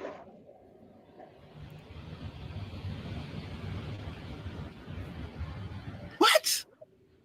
That's a fucking 911 tape. Cause a motherfucker wouldn't let me out the fucking house. Let me go, nigga. Let me out this. He said house, but he means gate. So he's at the front gate, wanting to go out the gate and walk. I said, Angie's on the way, man. You shouldn't go out there high like that in this rich neighborhood. I don't want something to happen to you. He goes, he gonna go in his backpack and shoot me. And I go, Callie, relax, bro. Nobody's trying to hurt you. Then he goes, I'm gonna call 911. And so he did. He called 911 and said, I'm being held hostage. And I said, damn, here. And I hit the button and let him out. Now, why should I believe it was actually about to be a MURDER? Because you called 911. I mean, if you had a gun in your backpack, to me, saying that out loud shows me you're afraid. When animals are afraid, they make themselves appear bigger. This is why we threaten. That's why dogs bark when they're afraid. That's why lions and stuff get more quiet and they get smaller when they get ready to pounce on you. And why animals who want to run and avoid a fight make themselves large. So you see a cat, its back will heighten. A snake jumps up. These animals, a dog will jump up and start barking real loud. But you see, like the tiger, before it pounces, it makes itself small. So you can always tell when somebody don't want to fight. They do a lot of yelling and all this broadcasting. And this is to scare you so they don't have to fight. So when he goes, I'm gonna go in my book bag and shit gonna get real. I don't even believe you have it in your book bag. I think it's a scare tactic. But it's not, that's not the point. You're high. I'm just worried about you. So I'm just saying, bro, calm down. You're good. Nobody's trying to harm you. No need for all of that. And then he goes, I'm gonna call 911. To me, the threat didn't work. So I'm gonna call 911. And that shows me you're afraid. So you're right in front of me, someone who you think tried you. And instead you call 911, you're a coward. And you're planning to be hard. It was just me and you at the gate. It's at least 100 yards to the house, y'all. If Callie was tough, he could have beat me down right there and then took the remote and hit the gate his damn self. But you're right in front of the man that you saying tried you. I'd have punched me in the mouth if I'd have thought somebody tried me. Like, what you talking about? So none of this shit makes any sense, yo. He's online right now, looking in the camera, telling me he got a 911 call out there while trying to act tough. But blames me for calling the police on him when he put my address online. You called 911 when I was right in front of you. You're a coward, bro. If you'd have been right in front of me, I would have whooped your ass for putting my address online. I wouldn't have told the police nothing. Big facts. I'm calling the police to get some control over the matter. You're doing illegal things like posting my address. What the fuck am I gonna do? Get in the car, come looking for you and put my freedom on the line? No, the police gonna do their damn job. Big facts. Let's continue. Motherfucker. No. Nigga, I don't give a fucking nigga. Don't act like you fucking care because I'm fucking high, nigga. I can't care. You told my girl, you didn't give a fuck that my girl car was broke down, nigga. Don't act like you give a fuck about me, nigga. Do you hear this pansy ass shit? Chatty, where you at? I'm here. Do you hear this? You don't care about me. You didn't care that my girl's car was broke down. Don't act like you care about me, nigga. Did you care that your girl's car was broke down? Because I'm the one that fixed it, dude. What are you talking about? I can't stand this dude, yo. He's a weak ass nigga, yo. You off the chain. Chatty, what's your thoughts? Yeah, I would have a problem if someone, if my guy friend has more concern about my car being broke down than him. I'm gonna have some. Is there an underlying issue here? Are you attracted to me in some way? Because that should never be the case where your man is the one that's supposed to have extreme concern for your woman's car breaking down. That's not his place. And as a man, wouldn't you question that? Like, what you so pressed about my woman's for? I got it. That's the men I know. Hey, I don't need you to worry about her car. It's entitlement. So if I care about you as a friend, you can say you don't care about me. You didn't care. You didn't fix my girl. That's manipulation. You don't care about me. You didn't care about my girl car. And you can hear the real hurt. Listen, y'all, this is real. And mushrooms make you reveal yourself. This nigga is really hurt. And I actually fixed her damn car. That's the weird shit. Why didn't you fix her car? Let me out this motherfucker. No. Nigga, I don't give a fuck. Nigga, don't act like you fucking care because I'm fucking high, nigga. You told my girl, nigga, you didn't give a fuck that my girl car was broke down, nigga. Don't act like you give a fuck about me, nigga. What? Well, that's proof right there, Kev, that y'all exchange is 100% the way that you was explaining it. That you were concerned about him walking into a neighborhood or wherever y'all are at without understanding that he's high, and you are trying to make certain that nothing happened to him because y'all were already in one place where his ride was on the way back. Everybody knew, people that loves Callie knew that the main person that loves him knew that she dropped him off there. So of course, isn't she gonna be coming back to get him? Right. She was on the phone with me as this was going down, as Callie's yelling at me about the house and how he wants to get out the gate. She's on the phone telling them to calm down. She's on her way. She's speeding to get there. Wow. And he didn't want to wait. This is what I mean by this man is so wild. So what Royce is saying at what she saw, that nigga, they were arguing. Well, somebody's trying to keep him calm and not let him wander off into the woods somewhere when he has a ride coming, knowing that he's hallucinating. Royce, so maybe she could have went on Vlad and said that. Notice this too, D-Ham. Callie's not saying that he was outside by this gate calling me gay, is he? No, he never said that. He's saying that he's threatening me to leave and calling the police. So when Roy said she heard Callie at the gate saying dick and a booty ass nigga, this is why I'm telling you, no, she didn't. And Callie ain't even saying that. This is what I said. She heard us arguing outside, and you can listen to my video from years ago when I said that it was people standing outside watching. I just didn't say who it was that was watching.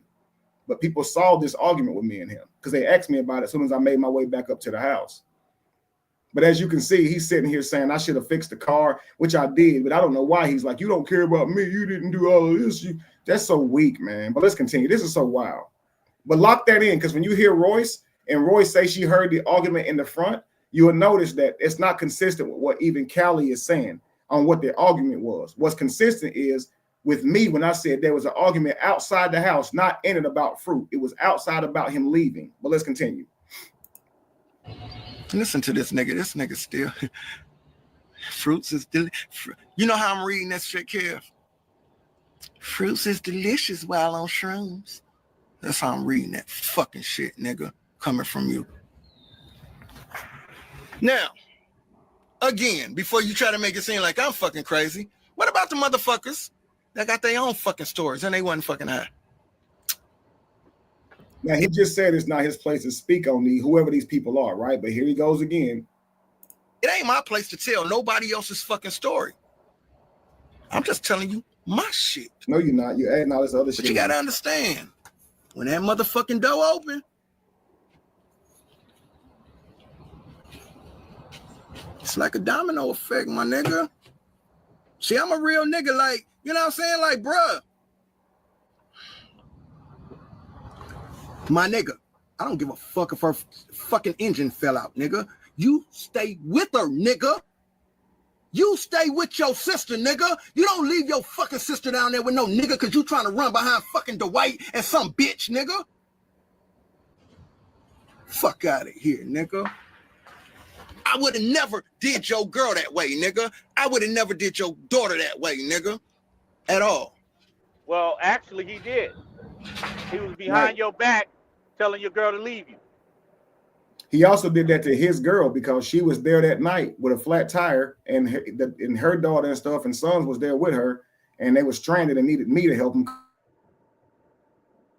He obviously left them stranded. So my girl's stranded, but you will leave your own. That's why I got to fix the tire. Well, damn. So I guess she'd have been better off if it was my girl out there. Then you would have paid for it, right? This nigga's dumb. Literally, he's dumb. Yeah, he's just a dumbass motherfucker, yo. I would know we're not on the same level the moment you start fussing at me about fixing your girl car. Because any man who I would consider my peer would want to knock me out if I fixed his girl car without telling him first. What you mean? D-Ham, your girl car break down. I go and fix it without telling you shit. You cool with that? Hell no. It all depends on how good of a friend you are to me. I'm saying, but I don't tell you nothing about it. Right. I just do. I think a lot of different men will have a problem with that. Hell yeah. And on top of that, sometimes you can't even. I know a cat that had his own trucking business, and he had employees, and his wife helped him with his trucking business. So the employee, when he got paid, he broke her off a little bit of money. He had a problem with that.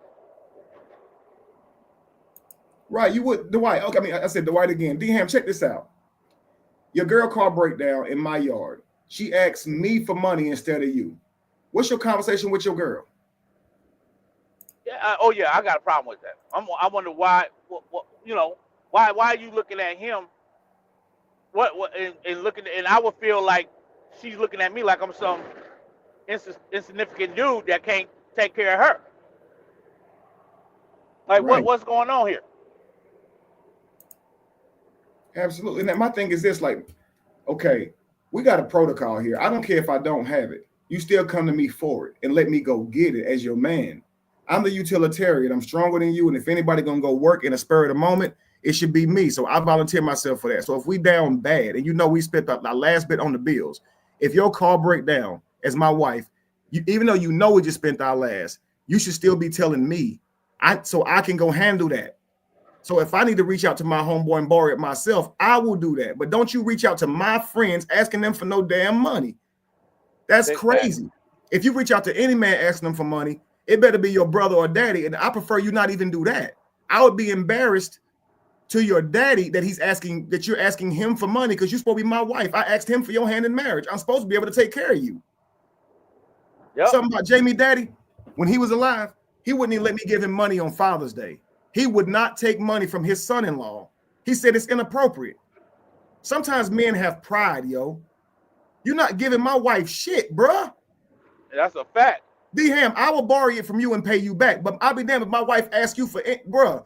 I don't know what type of nigga you is. You might come to her one day and be like, hey, you gonna have to pay up now. Or I'm gonna tell that nigga you borrowed this money and now it's a damn porn. You in there. It's a problem, bro. It's a prime. You can't say that word out loud anymore. It's primes that start off like that. That's a storyline of a prime. Your boyfriend, your husband can't pay me back. You know what you got? You know what you got to do. And I remember when I watched, because I like watching Martin.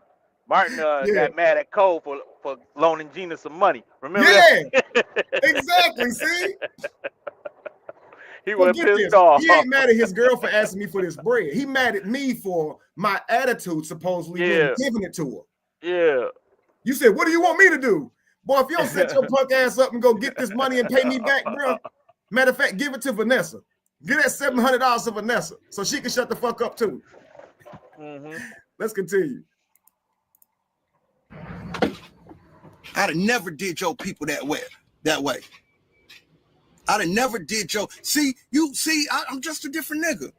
You are. You really I'm just are. a different nigga, kid. You a different breed, bro. Because you trying to run behind a fucking bitch, nigga. You leave your sister outside, nigga, with some stranger ass nigga. She grown. Talking about some. What do you want me to do? There's some motherfucker in here who can tell you exactly what the fuck was said. You tell her she lying. You talking about shy, y'all. You tell her she lying.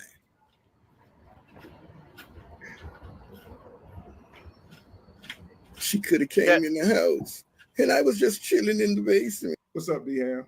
I'm about to drop down. But this was actually amazing for me to share this video breakdown with you, man. I enjoyed this right here. Listen, D-Ham, if this man would have hit me about this, I would have said, bro, I don't owe you shit. Right. Right. This is just absolutely insane. But I appreciate it, big dog. I'm gonna be in the bushes. I'm gonna drop down, but I'm gonna be in the bushes for a little bit. Yeah, pleasure to have you. And what were you saying, Chad? Okay. You doing the same? Yeah, me too. Gonna slide. This is always a great build. Many more to come. But yeah, I'm gonna see what else he got to say in the bush. Well, not in the bushes, in the chat. Well, if you want to come back up, tell me to drop the link, because after this, I am going to play Royce's small clip of describing the house so people can see how differently they both described it. Okay. Oh, absolutely. Okay. And it give me a chance to charge up my phone too. So, okay. Okay, good. Okay. All right.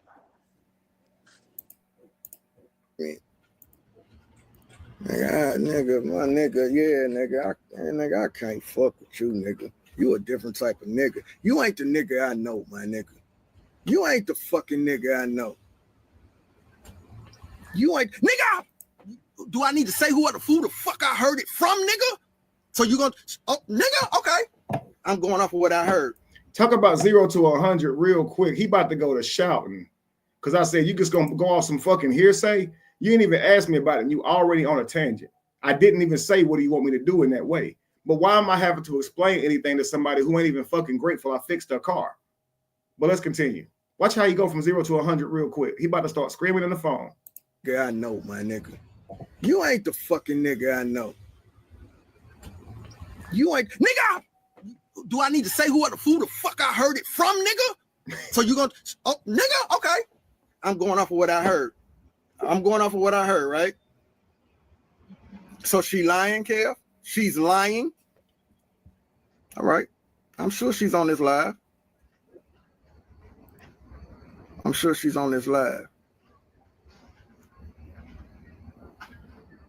My nigga. You ain't yeah, my nigga. Y'all niggas gotta do the fucking math, right? Start doing the fucking math, right? Now, guys, all this is happening because he said I offered him fruit with my hip shaking. But now I ain't the nigga he thought I was, and all this shit. It's like, dude, you clout chasing. You already had a problem with me, all of this stuff. So you're using the opportunity to try and ruin my name. Because you know damn well the idea that somebody offers you fruit with their hip shaking as a come on, it sounds stupid as hell. The whole shit is stupid. Let's continue.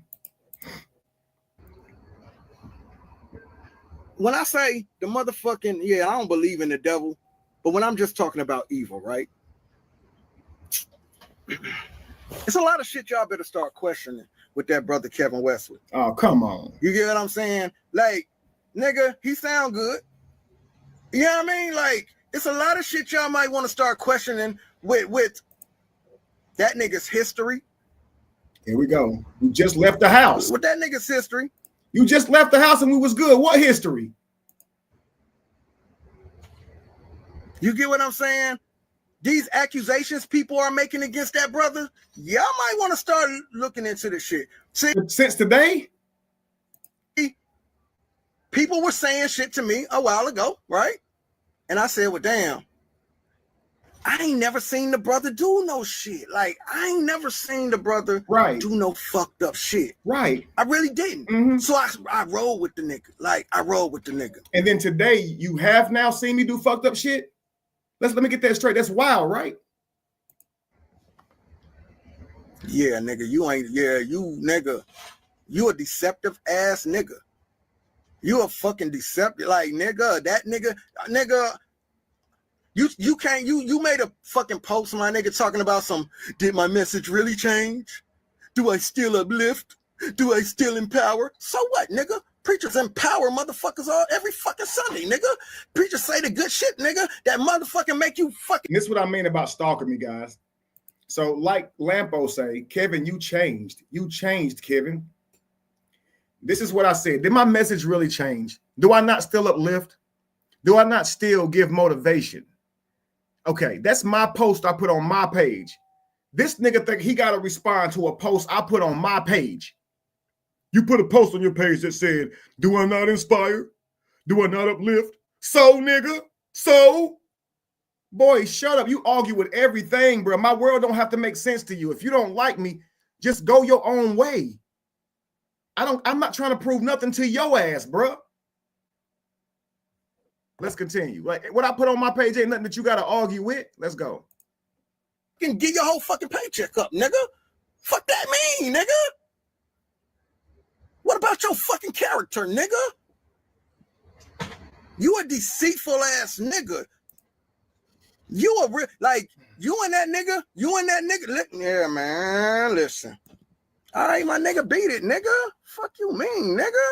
Fucking out of here. Fuck you, man, like, fuck. He that mad because somebody said they don't want to be a part of this bullshit. Bruh, this is the thing, my nigga. It's a train where it coming. Too many people know shit about you, my nigga. So and he wants me to feel afraid that people are going to say something. That's what he wants me to feel. This is what I call, like, you know, cyberbullying. Let's continue. Hearing it all. And see, I ain't even a nigga to go fucking team up with your fucking enemies, nigga. I'm not even going to, I ain't calling nobody to find out shit. Whatever the fuck you and Ricky had going on and you and all the rest of them, I ain't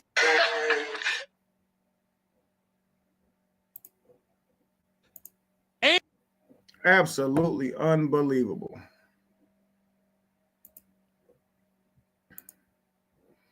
Absolutely unbelievable. All right, so you hear that, right? Let's do this now.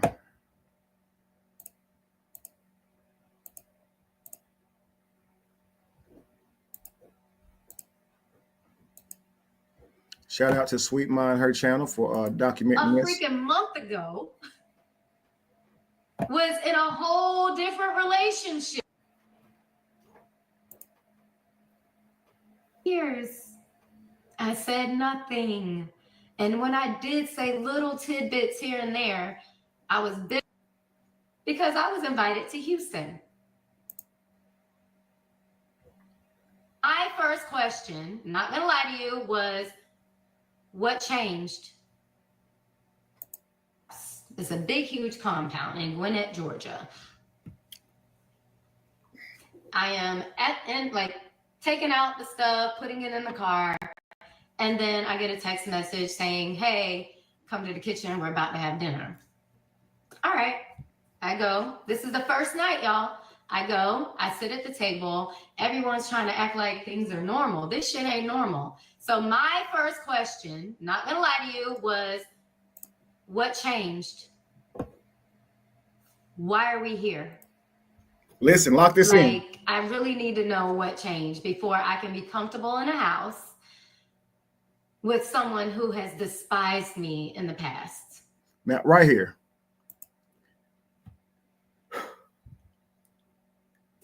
Why would you come there if you don't know all of this? Okay.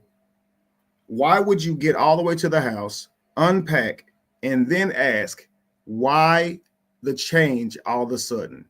Someone who despises me asked me to come here now. Why now?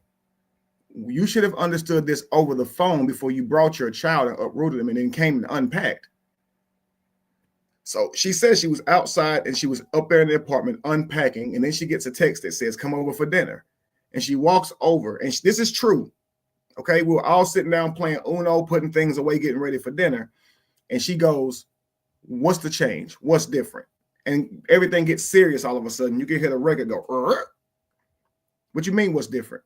Why would someone who's despised me all these years ask me to come here? So now Dwight's like, well, I'm trying to look past everything. I told you it's COVID. I told you I want my whole family here. And he has to go into this explanation to her. Okay, let's continue. And he was like, life, man, and quarantine, and, the world is about to end. And I just want to make sure I have my family here. I got a therapist coming in. We're going to do that ayahuasca thing or whatever. That drink you take and they blow some shit up your nose and it's supposed to make you all of a sudden just have all these revelations. And I was like, okay. I was like, okay. The conversation went well. Why not say, what's ayahuasca? Oh, okay. I later found out that they went out in the garage and were upset, or he was upset that I asked that question. And that's why I'm upset at my guy. I ain't gonna say who told this, but it was only 3 of us in here. Okay, it was me, Dwight, and this other guy. And I know that other guy told her that Dwight didn't like her saying that. Okay, and it's true. Dwight was like, "Yo, why she bring that up? Why she coming?" Because it's kind of pointless, guys. You came all the way there. You walked into a room, an open setting where everybody's chilling, and you ask a question like that. It was like she always had to make everything about her. What's different in front of everybody? Ask him that to himself. And why would you drive all the way here with your son and unpack before you ask him that? What if he'd have said, you know what, you're right. I have despised you all these years. Yeah, go ahead, pack up. I was wrong. You're right. But let's continue. But this is why people be mad at you. They be doing too much, not realizing that it's their contribution. You shouldn't have came all the way down here without clearing this up. And she don't realize why this is seen as a little bit inappropriate. She thinks that people are wrong for not liking that she did it in the way she did it. Let's continue. But moving on. I was in Georgia for quarantine for about 3 months. And I actually left at one point to go home for Mother's Day. And then I went back. That's actually when I broke up with my boyfriend because he didn't understand why I was going back. Right. Now, I wouldn't have either. Yeah, guys, if your boyfriend about to break up with you, why wouldn't you say, you know what, baby, I'm not going to go back then? Okay, right? You're my boyfriend. I value you. You're a doctor. What's the if he's that valuable, you know you ain't gonna meet a guy like this again. Tell Dwight you're not coming back. So I get it. He don't want to know. He wants to know why you why you going back. He don't understand why you have to go back. So y'all broke up. That okay, cool. I get it. But you allowed that. You went back even though he was gonna break up with you. So let's go. So whatever it was worth you breaking up with your boyfriend. Because if you really like this guy, you wouldn't have went back. Okay. You already said when you got there, shit wasn't going right anyway. So why did you go back? Let's continue. Now, during quarantine, it was a lot of mind fucks. Oh. And I wish that Christine would come out and tell her story, but I don't know if she ever will. But Christine was very much still in love with him. Oh, goodness gracious. Let me show you guys something, okay? Before we continue this, I want to give you guys a quick lesson, okay? Let me take this down. Because sometimes you don't know what you're seeing, okay? So let's do something here.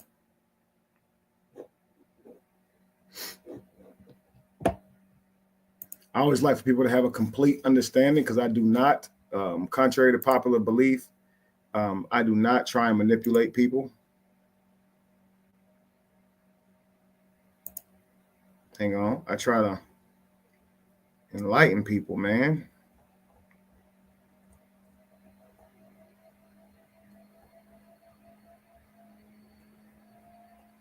One second. We're going to get there.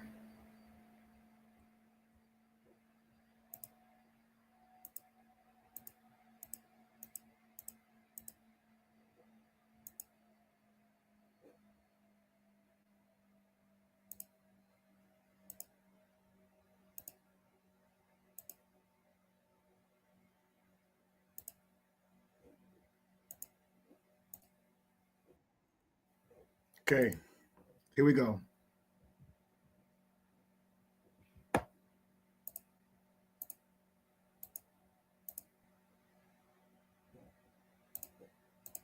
Pay attention, guys. Lock in. All right, lock in.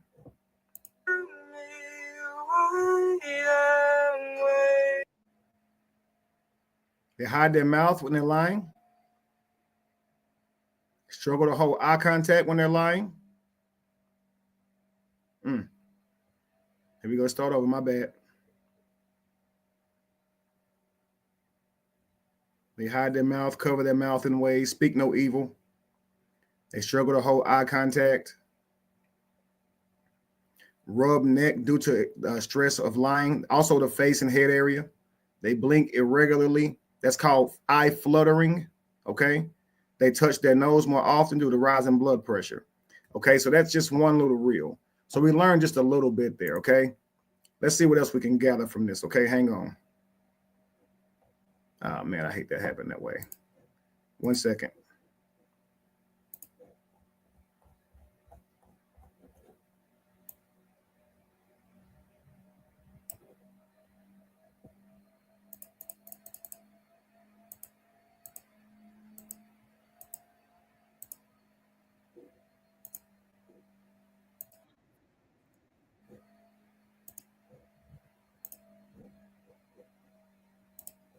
And this is 3 body language secrets that people do when they are lying to you and why they do it.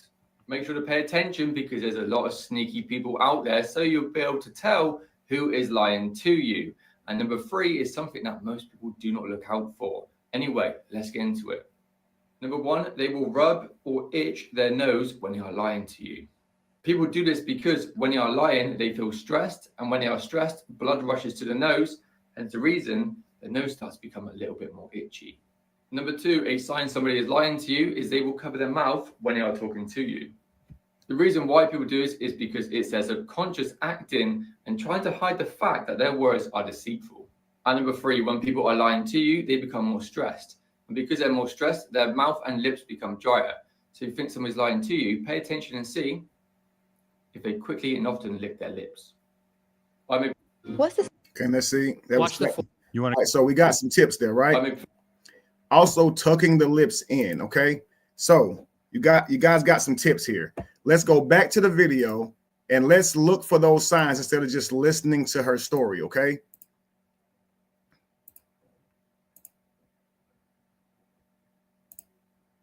We just took the beginner's class now. This is just with the short information you have. Watch how all this is going to be telltale. Let's watch the body language. And I'm going to tell you this first of all. She did not know Melissa Rios. She did not know Melissa Rios. This is a fact, okay? Now watch this. And she was doing pretty much everything trying to get their relationship back on track. What I was being told, and you know, I have the text messages, and at this point, I'll probably release them. I was being told that I want to make you the matriarch because you're smart, you call me on my shit, you don't let me get away with anything, and you know how to save money. And I'm like, okay, but what does that consist of? Now, even though I was told he never had this type of conversation with her about a matriarch, I want to know, I want to see the messages because there was no signs of lying, okay? So I'm like, maybe he was telling her a little something different. So I'd like to see that, not to ruin him, but just to see if she lying, okay? Or if he lying, I guess. I'm just nosy, but let's continue. No, I didn't see any signs of deception there, but let's continue. And he's like, well, I mean, I know that you know, you got a lot going on right now, but you could stay at this house or I can get you another house. Notice how she gives details behind this too. So this could be true. Let's continue. I know Tyler Perry. I can get you in movies. I could get our son a trainer. I know that part is true. Let's continue. And we can make this work. I said I would think about it. Now, guys, keep this in mind. There was no signs of deception. And she said, I will think about it. So he asked her to be a matriarch. That doesn't exist unless you're poly. So she knew what he was asking, and she said she would think about it. Now let's continue. Now watch how different the clusters are from this moment to the next. Let's go. So already, you see the hand go to the mouth? Now let's continue. We're there and we're with his trainer, who I'm not going to name because I'm still very close to him. As well as a guy named Kevin Wesley, who is about this polyamorous lifestyle. Before we continue, I've already said, you can see the contempt here. What I get from her is period and did when she said my name. But you can see she almost even yawned. And that's a blatant sign. The body saying you're doing something you shouldn't be doing. You're trying to be deceptive. The brain overworks and it burns up more oxygen, which causes you to need to yawn. And people who study your body language, they're looking for all this stuff. So most people just listen for your story. Body language experts are looking for all of those clusters. Why did she begin to yawn and catch herself? Why did the fist go up with the knuckle finger, the first knuckle finger up higher, as if she was telling herself to hush, that you shouldn't be doing this? It shows malicious intent. And then the face shows contempt. Now let's just go. Let's just listen again. I wish there was an AI that did this, where you can just put people's videos up and let the AI tell you what it saw based on body language. That'd be a good app. I might invest in something like that. Let's continue. Consist of. And he's like, well, I mean, I know that you know, you got a lot going on right now, but you could stay at this house or I can get you another house. And I know Tyler Perry. I can get you in movies. I could get our son a trainer and we can make this work. I said I would think about it. So we're there and we're with his trainer, who I'm not going to name because I'm still very close to him, as well as a guy named Kevin Wesley. Look at that. Who is about this polyamorous lifestyle. So this is her contempt with me. She didn't say this gay stuff. It's the polyamorous lifestyle is why she has her contempt with me. So she doesn't like the idea of sharing, but was willing to go for it. And a lot of times a woman will do that. She don't really want to do that, but she'll do it because she likes you. And this is what I learned when dating. Just because women say they'll go along for the ride, it don't mean that you're not going to have any resentment from them later, because they'll often be upset that they did it, but they'll also put that on you. So she said she'd be down for this. That's why she even came. And now she's upset at me because she's like, we wouldn't even be in this position if it wasn't for you. And I guess she's making me the problem because she's thinking he wouldn't even be on this shit if it wasn't for you. But Like I said, truthfully, she would have never been there if he was considering monogamy. He hadn't considered her in all these other years for monogamy. The reason he's considering her for poly is because she has his child. It's only right. Take care of your own kids first before you start a family, you know, but let's continue. As well as a guy named Kevin Wesley, who is about this polyamorous lifestyle. And that's how she did it on Vlad too. He's also into polygamy. So it's like her contempt is with polygamy. Let's continue. And they keep trying to watch the body language, watch the cluster start to count now. Watch this. Here we go. You know, it's the second time too. Let's have basically a system. Rubbing of the neck. See the rubbing of the neck here now? This is when you see she's starting to lie, because she's now about to try and deny ever wanting to be a sister wife, as if she just said hell no. While when she was saying that she would consider being a matriarch, there was no signs of clusters. But now look at her behavior. They keep trying to one. You know, let's have basically a sister wife situation. Hell no. 4. Hell no. We're not going to do that. 5. There was a day. Okay. 6. Look, she even put the shush fingers under her mouth. Are you guys? DM said drop the link. Yeah. She even put the shush fingers under her mouth. She knows she shouldn't be doing what she's doing. Guys, your brain is amazing. It's always working, and it will tell on your ass. That's why they tell you that the verbal cues of what somebody's saying, the audible, is only 20% of what somebody's saying as far as their believability. Their body language, I think, is larger part of that. I think maybe 40 or 50%. D-Ham, I'm bringing you up. What's up, brother?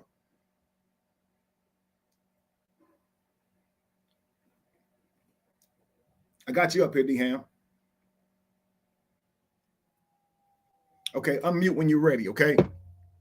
We're going to look at this again and look at these cues again, guys. Look at all of the clusters of hand over the mouth. And even when she starts yeah. Can you hear me? Yeah. Yeah, I'm with you. Hold on. Can you hear me? Yeah, I got you. I'm here. Hold on.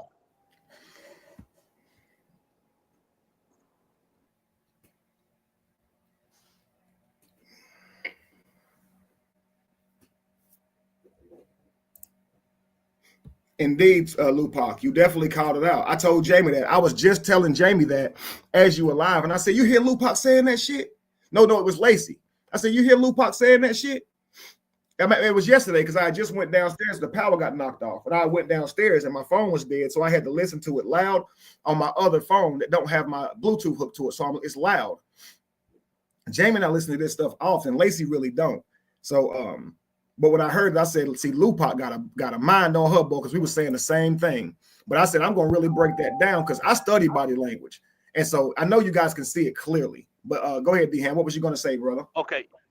Basically, Kev, I just don't want nobody to lose sight on the fact of the abnormal behavior of a woman who is in a relationship with another man, right? And you get a text from your baby daddy to come and try to be a part of a poly union. And you said, well, let me think about it. The very next day or so, you break up with your boyfriend to go over there thinking that you're going to be the matriarch of a poly union. And now here you is telling on, just pretty much trying to drag you personally down along with anything that came out about the white. And it's just sad that this woman is going out her way to do these things. So when she's telling this story right here, she's bringing your name in it for it, like you said, because she resent the fact that she could never be a wife like the white is about to go and do right now. She resent the fact that the white done found him a woman and he's about to marry this woman, but she never had that opportunity. to be a one lady's man to a man. And now here she is with the man with the white is now trying to create him as a monster and also tie you in to anything other than being a great friend to her. So she's literally doing all of these things on purpose. So what you're pointing out in her body language is the very manipulation that she was already doing. Now, if her ex-boyfriend comes out, the woodworks, he will have a story like, yo, this woman just dropped me like a bad habit. She manipulated me. Mm-hmm. And that's exactly what she did to get back over to Dwight's house. Absolutely. And notice you were using that man. Notice this, D-Ham. She had a boyfriend in the doctor. So she had all of him, chose to give that up for some of Dwight, and is now complaining that she did that. You let this man break up with you because he didn't agree with you going back down there. And now you back down here talking about you will consider being a matriarch, which is a sister wife. Correct. But then the next sentence out your mouth is you was like, hell no, when you use the words sister wife. But when you use the words matriarch, you thought about it. When the word sister wife is used, you said, hell no, never. But you see all the clusters of hand movements in front of the mouth and rubbing on the face. You saw that, right? And that wasn't there the first time, but it showed up the second time, right? And I want you guys to continue to look for that, okay? I'm going to hit play. Actually, I'm going to go back a bit. Let's go now. Polyamorous lifestyle. Watch how she starts waving her hand in front of her mouth. So again, the brain works excessively harder when you're lying. So that's why people have more body language when they're lying, and it's more around their face and head area. But let's continue. As well as a guy named Kevin Wesley, who is about this polyamorous lifestyle. Did you see her the blink when she first said your name? Did you see how she moved her neck and blinked downward? In other words, to turn people against you just off of that alone. Right. Her face is saying, we don't like him. We're not supposed to like him. Just no. Yeah. Correct. Mm-hmm. Correct. Let's go. They keep trying to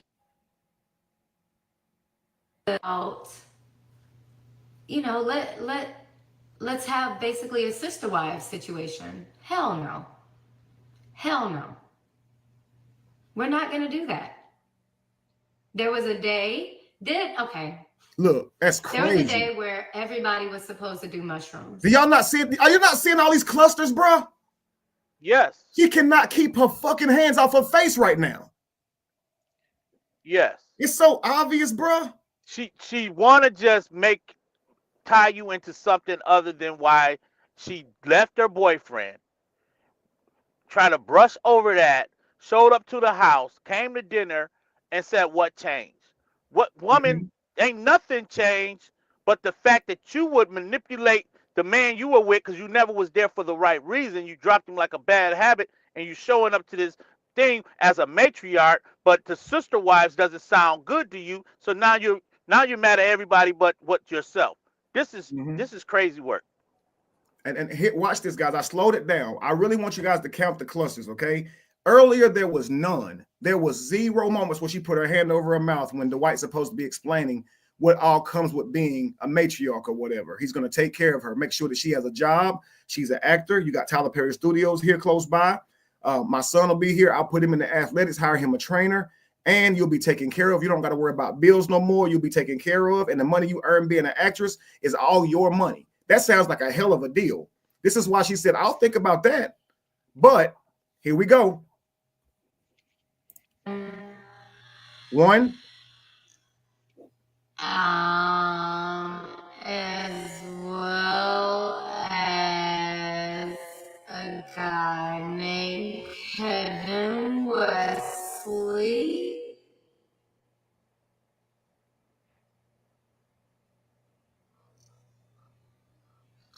Who is about this that hand movement right there is her putting it away from her, the poly stuff. She uses her hand to put it away from her. Like, that's not what she's into. This is Kevin Wesley. Okay. So I can break this stuff down to a T. You guys see this, right? When she uses her hand, she goes that poly stuff. She puts it way over there. Like, it ain't something she into. Let's continue.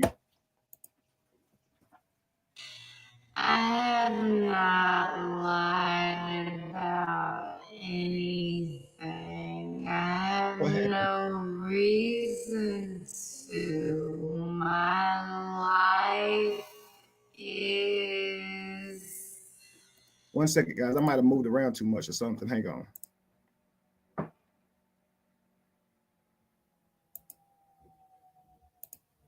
Let me find our spot back. My life. They raised a strong 4. And I'm just supposed to. I think I was way up here. That's crazy. What changed? Yep. Thursday. And then I went back. That's actually a situation. Hell no. I know that you got a lot going on right now, but you could stay at this house or I can get you another house. Look, and no I clusters. know Look. Tyler Perry. I can get you in movies. I could get our son a trainer and we can make this work. Now, I here we said, I go. would think about it.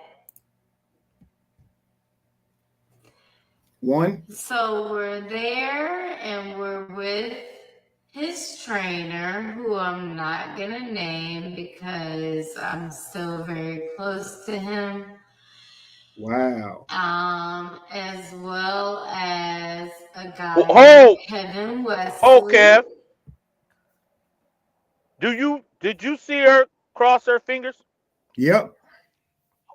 Cross my heart, hope to die. That won't tell Mhm. our secrets. Like, you got secrets with that man. woman. Absolutely. You got some secrets, some deep secrets with him, because you leaving everybody else nameless but Kevin. Absolutely. Something's not right with that. And that deep breath was she had to get up the nerve to say it. Like that Kevin Wesley, you see what I'm saying? Uh-huh. Let's go.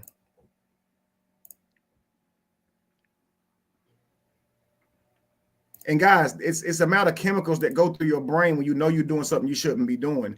It almost looks like someone dashes water in your face. So if someone faked dashing water in your face, it would still create a chemical reaction in your brain that would make you go, that's what happens when your brain, when you're about to do something you know you shouldn't do. So she's literally getting in front of her, even saying my name and reacting before she's saying it. This shit is wild. Shit is wild, yo. Let's continue.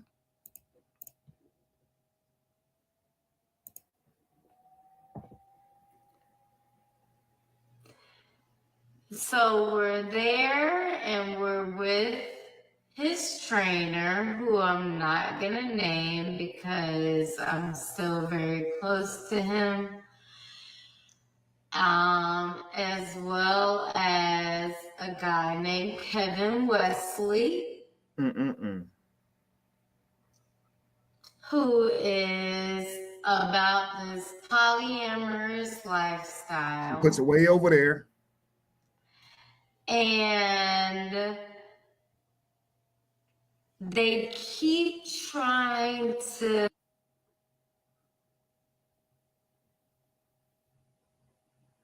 out. It's like she's saying, hush, hush. You know you lying. You know, lying. Look, 2. Let's have 3, rubbing the neck, rubs down. She'll come back up to her neck again. Look. Hell no. 4. Hell no. Looking away every time every time she says hell no, notice the eyes closed. Every time she says hell no, her eyes closed. She breaks eye contact every time. Basically, what she's doing is lying right there, Kevin, because you wouldn't have packed your bags, moved all the way there, under the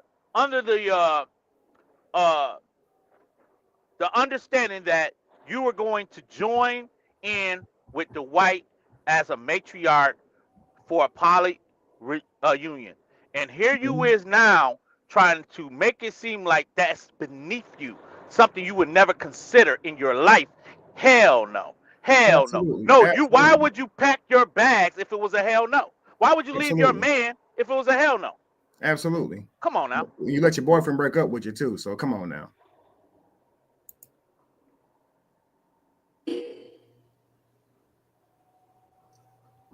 Who is about this polyamorous lifestyle,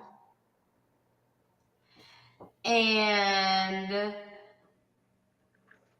they keep trying to You got to read Luke Pac's statement. Okay, I will. 1 second. You know, let's have basically a sister wife situation. Hell no. Hell no. Eyes closed. Both times she says hell no. She looks away. We're not gonna do that. Look at the hand. Look. Come on, Royce. You too obvious. There was a day. Okay. Look, she like, okay, hush. Look, see the finger, bro?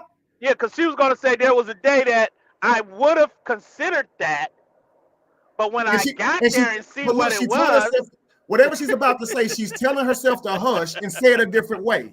And her body language is showing that. You see that? Oh, my God, this girl's something else. There was a day where again, hands straight in front of the mouth again. Everybody was supposed to do again. Look at this shit. Mushrooms. Okay, look at this shit, bro. It's so God damn. Come on, Kev. This is too good. She went from sister wives to shrooms. Listen, y'all. You can't make this up. How do you go from talking about being a sister wife to possibly connecting it to a shroom ceremony? What do the shrooms got to do with your agreement to be in the White House as a matriarch? Absolutely, bro, because Kevin Wesley came up. This is the moment where I got to remember to do this Kevin Wesley stuff. That's why you can see this actually, it don't have no part. I'm not a big deal of her life at all. She's just making me that. It's so crazy, bro. This is so crazy.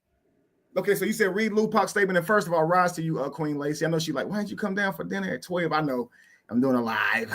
All right, so D Ham says that deep breath was a sign of despise. She hates your guts. Absolutely, she does. The real Tequila says, Kevin, you about to have me looking at everybody when they talk. Listen, I've been studying this for years. I always say, you don't got to worry about if nobody a manipulator. Just learn body language. You don't have to worry about that.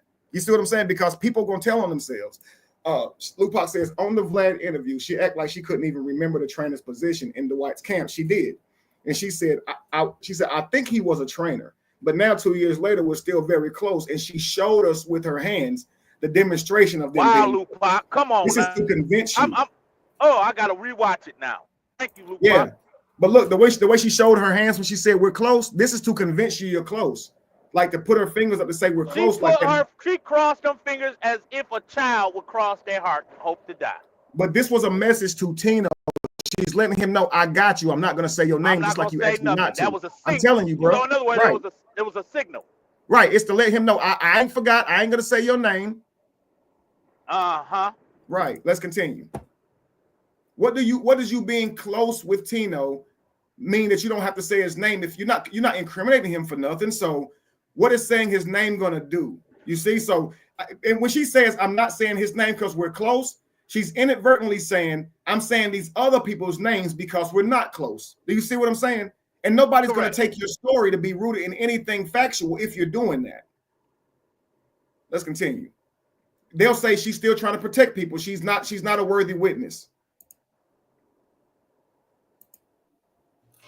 I don't know y'all like that. Look. So I pretend her hands literally went in her mouth.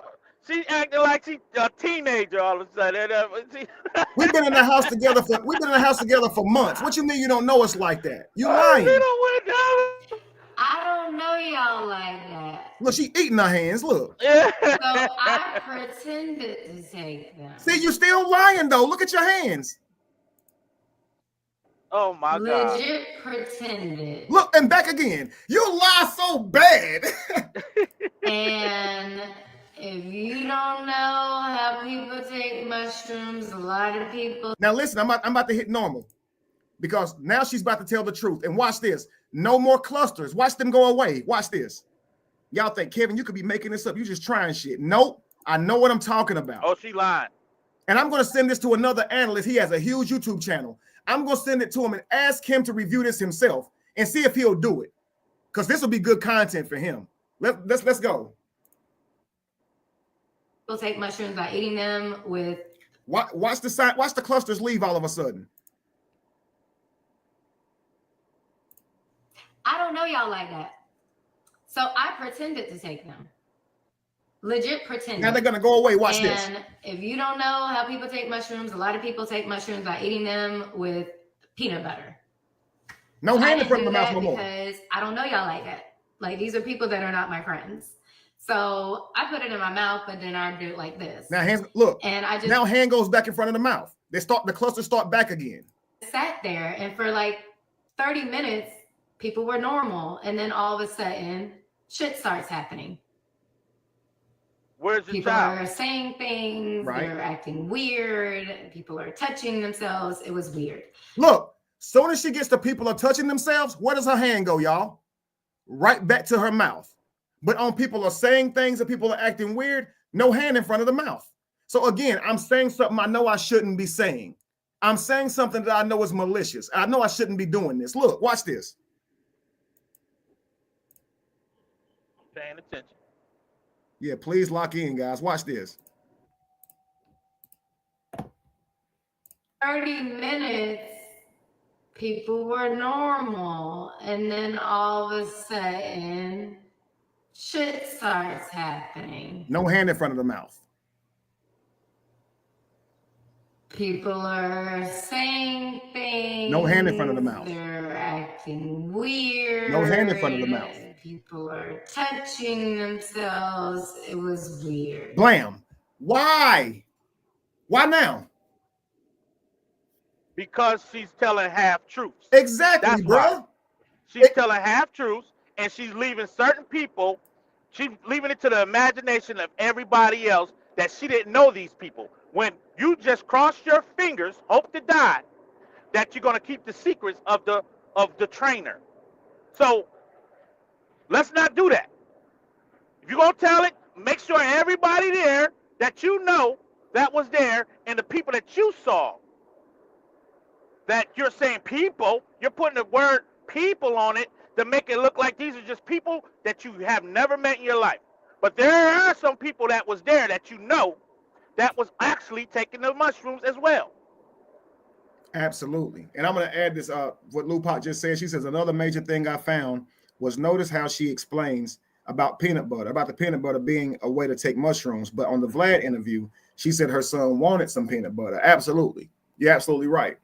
Absolutely correct. Out of nowhere, the son want peanut butter. Right. She's lying. Who wants peanut butter because they got hungry? I just want me some peanut butter. Come on now. Right. Listen, I was saying to someone the other day that this month I'm going to be revising my book, The Emotional Terrorizer. I'm adding about, when I add to it, it's going to almost double in size. But there's a part of a chapter that's called The Honest Liar. And she is a perfect example of that. She's lying, but her body language is honest. You understand? And then she even tells on herself when she says why she's not going to say Tino's name. If she said that to a cop, she's literally telling the cop, I'm protecting someone. I ain't going to tell you this person's name because we close. You just put him there, and now they know there's another person there, but you're not going to tell us who it is. You see, and that they love that because you just told on yourself. So you call it the honest liar. So I love how she is so open with her body language. A lot of people might try to hide these factors. So they'll try and put their hands in their pockets, grab onto something, or sit really tight and not move at all, which is another red flag. And I'm that you're trying not to appear to lie, so you're having your body be still. You see, but she's so honest because she doesn't know she's giving it away. She's definitely listen. And then another thing is she's definitely listening to people who don't agree with her, because I said on my platform that nobody who's telling their child's trauma would be giggling and laughing while she's doing it.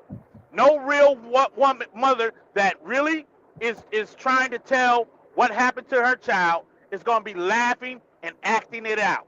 The last video I seen Royce come to the internet with, y'all, she was almost stoic and telling it as if she was reading a prompt, a moderator, like she was reading a book where she could not give any emotions like a robot would do. And she also said something about it was a coping mechanism to laugh through trauma statements. Like, no, it's not. No, it's not. And so she tried to do better and try to pull her personality in so that she could tell the story. And she's talking about all of these different things that's involving other people's real life stories to make her story seem real and true. Mm-hmm. You're absolutely right. We are at 41 minutes, okay? I'm going to go back because I want you to see what she talks about Melissa Rios. So you can see this eye flutter thing I'm talking about. It's called excessive blinking when someone's lying. And then, of course, the looking away every time they tell a lie. Like when she said, hell no. And both times she closed her eyes. Watch this. That you knows. I know y'all don't know me from shit. Pay a dime. Go ahead and say he was young. And I was in who's to let him do his work. That you knows. I know y'all don't know me from. I can't get you in all these doors because they've been shut for me. This is something that now he has to deal with for the rest of his fucking. We agreed to go out of nowhere and was like, oh, this is my son. And I'm thankful for him. Thanksgiving. Okay, that's how you introduce your son to your family. I had already met him in Houston because I was invited to Houston. That's how I met David, and he just flops in with his curly hair, crazy as hell. That's how I met him. And that's also how I met Mimi. And we hit it off. Now, look how she said we hit it off. Her head starts to shake no already. They did not know each other, guys. They met once and they did not keep up with each other. They're just baby mamas. There's no need for them to. They live in two entirely different states. When I tell you they did not know each other, they did not. Now, who she's calling the groundskeeper, and I don't know why she's calling him that, because he was a house manager with more power than me. So he was the house manager directly under Dwight, okay? And he was actually real good friends with Mimi, but he was actually angry that she was perpetrating that she knew Mimi. You know what I'm saying? But anyway, let's continue. Watch this now. I'm going to go in slow motion because I want you to see her behavior while she talks about Mimi. Watch this.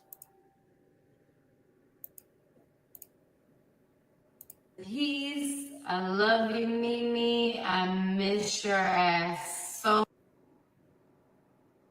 crazy as hell. That's how I met him. And that's also how I met Mimi. Now watch this. And we hit it off. No, you did not. See how she's sitting? We hit it. Y'all did not hit it off. See how she shook her head? No. Honest liar. Watch this. Almost immediately. Right.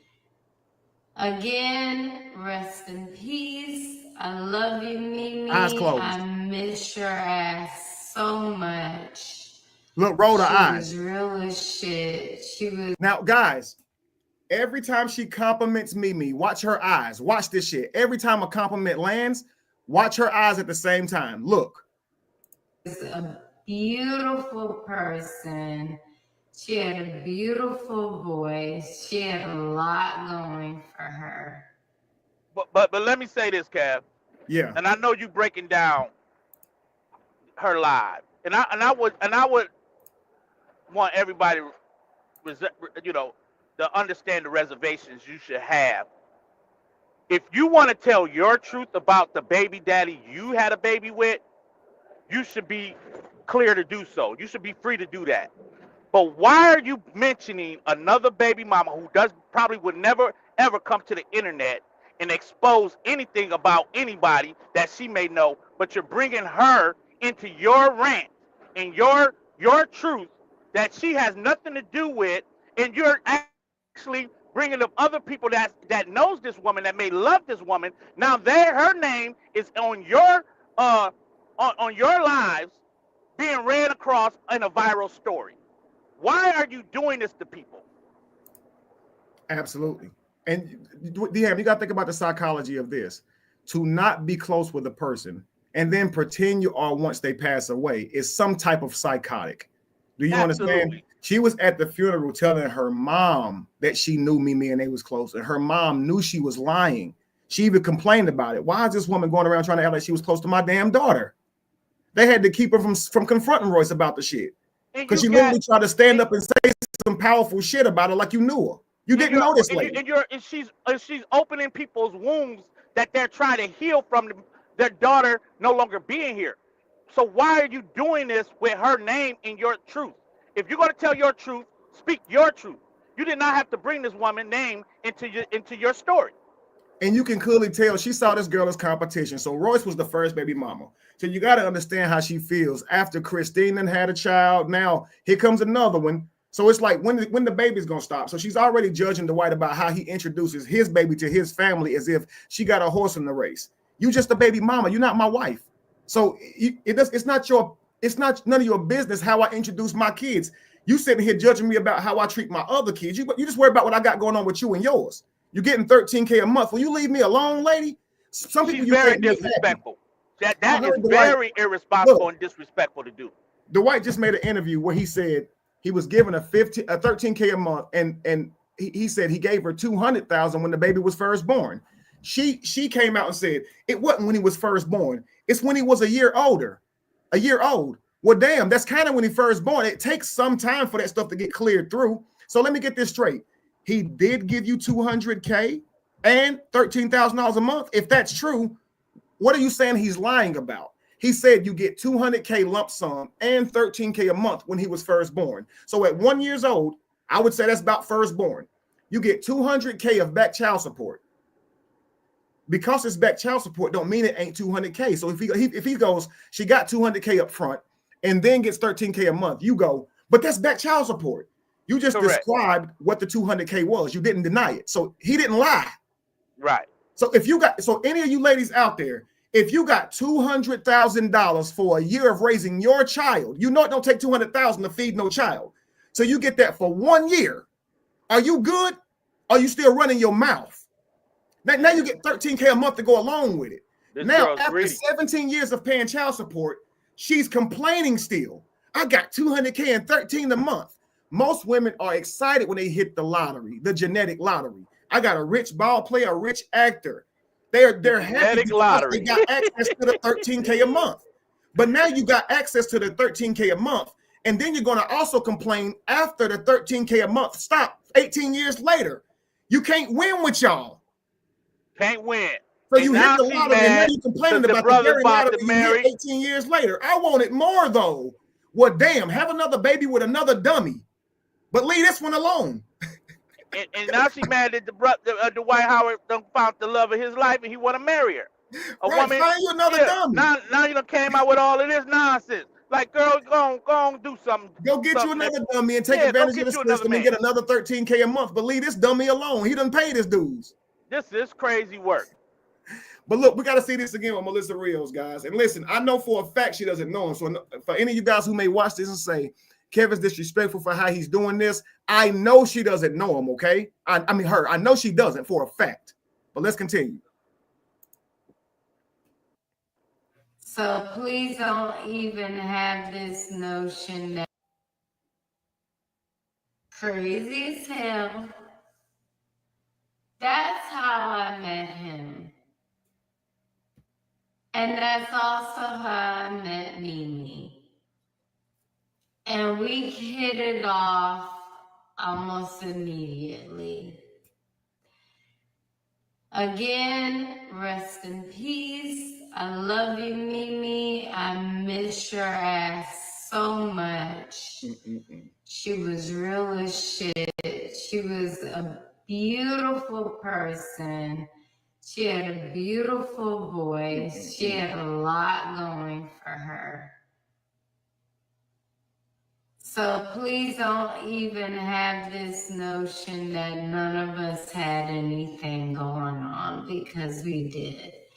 But let's go back to quarantine. He calls and he's boo-hoo crying and saying all these things about why he really needs us there. I get on the phone, I'm talking to Christine, and she was like, you know what, Royce, just go ahead and go. So even though I'm arguing with my boyfriend about going, he's like, I understand. That's why I went to quarantine.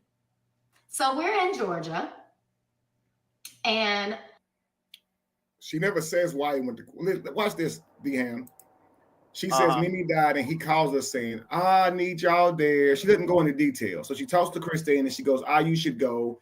And I was already arguing with my boyfriend, but then he understood. And that's why I went to quarantine. But it's not very clear. Watch this. Beautiful voice. She had a lot going for her. So please don't even have this notion that none of us had anything going on, because we did. But let's go back to quarantine.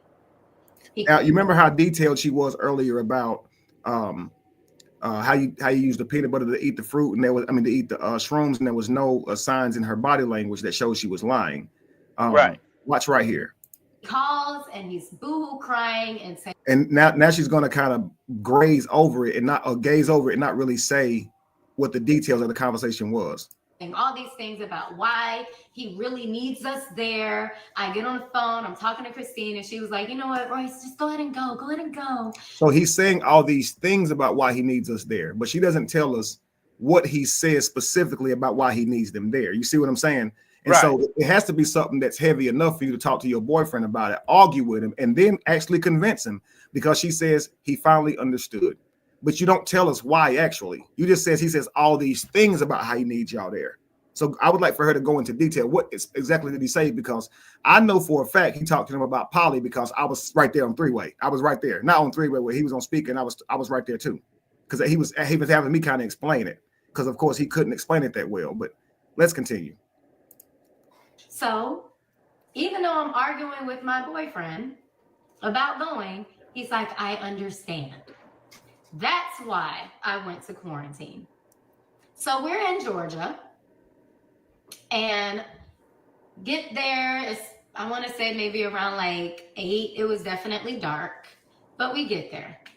And I'm told that we're going to be staying in the guest house. It's a big, huge compound in Gwinnett, Georgia. I am taking out the stuff, putting it in the car. And then I get a text message saying, hey, come to the kitchen. We're about to have dinner. All right. I go. This is the first night, y'all. All right, hang on. Now, another day, I walk into a conversation that is. So these are the conversations that are being had with him.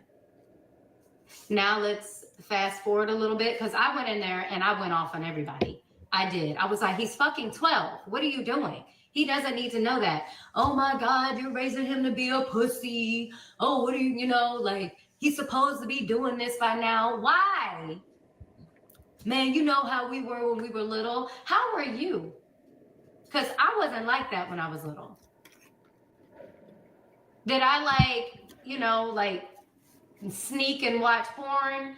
I would find my dad's tapes. Yeah, I did do that. Why is she saying all that? In high school, I wasn't thinking about that when I was 12. I was thinking about cheering and dance and gymnastics and running track. That's it. Oversharing? That's what my head was. Sports.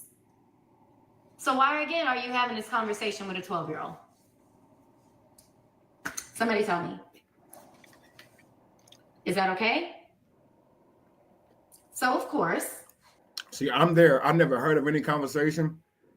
I certainly wasn't in any room where a conversation like that was had, nor have I seen her blow up or argue before, other than that night after the shrooms with Callie. But her hand was in front of her mouth a lot during that time. So, but there could have been something like that. I hate to deny something when I wasn't there. So I'll just say this is not. One thing we can't. I don't know anything about this. One thing we're not.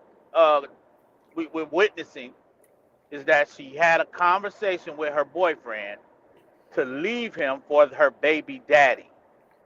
That is troubling, because I don't care how bad or how much I may love my ex. If I'm in a relationship, I don't care if it's COVID or anything happening with the country. If I know for a fact I don't love her or want nothing else to do with her, I'm not quitting my new girlfriend and say you got to leave because we're getting back together because it's COVID. Right. That right there is troubling. And then you get there talking about what changed.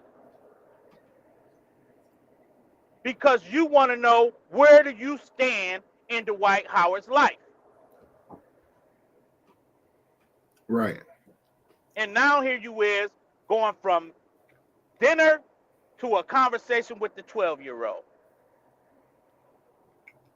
Okay. You're absolutely right. Now, guys, I try to teach you guys to critically think, okay? I just said something that's key. You can't outwardly just deny somebody something when you weren't there. So I can't say there was never a conversation where they was talking inappropriately to your 12-year-old and you had to, get on to them about it. But what you do in this moment, if you weren't there and you can't say that, now you have to look at the person's behavior. Is it consistent with what they're saying? So she says, I went off on everybody. Well, that's consistent. If I walked in on somebody saying something inappropriate to my 12-year-old, I would go off too. But I would also leave. So by the end of the story, we know she didn't so-called leave until the threats came from Callie. So you heard your baby daddy and his friends telling your son that he was gay if he wasn't having sex, and some whole other weird stuff. And you just fussed at them and you didn't take your son and leave. That makes no sense. So I'm going to say, yeah, you're probably lying. Do you see what I'm saying? Because you have to say, is it consistent with how you behaved? I'm sure, D-Ham, if you walked in and heard a bunch of people talking to your child that way, you're going to say something about it for sure, but I'm sure you're not going to stay there at that property any longer, right? Absolutely. Even the account that she gives when she finally did decide to leave, she asked somebody to open the gate so she can leave. Come to find out, her Airbnb wasn't ready. So she came back when she could have just got a hotel for the night. Why would you come back to the home that you're trying to flee from? Absolutely. Especially in sleep in the car when you say somebody's going to shoot the place up. You just made yourself more vulnerable. Oh, my God. But let's continue. Now this is in his head. Now he feels like, oh my God, my dad thinks I'm gay. My dad thinks this. My dad thinks that. His friends think this. His friends think that. But now let's fast forward again. I went home for Mother's Day. And while I'm home, I'm getting all these text messages. I miss you. I really want us to try and work things out. I know that I've done all these things to you. All this bullshit. Like, whatever. I'm saying this because this is what happened back then. Please do not think that I'm saying this because I still want him. No, I'm telling you the fucking story. Okay? So, all that is happening. Notney asked the question, why did I skip what they were talking about? I was just at this part earlier. We reviewed it and I went back to show a part. So I was just getting back to where we were. If you had never heard this and you want to hear what she said, I can let that part play for you. And this right here might make even more sense for you. Yeah, this is good. Hear the nature of what she just said men were discussing with her child. And now you'll wonder why she for sure didn't leave. Let's go back. Now, another day, I walk into a conversation. Listen to this, guys. Are you leaving, or are you just going to argue and then go back to normal, or are you going to go argue and then leave? Let's listen. That is being had with my 12-year-old son about sex and about. Notice all the clusters. Oh, well, my ex was, well, not even saying my ex, because at that point I think they were still something. This was the basketball player girl. But she was coming by the house.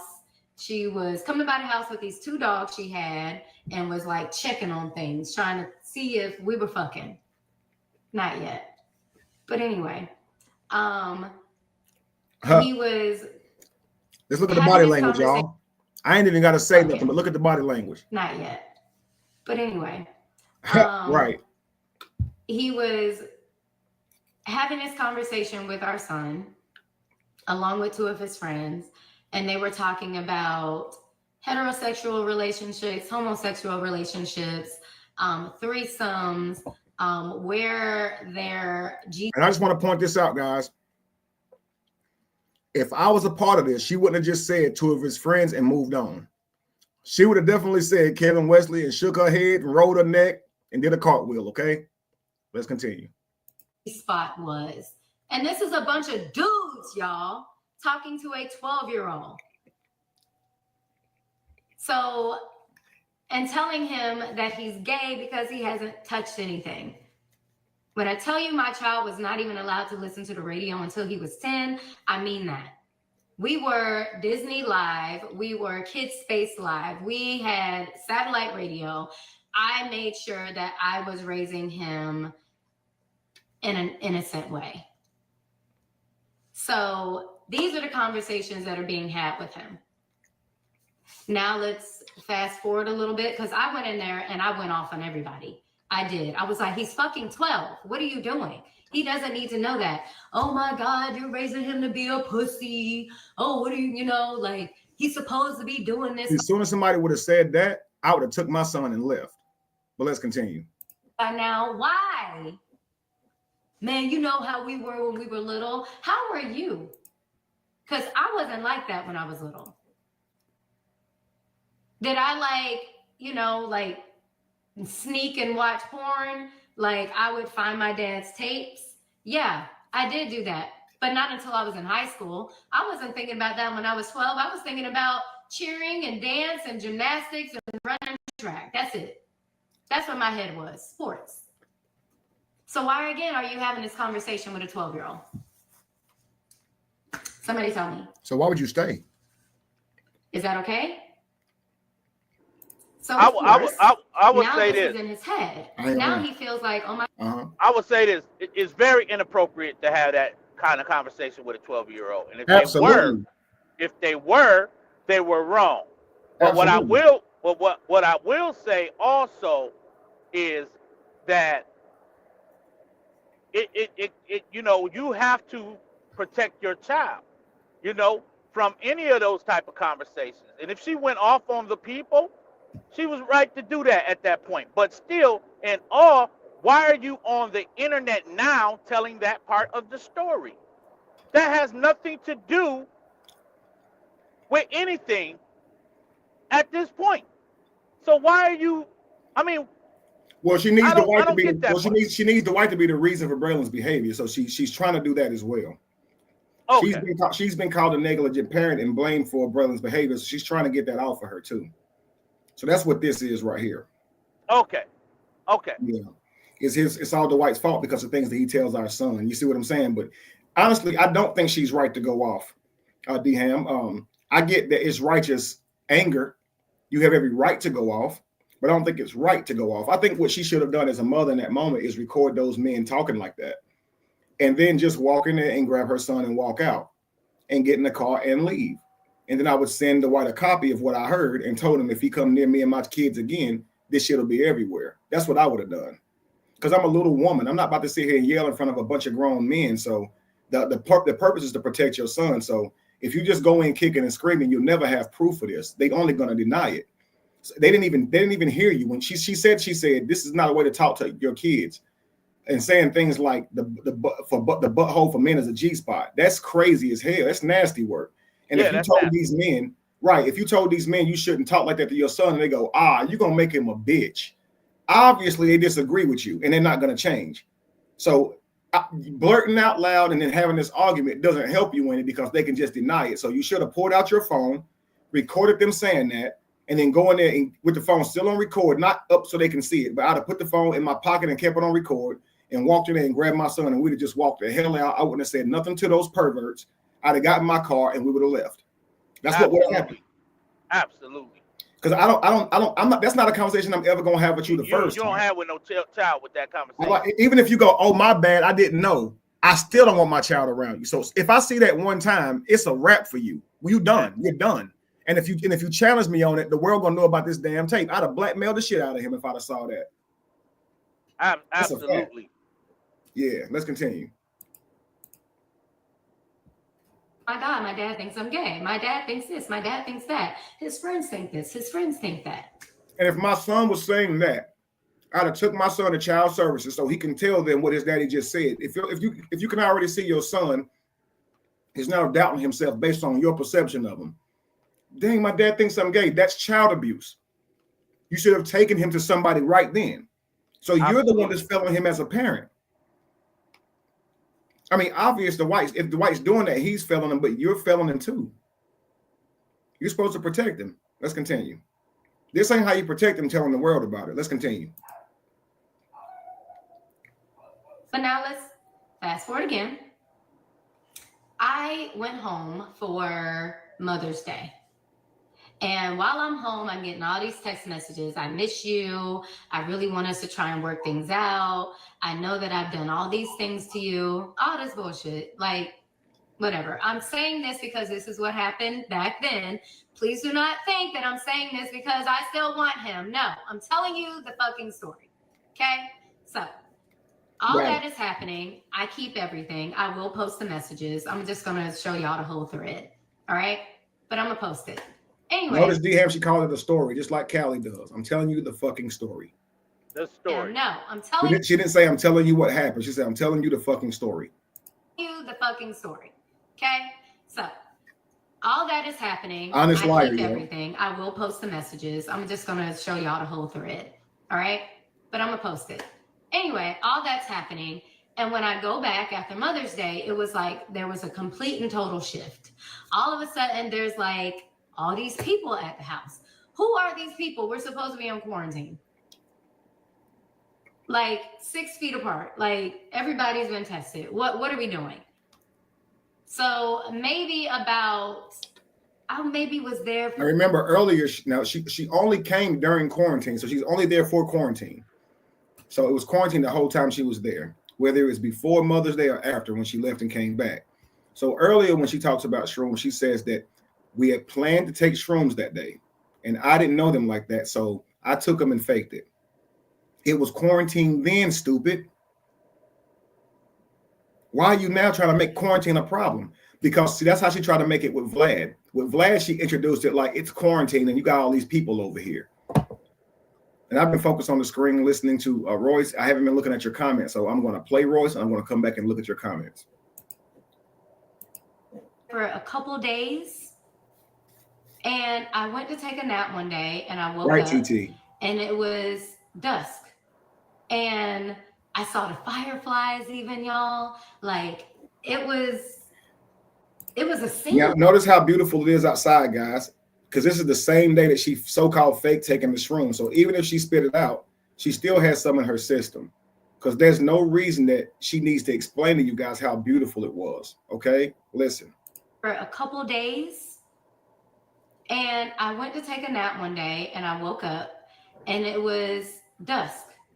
And I saw the fireflies even, y'all. Like it was a scene. So I walk out the guest house and I'm coming down the stairs. Pause. And like I said. Kev, hold on, man. First of all, y'all, Dwight Howard is not God to create fireflies. So he didn't create the scene. If the fireflies is outside, why do that need to be talked about while you telling truths about people's behavior? Mm-hmm. Why do we need to mention fireflies? It's almost like saying, I went outside and I went into I saw a whole lot of mosquitoes hovered in one spot. What do that got to do with what somebody's doing inside the house or outside the house? Well, I'm lost. See, well, I'll tell you this. This is indication that she's telling the truth, okay? So if you are a cop, right? Right. And you're asking me to describe the evening in question and what happened, right? Right. See, I walked out on the porch and I saw this. And I'm going to start from when I walked out on the porch. I might say something like, now, if I wasn't there, if I didn't see it, I might go, yo, I saw the whole thing. He didn't bother nobody. He was just minding his business. Now, I didn't tell them what I saw at all. I just said I saw the whole thing. But a person who's telling the truth would go, I came outside and I remember it was a traffic jam because it was a big ass Honda Caravan in my way and I couldn't see around it. So I walked up the street some so I could see around the damn Caravan. And by the time I got there, I mean, the incident already happened. You see what I'm saying? So right. You can take that this person's telling you a truth because they're recalling something. But what you have to ask yourself is, why is this person seeing this? Okay, so I came outside. There was a caravan blocking the way. This would tell you this person rushed outside to see something. But if they would have said, I came outside, I remember just sitting on the porch, just chilling, admiring the day, you can know this person didn't come out there to see nothing. They were already outside. You see what I'm saying? She's Absolutely. saying, I walked outside, there are fireflies, and it was just a beautiful scene. Now ask yourself, this person's not lying, but why did they notice fireflies? Why did they notice a beautiful scene? Now, no doubt, it could have just been a beautiful day. It could have just been a beautiful day. That's fine. But you're about to tell me about some chaos. So for some reason, when you walked outside, the first thing your brain noticed was the beautiful day and the fireflies. Why? It's because you're high still. You said you spit it out, but you didn't. You didn't, at least all of it, you didn't. And that's why you're noticing this. So that's how you can see this person likely did still take some. She never did spit it out. She took the daggone shroom. Right. So if you're a cop, right, and she told you, I fake taking it, I took it out, I was there. I fake took it though. She's trying to say I was there, but I'm not guilty like the other people. So the cop already know if you was there and fake took it, you just as much a part of it. You already under arrest anyway, but he's still gonna let you talk. Also, you didn't take it. Oh, okay, sure. Tell me more. Now she's telling more. Yeah, I woke up and took a nap. I took a nap, woke up, and then I walked outside and it was beautiful. So the cop is saying, yeah, she took that shit. Listen to her talk about how beautiful it is. And he's just gonna keep listening to her story. And his notes are gonna be, yeah, she took that shit. But let me help you, Kev. Now she goes outside talking about the fireflies and how beautiful it was. Callie's telling you that you had your hat on, your eyes wasn't there, and just your eyes was there and your beard, and then there was something you looked like Jesus. Right. So all of that makes me believe that all of them was under the same substance and the same influences of the substance. And blaming each other for the highs they experienced. And like y'all all took it, but mad at each other for how high you are. Because she knows she took it, but she mad at the white for throwing up. Like, girl, stop. But let's continue. Watch this. It's very pretty. Fireflies that I never see here in Florida are everywhere. It was gorgeous. Mm-hmm. But then I see people hanging over balconies. I hear a bunch of cursing. I hear some music. And I see the trainer, but then I see him. And he's throwing up over the balcony. What the fuck is going on? So no concern, more like anger. She'll be like, are you, see, I want my girl that's there to show me that she really want to be with me to say, are you okay, honey? Do you need anything? Not what the fuck is going on. You see what I'm saying? Like I got to explain myself to you. Have my back here. You see me throwing up. Ask me if I need some help. And you got to imagine the white ain't going to sit here and look like he's panicking in front of his girl. He going to just wipe the throw up off his mouth and act like he's straight.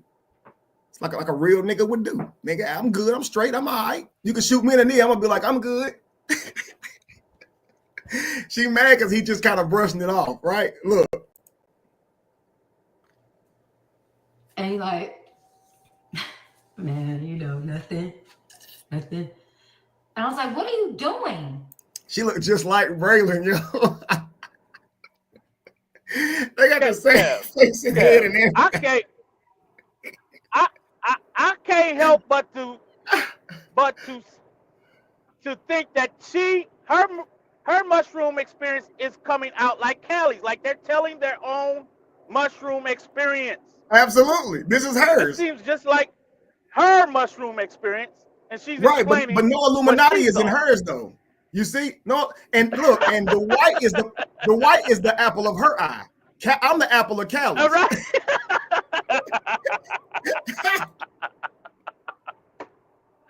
Man, this is crazy. Keep going. Oh my God. Okay. He's like, man, we just having fun. You know what I'm saying? We just having fun. If she didn't spit Braylon out, I don't know what to tell you, man. Where is our child? What? Wait, Kevin. Trainer. Kevin, a whole nother body is missing. A Right. whole nother body is missing. Now they looking for me. She looking for Braylon. They like one and the same. Now they working together. This is crazy work. Oh damn! This Now is somebody funny, else dog. is missing. So while Callie looking for me, she looking for Braylon. So she hear Callie inside cussing, looking for me. She hear. This is crazy work. Watch this, and she about to get to that too. Watch this. man, she's talking about her child. Where her child at? Of course, they're saying his name. And then he goes, man, what the fuck? Like, man, leave me alone. And then trainer says, fuck you. Listen, Tino is like, Tino probably like 5'8", 5'9". He ain't no frail dude, but he's just a short guy. Dwight's super tall, so it's just like, to hear Tino telling Dwight, fuck him, that shit sound crazy, bro. Right. It sound crazy as hell. But I asked Tino the next day, did you really tell Dwight, fuck him? He was like, yeah, man. I was like, damn, you ain't worried about your job or nothing? He got high and really wanted to tell his boss how he really felt. But see, Tino wasn't high. Tino wasn't high. Tino was no, he was just looking out for us. Okay, Tino was like, I done been there, done all that shit in my life. I'm good, but I'll look out for y'all. So he was like, I'll watch. I ain't want to do. He didn't want to do it. So cool. We needed somebody to volunteer to watch. He did it. It was cool. The shaman couldn't make it in short notice. Okay, cool. But I guess in this moment, if Braylon's missing, because what happened is somebody heard Braylon had came downstairs. So by the time she got to Braylon, if you notice, he's already back in his room sitting down, looking kind of struck out of his mind, turtle shock, because he sees how people look on shrooms, which is understandable. And so she becomes concerned about how he's in that state, or whatever the case may be. But nevertheless, as we've gathered so far, she's outside wondering where Braylon is. She's heard that somebody saw him running around. She don't know he's already back in his own room. So she's out asking Dwight, where is Braylon? Because she's heard he was down running around. Dwight is so in his head, he cannot be conscious. You should leave him alone. He high. Tino should know that because he's watching us and he's been there, done that. But see, Royce was panicking. And so I guess he's like, let me go ask Dwight, and totally forgets that Dwight really is irresponsive right now. You can't really get this man to respond like someone who can critically think. So he probably is like, yo, leave me alone. I can't even understand y'all right now. You know, what are you even talking about? Because when Callie was over me trying to explain how I was missing, it was like his mouth was just moving for a second. I could not grasp what this nigga was saying. He had to say it over and over. And I could tell he was upset because I couldn't even make out what he was saying. But yeah, when you that high, it's a wrap. But anyway, so who was watching the child? The nanny. The nanny's watching the child. So like I said, Braylon must have escaped around the nanny, and then he must have came downstairs and then ran back up. So somebody must have saw him and word got out. So Royce comes and looks for him, right? So I guess I'm thinking that Tino walked over to Royce's place to see if Braylon was in there because he heard Braylon was down there. And so Royce says he ain't in here with me. And I think that's what made her leave out and come around. That's why Tino's with her in that moment. But either way, she said she woke up and just walked outside. But I don't quite know how she found out Braylon was missing, because you wouldn't just walk up to Dwight and go, where's Braylon? So someone must have told you he was missing, unless you're magical like Callie and she was asleep in the room and a voice came to her head and said, where is Braylon? Are you real, Royce? Royce, are you a real nigga, Royce? Get your ass up. Are you going to go find your son? My whole point is, if you are concerned that your child is not where he's supposed to be, think about this. If you're really concerned, if your child is not where he's supposed to be, how is it that you found him where he's supposed to be? How did you not go check it first before you start asking questions? Good point. You're absolutely right. Again, she walked right up to Dwight looking for him without looking for him herself. You see what I'm saying? So again, it shows she's going about this the wrong way, but it also shows she's paranoid and not handling this correctly, right? Just like Callie. So let's continue. So we're hearing Callie's high is right now he's thinking I'm in a lake or in a river. I guess she's thinking Braylon could be. So let's just keep going. Oh my God. He gets pissed off. But at least you don't think somebody in the house hid him or did something with him. Callie thought somebody in there could have hurt me. So she's not doing the Illuminati conspiracy theory shit while Callie is. Let's continue. I run in the house. On the table, I see a table full of mushrooms, a white powder, peanut butter. Cap. Why would white powder, I'm taking it that's supposed to mean like cocaine or crack. Why would that ever go with shrooms? That's crazy as hell. I ain't even never seen crack in my real life. Like I've never even seen what that looked like. So she's wilding right there. But my thing is, if you saw that, again, is this consistent with someone who only wants to leave because Callie threatened to shoot the place? You just saw crack on the table, lady. Why didn't you leave for good right then? So you're not leaving at any moment that you say any of these egregious things happen. But let's continue.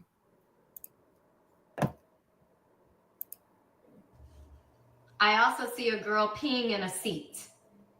Literally, like peeing in a seat, but in first position, peeing in a seat, like this. Okay? One of his seats. Peeing, pissing. I see people who are by the snake room, and they in there just like dancing offbeat. And I'm just thinking I'm in a Twilight Zone. Like, what the fuck is happening here? So I go upstairs and I'm looking for my child. I'm screaming. So dancing offbeat, people pissing. So no people having sex and moaning. Okay, that's Callie's story. It's grown men having sex and moaning, and some girl getting bust down in the other room and all this other stuff, right? Obviously, that's not what she's saying here. Let's continue. His name and everything. How his room is, he has this big ass room, and then there's like this little like area where like there's a TV. That's where he is, and he's sitting there, 12 years old, like this. This is how I found my child. Okay? And I asked him, I was like, baby, are you okay? What's wrong?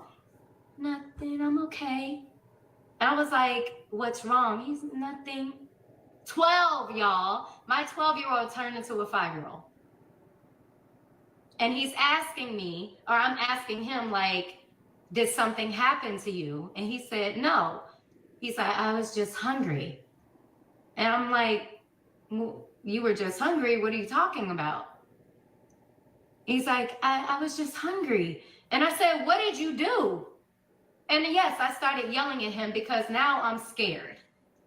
He was like, see, paranoia. She's paranoid. Mm-hmm. But let's continue. I was just hungry. I said, Braylon, did you go downstairs? Should have And said he his was name. like, I didn't mean to. And I was like, did you go downstairs? He said, yeah. Did you eat anything off that table? And he said, no. I shook him. I did. Did you take anything off that table? And he swore up and down to me that he did not. So can you pause it, Kevin? Mm-hmm. Can you pause it? And Mm-hmm. I just want to understand it because I care about children. You understand what I'm saying? Right. This is nothing to laugh at right here. But let me ask you something, man. If you know you have yourself participated with the shrooms and there's drugs in the house, to her understanding, she's seeing all of this stuff going down, and you have your child who possibly went down there and attempted to eat peanut butter but actually consumed something else, and you're on the internet as his mother, which you were there, and you're telling this story, shouldn't you pretty much telling CPS to come and get your child? Right, because a responsible parent, if they thought he could have taken something, it would have took him to the hospital to get it checked and checked up on. So basically, she hate her baby daddy that much that she will literally come out here and openly admit that I was not watching my child, and he possibly went downstairs into his kitchen, which is his home too, and got something off the table, consumed it, and here I am on the World Wide Web explaining it to people who had no idea this is happening. Absolutely. Lord have mercy. It's unreal, bro. Lord have mercy. I'm gonna read Marlo before I hit play. He said it's a beautiful experience. I'm actually talking about shrooms. He said my wife still claimed I turned into Rick James. She said I was singing to her Punani with a wig on my head. We were young. Glad we're not enemies. Ah, that's funny. Who was that singing to my Punani, nigga? It was me. What you mean? Aisha, I really think if your energy is that of demons, shrooms will definitely expose you. Don't get it twisted. Me and my wife are very well kept human beings, and this was before the kids. Shrooms are amazing. All right, exactly, brother. Hey, man, this shit is crazy. All right, let's continue because we're gonna stop when she gets to the argument that she perceived between myself and Callie. Let's go. And I said, just go ahead and pack up whatever you want to pack up. I'm like, we're gonna go to my room, and he said, okay. We went down the stairs and we went out the front door, not the back door, so they didn't see us. And you heard Callie explaining that he saw her walk off in the onesie, and it was funny how fast she was moving. So let's go. He saw her leave out. That's crazy because he saw her leave out. He said he saw her leave out with Braylon real quick. All right, cool. That's where we were for the remainder of the evening. That's a lie. That's where he was the remainder of the evening. I came out at one point and I talked to the groundskeeper, who I'm also still very close to. And I'm asking him, like, what the fuck is going on? And I asked where the nanny was. He said, well, she off the clock. She clocks out at 6 o'clock, y'all. She's no longer taking care of anybody. She in her room minding her business. Groundskeeper, he's in his room watching TV. He was like, man, he having one of these parties again. And I'm like, and this is okay? We got kids here. I know, but you know how he is. No, I don't know how he is. I've never seen this side before. I didn't know this is what he does. And he's like, man, what? Yeah. He's like, he smoke all day. He take mushrooms. He does all these things. This man smokes every day, all day. And if you don't know that, that's crazy, especially by now, because I don't even think it's a secret anymore. And so be it. I have a medical card. Do I smoke? I don't really smoke because I don't like smoking, but I have edibles because I have anxiety and just because sometimes it makes me feel better. So just let you know, when she smoke, it's okay because she got a medical card and sometimes I make her feel better. But if the white smoke, it's a problem. An edible every couple of hours is the equivalent to smoking all day, Royce. Okay, and I'm rolling my eyes the same way you was rolling yours when you said my name. Okay, Royce, and then, huh? No, go ahead. I'm listening. All right. So next thing I was gonna say is goodness. What she said she okay, yeah. So we play Uno almost every night. Smoke. She always had her edibles. And we would do karaoke. So she can't sit here and lie like she don't be down with it. Yo, we had a lot of fun during COVID. And I had the best John Legend karaoke performance ever. I remember her reacting like she just saw Michael Jackson perform. She was literally blown away at my performance, man. So she act like she don't like me all she want to. Ask her about that John Legend karaoke performance down there. So high. I had a blunt in my hand, singing to the blunt, talking about I'm so high. And you should have seen it, D-Ham. I blew the damn roof off the place, off the joint. And what was you about to say? No. I'm listening. Okay, I'm gonna go ahead and play that. I get it, but every day, all day, right? Moving on. Next day, because I ended up going to sleep. The next day, I come downstairs and I see paraphernalia everywhere. It was almost like they just decided to run across the entire property and just throw shit. So I find the groundskeeper again and I'm like, yo, what the fuck is happening? Actually, I skipped a part. I skipped the big part. I actually went downstairs first because I was walking my dog. See how in Callie's story, he's the whistleblower? Getting up to come find me and all this stuff. She gets to be the whistleblower too. She walks around, finds all this paraphernalia, goes back to the groundskeeper. The groundskeeper don't even know about this damn paraphernalia, and ground is in his motherfucking name. He don't even know what's out there on the ground. So she has to go to the groundskeeper and let him know what he should have known, and now they own it. So she's going around. She the main one. If it wasn't for her, we'd be fucked up. Okay, because she out here making sure shit happening. Okay. Right. This is crazy, boy. My dog. To me, D-Ham, it's the equivalent to going out with your friends and pretending to drink with all of them. And so then when it comes time for a designated driver, you pretend to be drunk still because you was acting the whole time. And then when you let one of them drive, you complain about how negligent they are. You see what I'm saying? You was there. I see your point, but to me, I take that along with getting pulled over by the cops. He actually have you drink anything. You be like, I had one, and you get out there, and you can't walk the line. Yeah, like but you didn't drink nothing though. But you spit it out though. Why you can't walk the line? Why you failing the test? Right, exactly. How did you fail the test? But here's the kicker: if you spit it out, Royce, if you were at this house and you spit it out, that means you one of the only ones not high. So I'm blaming you for most of the shit that's going on because you sober. All right, let's continue. So I had my dog there and I'm walking him. And little LJ, rest in peace, baby girl. I'm walking her, and I hear cursing. And I see Kevin Wesley and this dude named Callie. And Callie is going off on this man. He is cussing him out, talking about how the fuck you ever try me like that, dick in the booty ass, I ain't motherfucking gay. Now, guys, again, he didn't say that, but I want you to understand where she got this from. Listen to this real close and tell me who this sound like, because she said these exact words to me. Listen.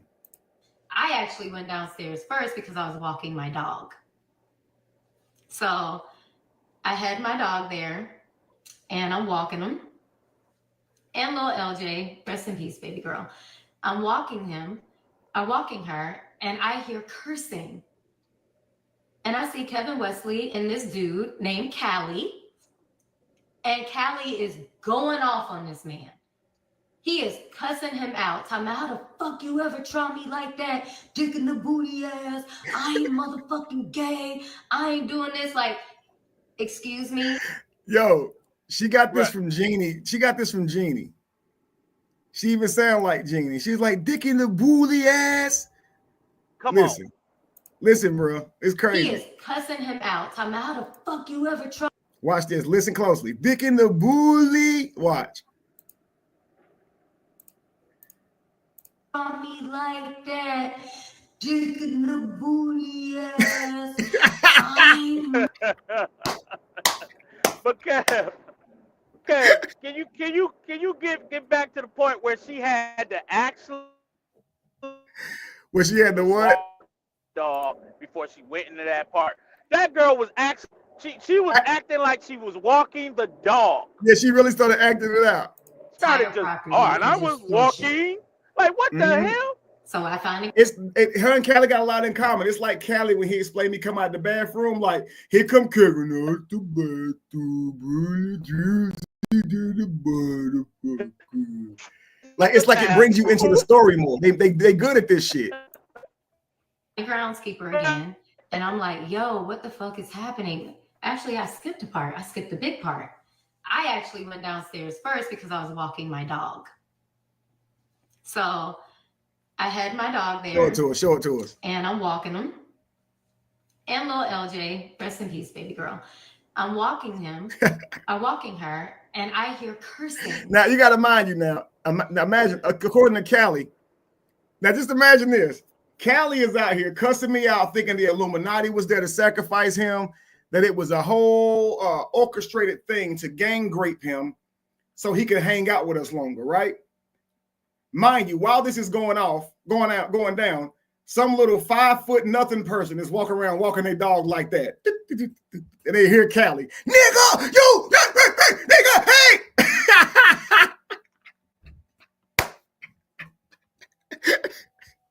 In her world, she just walking the dog. In his world, hey, get me out of here, nigga! Shit crazy. These are very different stories, yo. Very different. Oh, goodness gracious. Are y'all laughing too? Marlo, while she out walking the dog, for her world, she's out just walking the dog. LJ and whatever the other dog's name is, right? Whoop, pretty day outside. You can hear the damn birds singing and shit. And all of a sudden, she can hear Callie ass. Nigga, I got something in my bag, nigga. Nigga, you tried me, nigga. I'm about to call 911, nigga. It's about to be up, nigga. It's about to be some furniture moving, nigga. I know she like, what the what? Let's continue. And I see Kevin Wesley and this dude named Callie. And Callie is going off on this man. He is cussing him out, talking about how the fuck you ever try me like that, dick in the booty ass. I ain't motherfucking gay. I ain't doing this. Like, excuse me, if you feel as if I'm making slurs, I'm just telling you what was being said and what I heard. So this is what I'm hearing. And I'm like, with my dog like this, like, come on, Blue, come on, Blue. And I decided to walk the other way across the property instead of the front. They walk all the way to the gate. This man leaves out the gate. He's still cussing and everything. He's like, you gonna see me. You gonna motherfucking see me. So as I put Blue away, that's when I go in the house and I find the groundskeeper and I'm like, yo, what the fuck is going on? Because this ain't normal, right? And he's like, wait, he said, what? I'm like, yeah, he talking about calling the cops. He talking about coming back and shooting up this whole house. I don't know how that's gonna work. But this is what he's doing. So we get up and we. So why is the groundskeeper shocked? Like, he said, what? Why ain't the groundskeeper like, oh shit, our gay parties are about to get out? No. Start cleaning up the front of the house, inside the house, behind the house. And also let me know at one point during the evening that somebody went missing and we thought that maybe they had jumped in the lake. Here we go. So I was actually called and my door was knocked on. It was like, we can't find Kevin. So I did get up another time and we just started looking, only to find out that they were in a bathroom together. I don't know what the together shit is, but let's continue. But anyway, so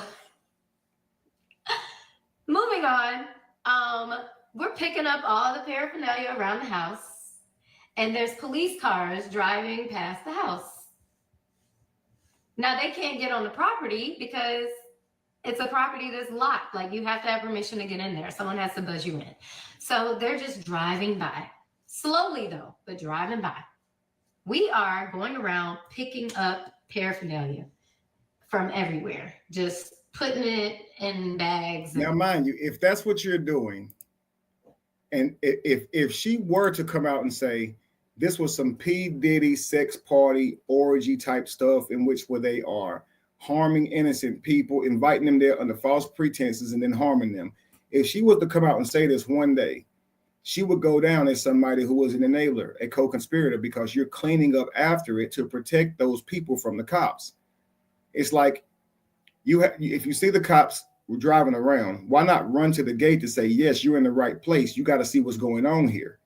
But you're protecting these people who are doing this act by bagging it up, only to come out and talk about it later. It makes no sense. It makes no sense. Let's continue. So obviously it was a shroom ceremony. If it was something as egregious as some type of P. Diddy party where you're harming people and taking people's innocence and stuff away, I'm sure Royce wouldn't have covered it up, for years. Let's continue. All this stuff, right? Then I'm at the same time trying to contact him and be like, yo, do you know what's going on? Like, you need to get up and you need to take care of this. Real chill, real lackadaisical, real like, oh, it ain't nothing. Huh? I find out it's nothing because he's done this before many times and has gotten away with it. Why? Because his uncle is a DA and everybody in Georgia knows this is what they do. Oh, okay. Well, now here's a trump card because this same person, Callie, decides to go on YouTube and Facebook and started posting pictures and videos about what had just happened. And he also mentioned that one of the kids and their mamas was there. I knew he was talking about me. Never saw that video. Because Christine had already left. I'll tell you why she left later. But she had already left. And I'm like, oh, hell no. I got to get the fuck up out of here. Because you're not going to sit here and call me like a negligent parent. That aged well. But this is not what we're going to do. So I started like trying to have a conversation and say, hey, this is reckless, this is dangerous, like you don't know these people for real, like what are you doing? Like, what about your career? Like, do you care? This isn't healthy. What are you dealing with mentally? What happened to the therapist that was supposed to be coming, that's supposed to help us? All this stuff. None of it happened, right? So we ended up getting in a huge argument. I mean, a big blow. Sorry, Royce, I got to get you right here. I ain't trying to nitpick, but notice everything she names here is what's wrong with the party, okay? And then she throws in a therapist about her and Dwight's relationship, right? It's just weirdly thrown in. Watch. This is reckless. This is dangerous. She's talking about the event. This is reckless. This is dangerous. Like, you don't know these people for real. You don't know these people for real. Like, what are you doing? Like, what are you doing? Like, what about your career? Like, right. What about your career? You care? This isn't healthy. What are you dealing with mentally? All these things are important. Now, here we go. What happened to the therapist that was supposed to be coming, that's supposed to help us? All this stuff. What the wait, what?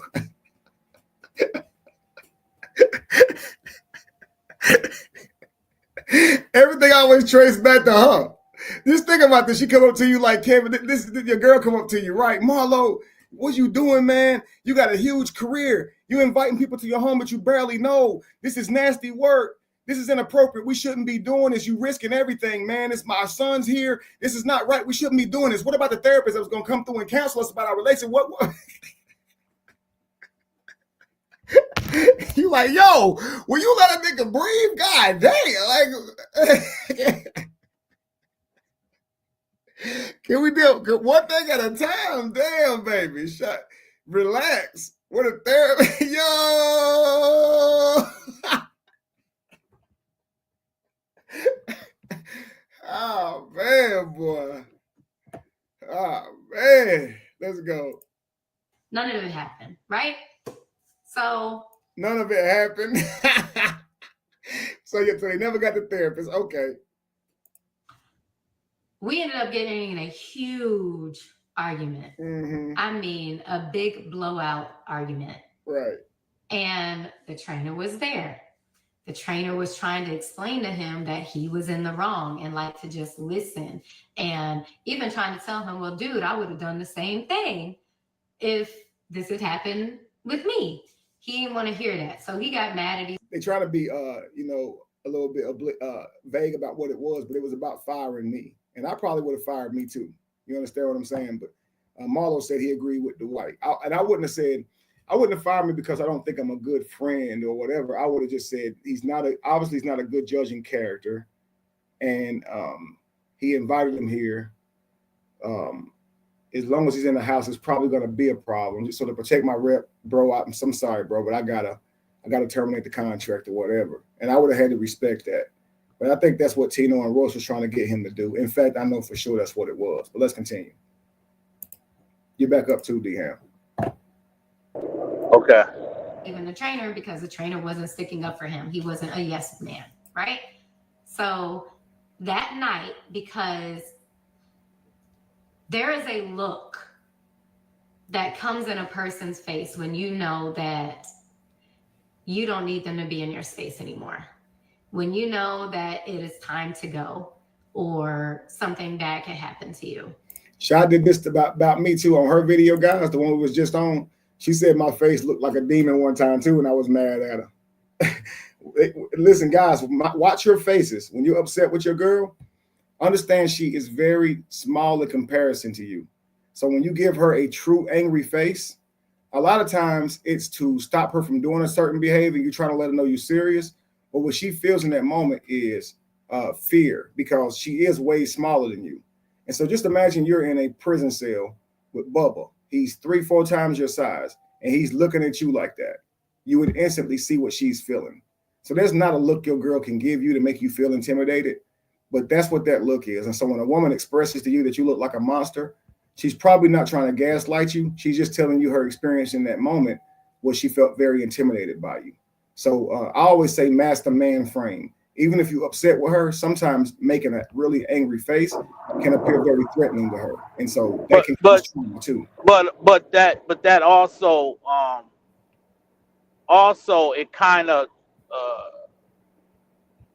is almost trying to paint a picture that you are a monster because you're trying to use derogatory words that can somewhat go against somebody's character. You know what I'm saying? And make their character become this person that you're trying to describe. So it is definitely defamatory to even insinuate that this man gave you a look and you seen a demon. No, maybe you're just a moment and have a difference of opinion. But why do you have to bring up that they look like a demon? How do you look when you're not in agreement with something? So if somebody just went across and said, well, my girl, she looked like a demon, will that insinuate that you are a demon? You see what I'm saying? So it's just going along to make her story more real. No, you're right, but I think that to me it's kind of like this. A man's not going to be in a position to really see a girl like a demon because they don't put fear in us. Well, on her hand, if my daughter was expressing this to me, I wouldn't read that he's a demon. I'd read that she was scared because you should have saw his face. He looked like he wanted to really hurt me. He looked like a demon. I would say you must have been really intimidated by his look. I wouldn't say, yeah, you must have been was really gonna hurt. It's kind of like a dude. She knocking in your car windows. You like she looked crazy, yo. You should have saw her face. She looked like she was fucking out of it. And you say, yeah, we use the word crazy a lot. Yeah, by what you're doing. You see what I'm saying? Yeah. I do understand that someone could have the intent of painting someone like a monster by saying those same words. You're absolutely right. That could be the case as well. You know. But no, I agree with that because we do use the word crazy to describe our situation, the way we look at certain things happening. We don't use the word demon. We kind of try to, look at the whole situation that we're in. And we call it situation crazy. Right. So women are quick to call you a monster. Women are quick to call you a monster to create this idea there was no reason for you to be angry. Men are quick to call women crazy to excuse the fact that there's no reason for her to be outraged. So let's just say a man been cheating with this girl, right? She done caught him cheating, seen messages in his phone. Some girl done called her house at all hours of the night. She done seen the shit, right? And so now when he get ready to leave and go somewhere, she calling him over and over, where you at? Where you at? And he'll tell his homeboys, yo, she crazy, yo. She ain't crazy. Right. You fucked up, you broke. Yeah, she's not crazy. But to call her crazy is like you didn't do the shit. That's crazy, yo. That's a fact. That's a fact. Right. So if some dude is like, yo, where you at, girl? Why you ain't home yet? And some girl will be like, see, he's a monster. He's controlling. Did you tell him that he caught you cheating? Did you tell him he caught you cheating? Right. That's why he acting like that. That's why he acting that way. He ain't a monster. You the monster. That's why you over there panicking. I don't trust you. I can't stand people who don't take accountability for shit, bro. I'm with you on it. All right, let's go. Oh, hang on. Marlo Hobson says, no, it shows Dwight's character. I paid my neighbor to take care of the kids. No reason to be blaming Kevin. Blaming Kevin for what? I would say blaming Kevin for Callie being online because Kevin did invite him. You know what I'm saying? So, but anyway, Dwight obviously thinks a lot like you, Marlo, and I appreciate that because I got to keep my job because of it. He said, I'm sure Dwight knows some people that have bad trips, no big deal. He does. Yeah, you're right. You're absolutely right. He does.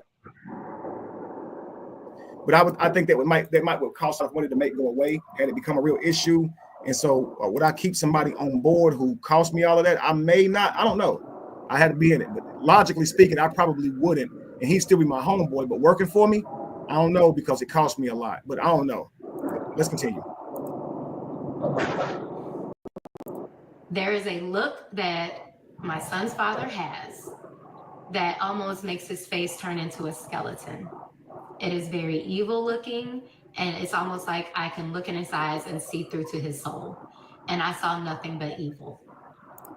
So, see, D-Ham, notice both of them are talking about looking into our eyes. Callie looked in my eyes and saw I was soulless, right? And it never sold my soul. She looked at Dwight's face and saw a skeleton in his eyes and saw through to his soul. It's like, girl, you've been watching what Callie been saying for so long, and you thought that was the way to do an exposed video. You're just as dumb as he. But I can understand Royce looking into her baby daddy's eyes, but why is Callie looking in your eyes? I don't get it. I don't get it. That's a fact, though, yo. Damn. So that Like, evening, why did you even need to see my eyes? I couldn't see your eyes. Oh. I started packing up my entire truck with everything. Everything that I brought there, I packed in my truck. And at like 3:30 in the morning, 3:30, I text the trainer and I begged him to let me go. I said, please push the button. Guys, you don't need to push a button to leave. It's automatic. It senses the car in the front of it and it opens, okay? This is Cap. Let's continue. Let me go. Because I couldn't leave unless somebody pushed. Now notice her hands are clasped in front of her. This is why you don't see the clusters. She's self-soothing. That's what this is. She's holding her hands tight. Wait. Let me ask you something, Kev. Now, when she first started this ground search of paraphernalia, was she searching that with the trainer or was she searching that with the body groundskeeper? She says she noticed it and then went to the groundskeeper about it. Okay. Now, when it's time to leave, she's physically in her phone texting the trainer. Yeah. Okay. I got it. All right. But listen, I picked it up. And look, why are you asking the trainer to hit the button? He's a trainer. Why would he have access to the button? I got the button in my room. Like literally right beside my bed. The button is attached to the phone, so I could just hit the button right there. But like again, that's why I say she's Cap, because you don't need no button to leave. You could just leave. The button. He pushed the button and he let me leave. And I left. The Airbnb I was supposed to be staying at was all of a sudden not available until 3 o'clock the next day. So you want to know what I had to do? I had to call that trainer back. And I said, hey. See, as soon as she let go of them hands, they started becoming too busy again. Look, they started immediately going back to the clusters. Watch, unless somebody. But this is my thing, and this is what I was trying to say earlier. These people are not broke people, man. There's no way that you're going to tell me you can secure an Airbnb, but you could not just say, hey, since my Airbnb ain't ready right now, I'm going to go ahead and secure me a hotel stay. Why are you coming back to the house you're fleeing from? Right. Talking about what I had to do. You didn't have to come back. Mm-hmm. You chose to come back. Absolutely. Okay. Let's go. The button. Well, I'm going to tell you this right here is a whole lie. She didn't leave until like 3 weeks later. So she didn't leave the next day, bro. This is Cap. Royce was I know it's all Cap. Royce was a pain in my ass for the next 3 weeks, bro. He pushed the button and he let me leave. And I left. The Airbnb I was supposed to be staying. We could be walking right by each other, and she would just walk right by. I couldn't even speak to her after that. She just started tripping. Let's continue. And was all of a sudden not available until 3 o'clock the next day. So you want to know what I had to do? I had to call that trainer back. And I said, hey. Hands, look, you see that, right? As soon as she lets go of her hands being clasped, they become busy again. Look. And I left. As soon as she lets go, watch the clusters. The Airbnb I was supposed to be staying at was all of a sudden not available until 3 o'clock the next day. So you want to know what I had to do? Let them hands go. Let's see them work. Trainer back. Bam. And I said, hey, I need you to let me back in just for like a few hours. I'm like, because I can't stay at this gas station. I can't stay around the corner. Like where he. And look, even right here, D-Ham, to appear like a damsel in distress, she's making it like she's requesting this to the trainer. They work for her too, because she's the wife's baby mama. She doesn't have to say, will you just let me in for 4 hours? She could just call him and say, hit the gate. None of this stuff has to be a, will you please? It's like she's trying to make it like her and the trainer are now in cahoots to help her escape this place where they're keeping her captive. You'd never have to beg this trainer. You're his boss. So you wouldn't have to say that. You just say, hit the gate, let me out. Hit the gate, let me in. Right. You see what I'm saying? Big facts. Right. he stayed, there was really no place where I could just go and feel safe to just sit there. So I went back and he said, park where I park. And where they park was kind of around the corner to where even when he left in the morning to go train or whatever, he couldn't see my car. So see, now it's like the trainer knows she's leaving and is protecting her, telling her how to avoid Dwight. He leaves out to go to practice at this time. So now mind you this, Dwight's about to go to practice. So after this rough night where Callie feels like he was about to be gang raped, okay, Dwight is just back up going to practice. So you imagine that Dwight is that much of a monster, right? He can gang rape you, sacrifice you, have the Illuminati there, and then be back at practice the next morning, right? That sounds crazy, you know? Well, let me tell you the other inconsistency of the story is that she just literally just said that the Airbnb will not be ready until 3 o'clock the next day. Mm-hmm. But she calls the trainer and says, listen, I need to be able to come back for just a few hours. And so you park outside of the premises. But how are you going to stay there for a few hours when your Airbnb is not prepared for you until the very next day? You're right, because she left around 3:30. Yeah. And it's not that's 12 hours. Hang on, I'm gonna play it real quick. So you sleeping in the car the whole night? Hang on. DM, hold your thought, because she does sleep in the car, but I think she asked him for 4 more hours. Let me see. Let's listen real quick. That's exactly what she said. He left in the morning to go train or whatever. Like where he stayed, there was really no place where I could just go and feel safe to just sit there. So I went back and he said, park where I park, unless somebody pushed the button. He pushed the button and he let me leave. And I left. The Airbnb I was supposed to be staying at was all of a sudden not available until 3 o'clock the next day. So you want to know what I had to do? I had to call that trainer back. And I said, hey, I need you to let me back in just for like a few hours. Okay, not for a few. Okay. I'm like, because I can't stay at this gas station. I can't stay around the corner. Like where he stayed, there was really no place where I could just go and feel safe to just sit there. So I went back and he said, park where I park. And where they park was kind of around the corner to where even when he left in the morning to go train or whatever, he couldn't see my car. So that's what I did. I parked all the way around the side. And we slept in the car. We slept in the car because I was on a just in case situation. So about 4 hours later, I was about to leave and he was like, no, wait. Oh, wait, okay. So right after. They go to 4 hours right there, 4 hours later. So you got back at around. Okay, let's keep going. I imagine she got right back. So there had to be around 3, so at least 4 something. 4 hours later, that don't put you nowhere near 3 o'clock the next day, but let's continue. Okay, let's keep listening. Left to go train. That's when I left, and we went to an Airbnb, and we were at an Airbnb for, I want to say like a week, 2 weeks, maybe, if that long. And look, hand went over the mouth. Look, now here's the problem. Why didn't you just go back home, Royce? Why would you stay right down the street from him in the Airbnb if you're trying to get away from him? Why? No, Kat, what did we miss? Because if she went back to the property and slept there for 4 hours, and then she left when Dwight left, how did you get back in the Airbnb at 3 o'clock the same day? Right, because it should have been around at least 10 o'clock or 12 because you hadn't been back that long.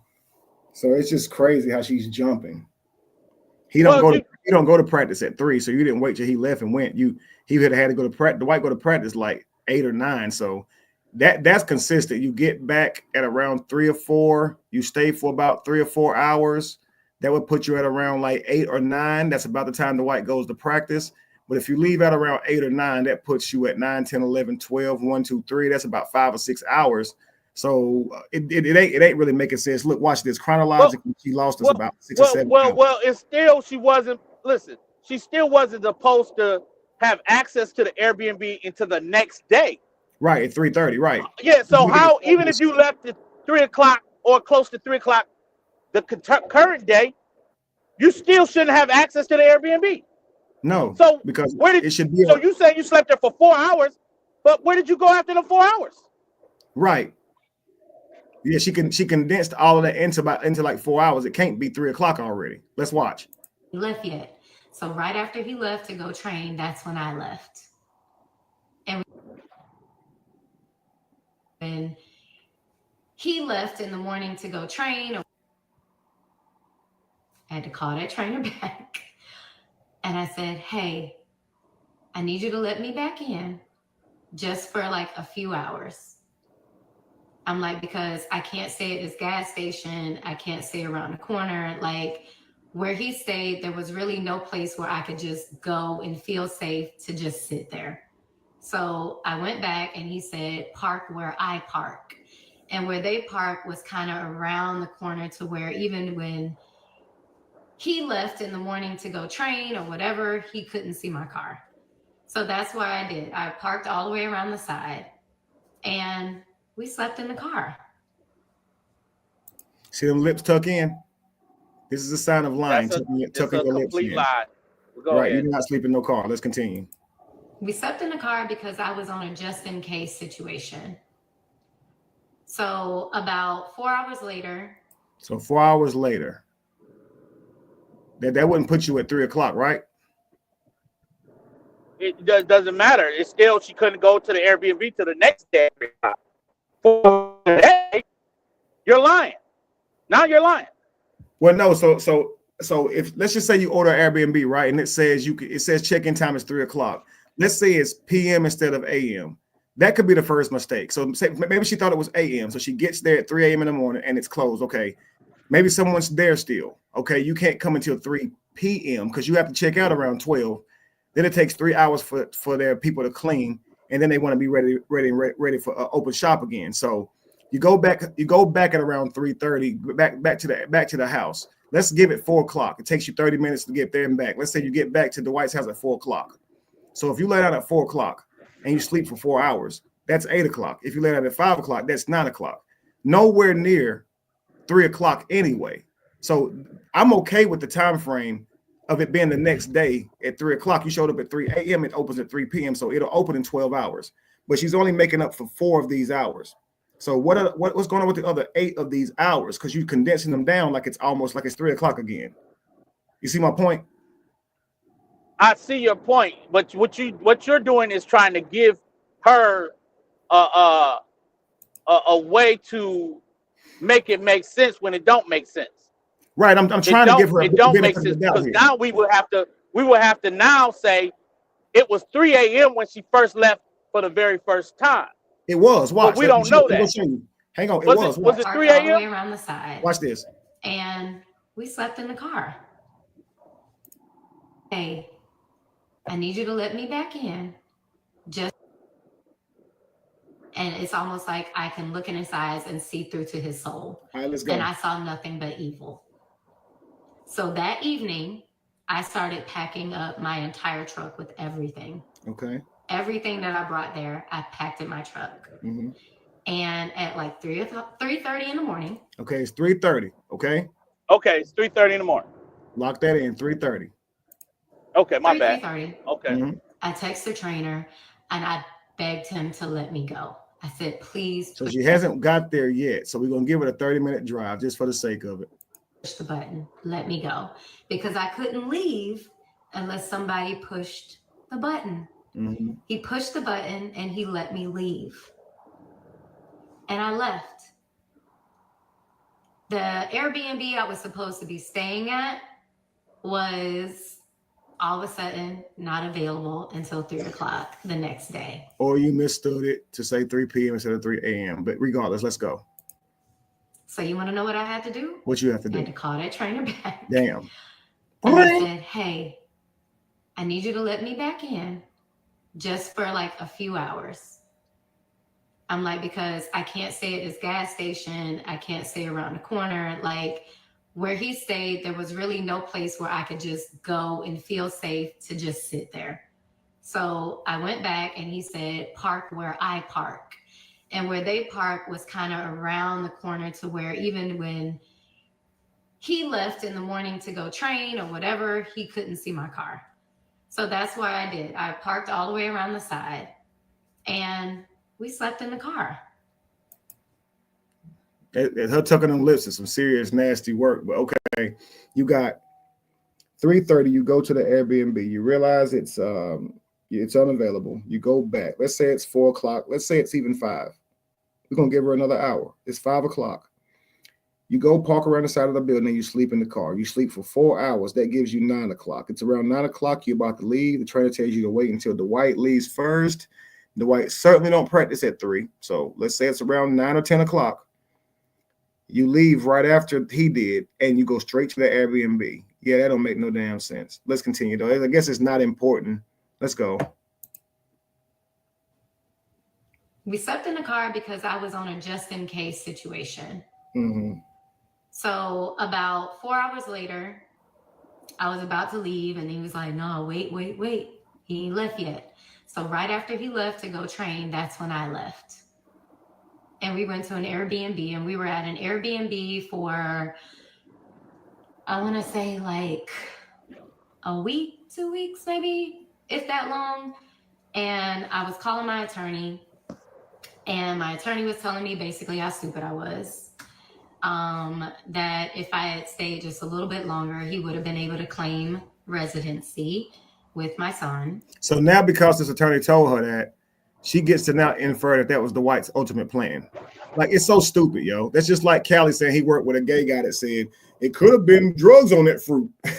And now Callie like, see, it could have been drugs because that gay dude told me that. Oh, okay. All right, Callie. And he probably would have tried to take custody. So he probably would have tried to do what? Just in time. Take custody. That's what I'm saying. So because the attorney said, girl, you know, if you would have stayed with him a whole 3 months, he would have been able to claim that the child was staying on his property. He could have possibly gotten custody if he were to do that. And all of a sudden, it's like, that was his plan. This attorney told me what your plan was to do, Dwight. Yeah, I'm telling the internet. Nigga, I didn't even know I could have done that. Wow. Let's go. Wow. This is crazy, bro. In contact with the groundskeeper. I was in contact with the trainer. They would come by and check on me. One would bring me some food. But when I got on the road, I also called. Why they have to come and check on you and bring you food? You grown in an Airbnb. This is nasty. So you escaping Dwight Howard. But she's on an escape. His workers know, and they coming to check on you to make sure you good. Oh my God. They're helping her with her escape plan. Dwight, you need a clean fucking shop, bro. If you hearing me, look, I told you Kevin be getting people fired. This is something else. You got Kevin recorded on live camera telling Dwight over the airways to let these people go. This is something else right here. Right, yo. Let's go. Called Tiffany, which is baby mama number 2. And we had gotten close. And I told her what happened. And she was like, bitch, don't you ever do that again in your mother effing life. Like, that was so stupid. Well, how could you fall for that? And I'm sure the way you told her, she would disagree. But let's continue. I'm like, it was my surrender flag. Dwight. Now look at, that's in Dwight, but D-Ham, look, she said it was my surrender flag. Surrender flag. So she's basically saying I was gonna go along or whatever. I'm tired of fighting this guy. However I can be in his life, I was just gonna surrender and just go whatever. So that you shouldn't have done that, and that's your fault. That ain't his fault. Listen, if you stupid enough to let him play you, don't blame him when you do that. That's like the guy who gets mad at the girl. You let me buy you all this stuff. I done took you on 18 dates all across the world, and now you telling me you ain't sleeping with me? Bro, you should have had standards. You should have knew a long time ago that this girl wasn't about to sleep with you. Don't blame her because you stupid. That part always troubled me because anything you give her, she gonna take it. So don't be mad at her. The surrender flag word, the mind F word is all of her safe words that exclude any decision that she made along the way. Yep, all accountability is now negated. It's gone. I was mind fucked. Yeah, I did it, but I was mind fucked. so they get to be children their whole lives, man. That's what they do to my wives now. They're manipulated. So listen, if me and Jamie and Lacey break up, get ready. They're gonna go say they were manipulated and under a spell, so they can be excluded from making a conscious decision to be poly with me. I can see it now. That's what they're gonna say. And just wait for my follow-up video, because you know I'm gonna be on their ass too. Going back and forth with women. Now this yeah, that's what they're gonna say. Yeah, let's go.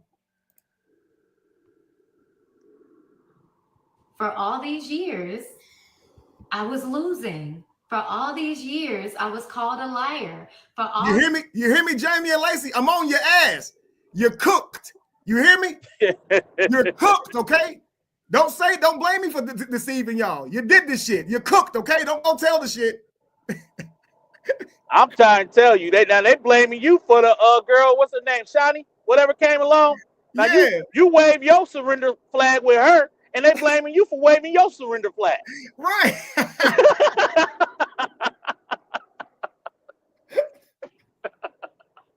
You say I surrender. You hey, hey, go ahead and get in the Uber. I get the Uber. Now you surrender. You ain't hold nobody hostage, but they blaming you for he left me. He left me. You left me. You got to call with that dude. You let me, or I'm supposed to stop you, or I let you. Oh you my God, man. Yeah. Oh, Jesus Christ. It's crazy, bro. This is crazy.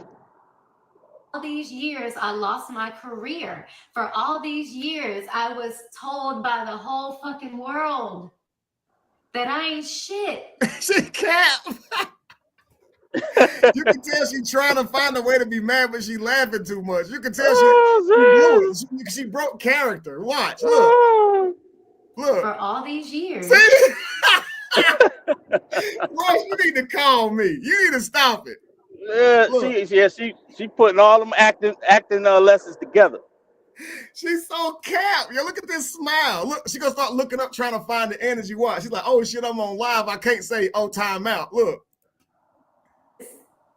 I was losing. For all these years, I was called a liar. For all these years, I lost my career. For all these years, I was told by the whole fucking world that I ain't shit.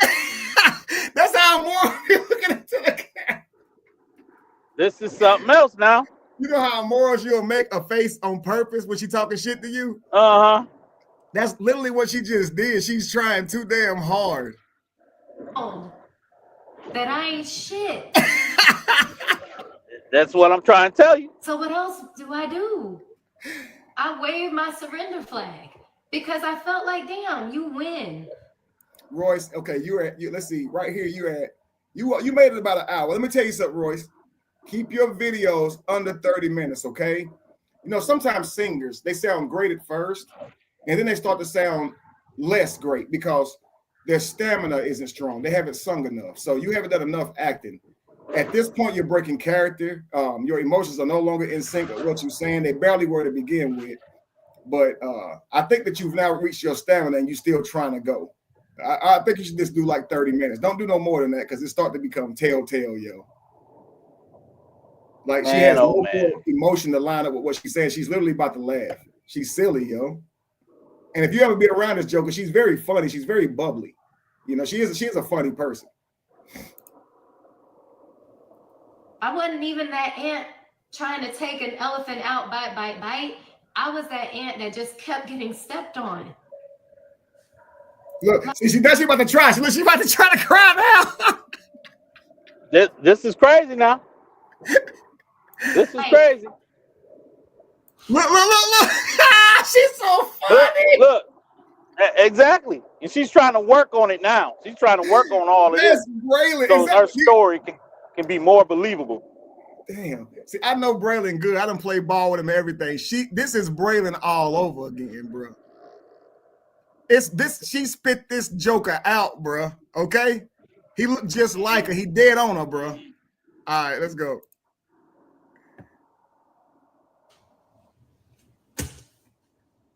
Here we go. Look. I had no way out, y'all. She had no way out. Like just like Cali in the middle of his room. What in the world? You travel from, I don't know where she came from, but to get from probably Orlando, from Florida to Atlanta, left your boyfriend, left him on ice and everything to come down for the daggone COVID. And you saying you had no way out?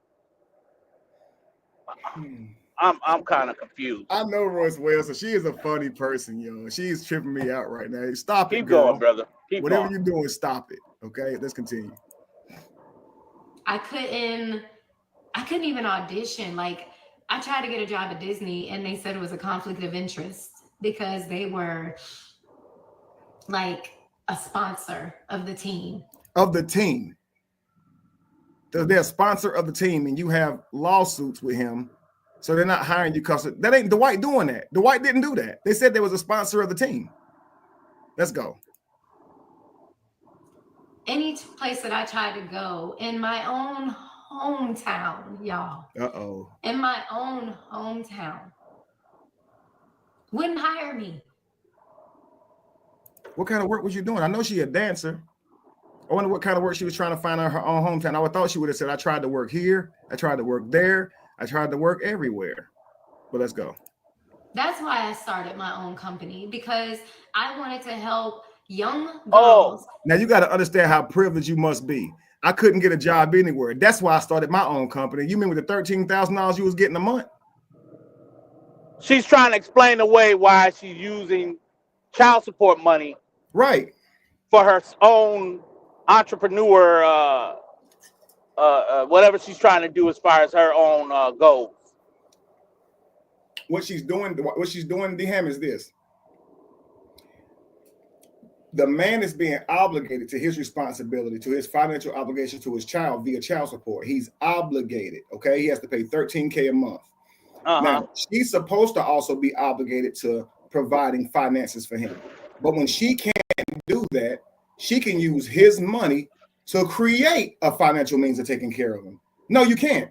Go get a job like everybody else. But see, if it's the other way around, if a man can't get the job, guess what they do? Put his ass in jail. Oh, he going to jail. Right. And so when a man can't pay child support, he goes to jail. When you can't find a job, you can use his child support and then justify it by that. That's not right.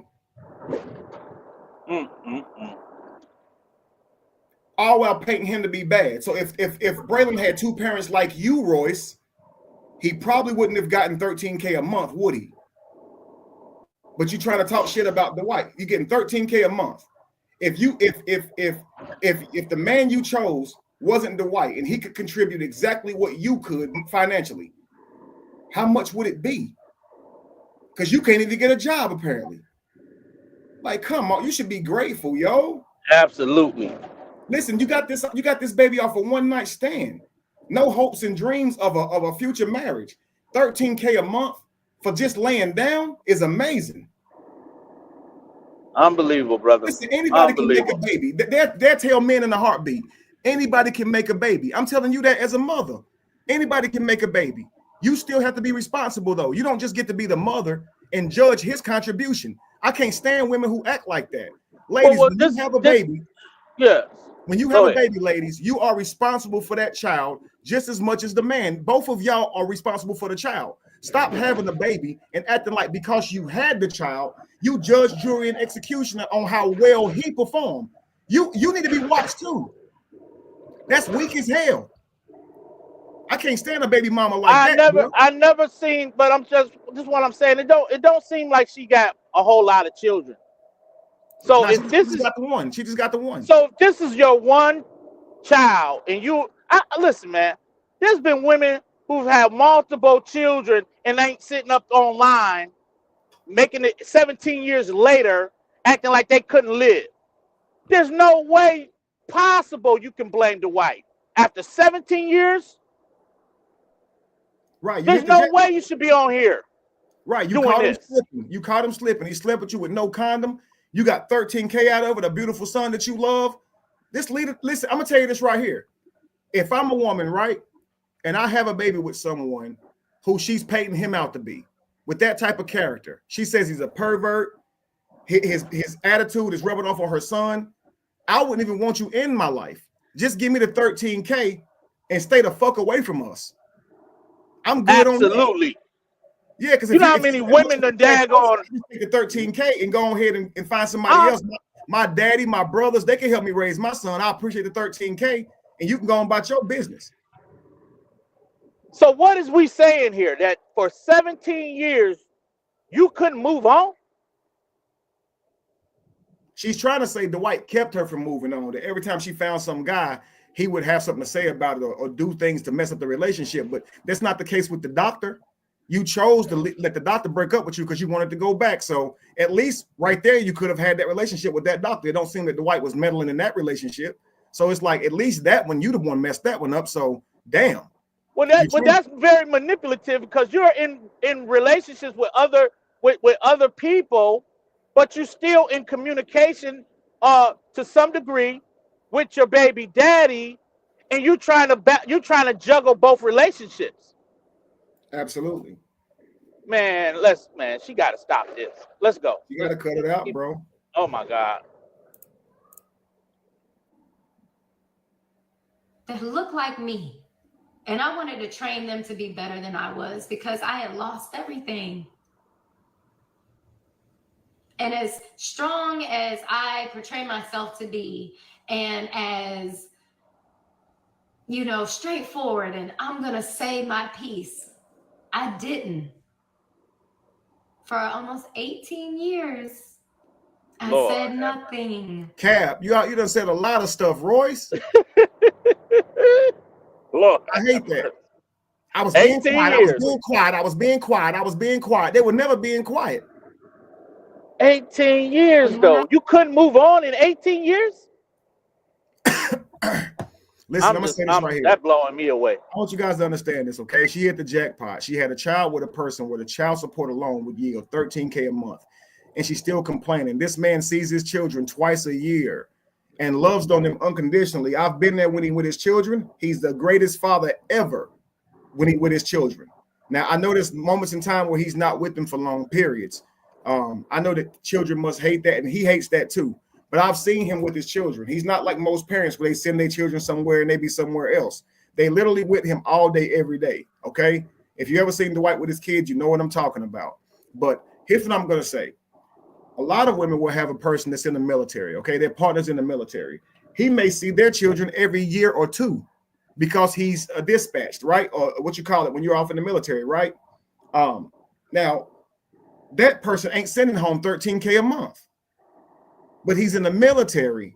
So, and it's like, oh, he's a hero.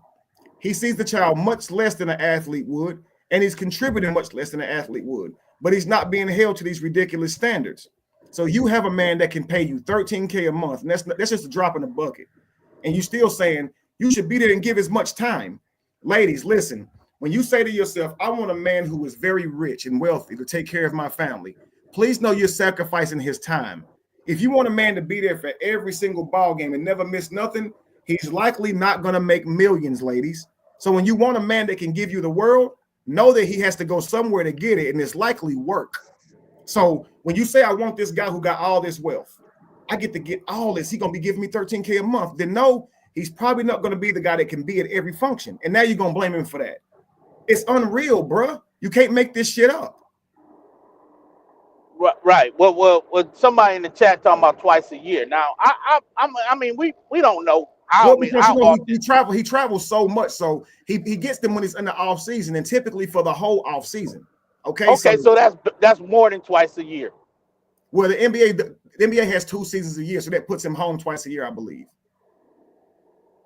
Right? What do you mean? Well, I'm not saying just. No, the NBA starts up twice there. I think the NBA has 2 seasons per year, so that would make give Dwight home time on the outside of the season because he's traveling all around. He's not able to have his kids with him like that. I think David travels with him now, but beforehand, the children would stay with him while he's on break from NBA during the off season, and when they're with him the whole time. But what I'm saying that's exactly what I'm trying to get you to explain, because when you said twice a year, it almost seemed like just 2 days out of a year. Oh, okay, so, yeah. Yeah. Okay, thank you. Yeah. So he get them for weeks on end. The whole off season he have them, and they going to Carowinds. They literally do something every damn day. Okay, they literally have the time of their life. And I didn't grow up with my daddy like that, so I'll be honest. I would definitely trade for something like that. A daddy who, the way Dwight is engaged with his children is on another level. My father's never done that with me. You understand? So I might have saw my father more than his kids see him, but he's engaged with them. He really take time to do stuff with them. You understand? I didn't get to go to fairs and stuff like that. Like, I never got to go to shit like that. I think my first time going to a movie theater, I was already a teenager, yo. I took myself. I think my dad took us to things like the drive-in. We went to the drive-in with him, but never a theater, which is cool. But I'm just saying, Dwight and his children have experiences far greater than most people. And so $13K a month, he sees them twice a year for a long periods of time because he's in the NBA. But if he was a soldier and he saw his kids maybe once every year or two, it would be okay, right? Even though he ain't sending as much money home. Why? And I hate that, bro. Yeah. I really do. Yeah. Let's continue. Yeah. I did say, like they be thinking they got it bad. And that's what I'm saying. If she had girlfriends that really cared about her, they would say, you need to relax. Stop giving that man a hard time.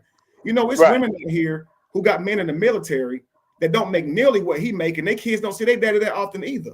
And what they do is they make the best of opportunities. They get him on the phone when they can, and they had their children look at yearbooks and keep them at an emotional state where they're good until the parent comes back home. Do your part as a mother, but don't be telling your son his daddy ain't there for him. That's messed up.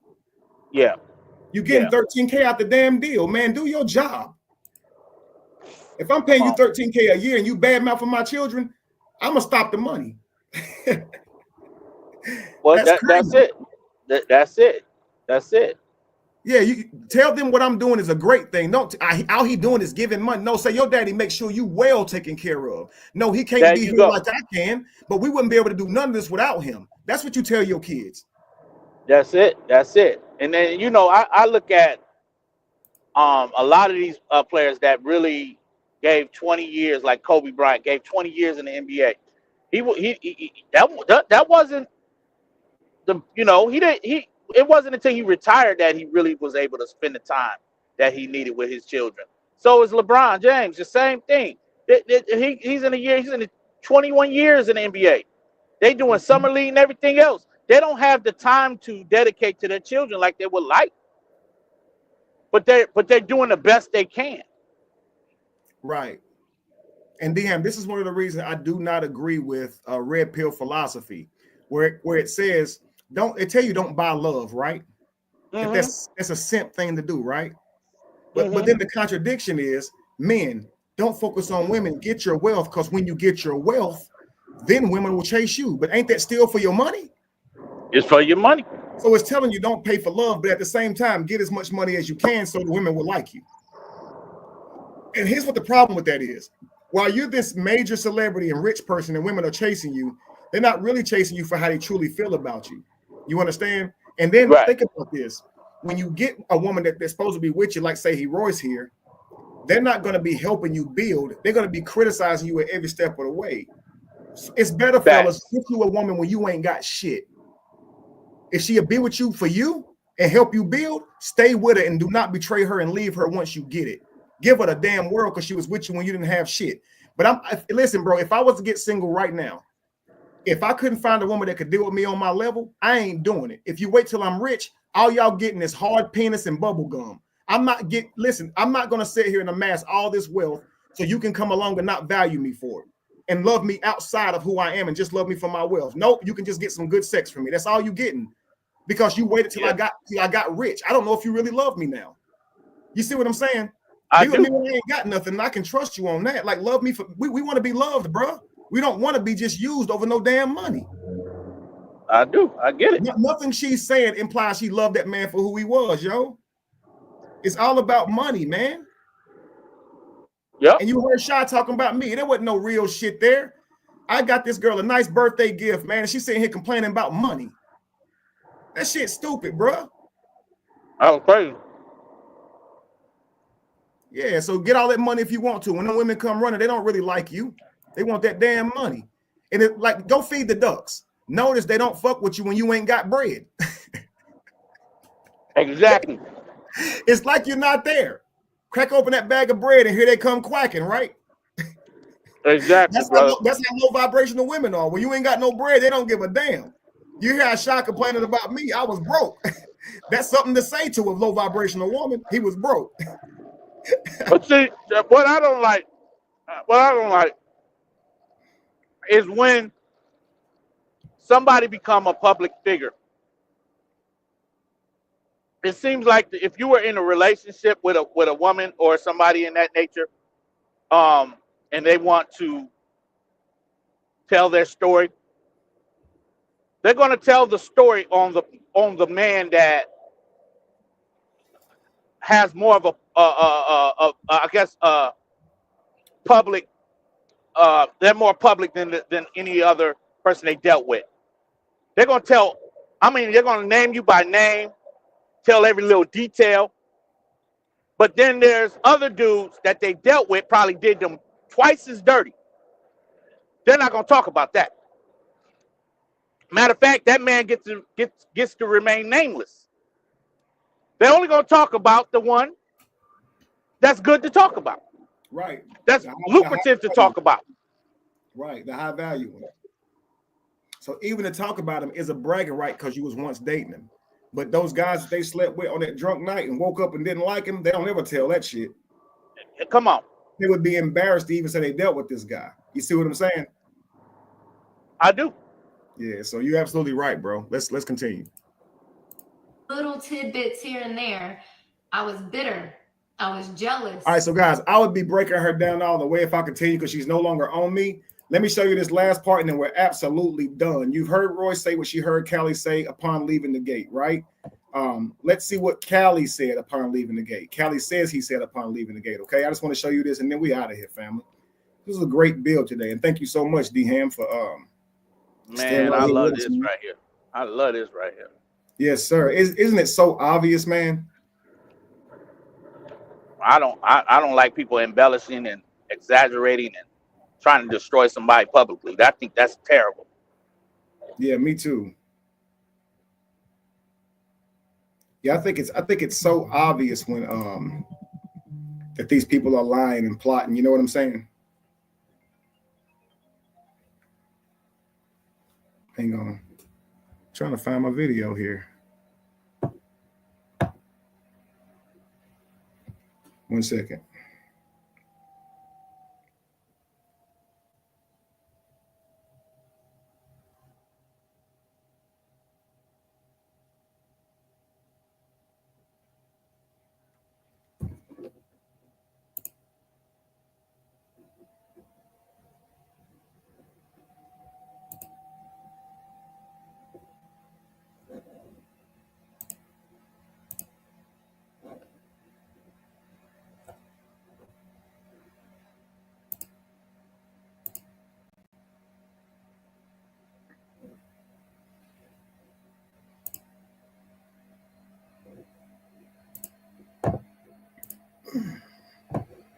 Here we go.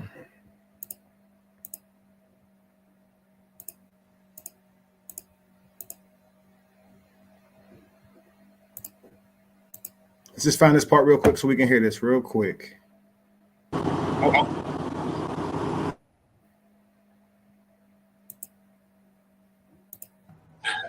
about this? It was right. How about this? You go live to tell the world about this. It was right when I threatened that nigga to open that fucking gate. Keep that fucking gate open, nigga, because we're gonna make the news, nigga. And what gate? The front gate, like the basketball player got this big ass Cinderella. You say you was gonna come to his house and make the news. And I told that nigga, we finna make the news, nigga, because this is now I realize that I'm back on Earth, nigga. Like I really realized, like, how many days was it that you realized? Can we get a time frame from the time you left the ceremonial party that you was invited to, that you felt violated at, compared to when you realized that you was going to make these initial moves of exposing him? I did that shit right, and I did that shit right in the morning. I went live as soon as the gate opened because I felt like they were going to try me, like, and they were going to like try to go public and make it seem like I flipped out or something in the house. Because I'm telling you, when I tell you I flipped out on them niggas in that house, nigga, and that nigga Caroline, I told that nigga, I said, nigga, you gonna open that gate, nigga, we finna make the fucking news, nigga. Me and you, nigga. You know what I'm saying? So I knew, like, he's an influencer. So that's what he said. If we don't open the fucking gate, we're gonna make the fucking news. And then he threatened to call 911. That was it. You tried me. He didn't say dick in the booty ass nigga. He's not even saying he said it. No, notice he's not saying anything gay right here. But let's continue. Or some, my nigga. So I already felt like, because this shit just went left, these niggas is gonna try to jump ahead of me and make it seem like I flipped out for some reason. Now y'all gotta make this make sense though. Make this make sense. This was my homeboy, nigga. We wasn't on no bad times. No. We wasn't at each other's throat. I ain't had no reason to flip on this nigga. I respected that. So did you talk to him behind the scenes about you going public about? Well, I didn't have no reason to flip on that nigga. I had respect for that nigga. So, but why are you acting like you got all these reasons to flip on me then?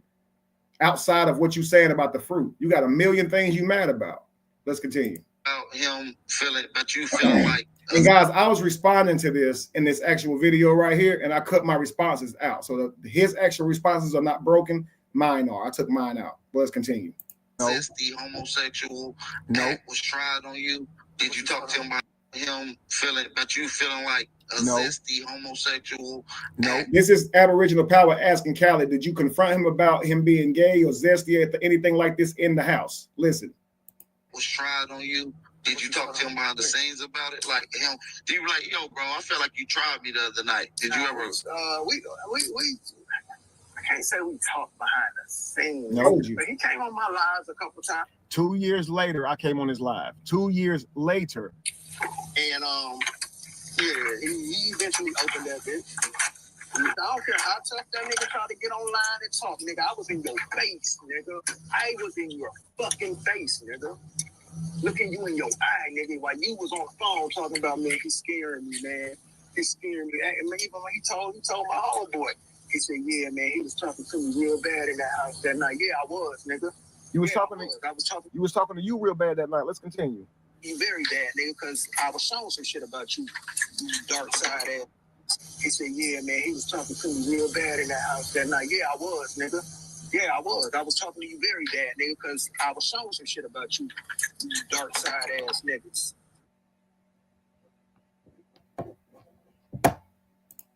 That was it. Now I'm gonna play this right here to end it off since I got D-Ham up here with me. I got you in here on a clip. Something you said was profound, D-Ham. Check this out. Tonight, I've already told him this, but let's continue. Some of this cold fruit. So you speculate the dude. That was consensual behavior.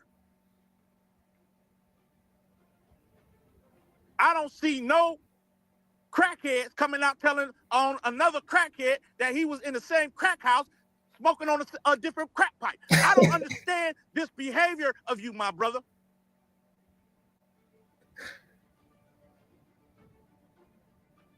Have you ever seen a crackhead come and squeal on the other crackhead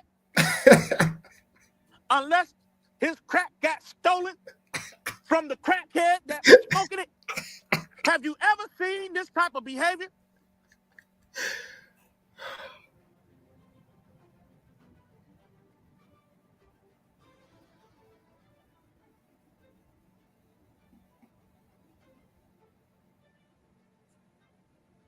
If they said puff, puff, pass, we know what we talking about.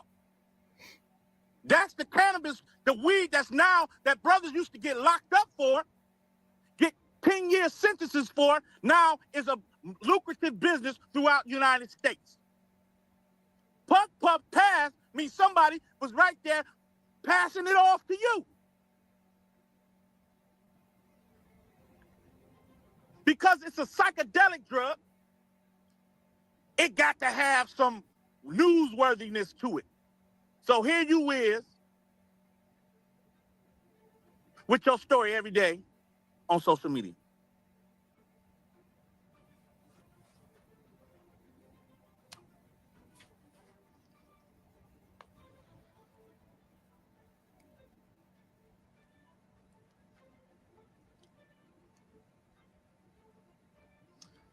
I'm just from the old school, y'all.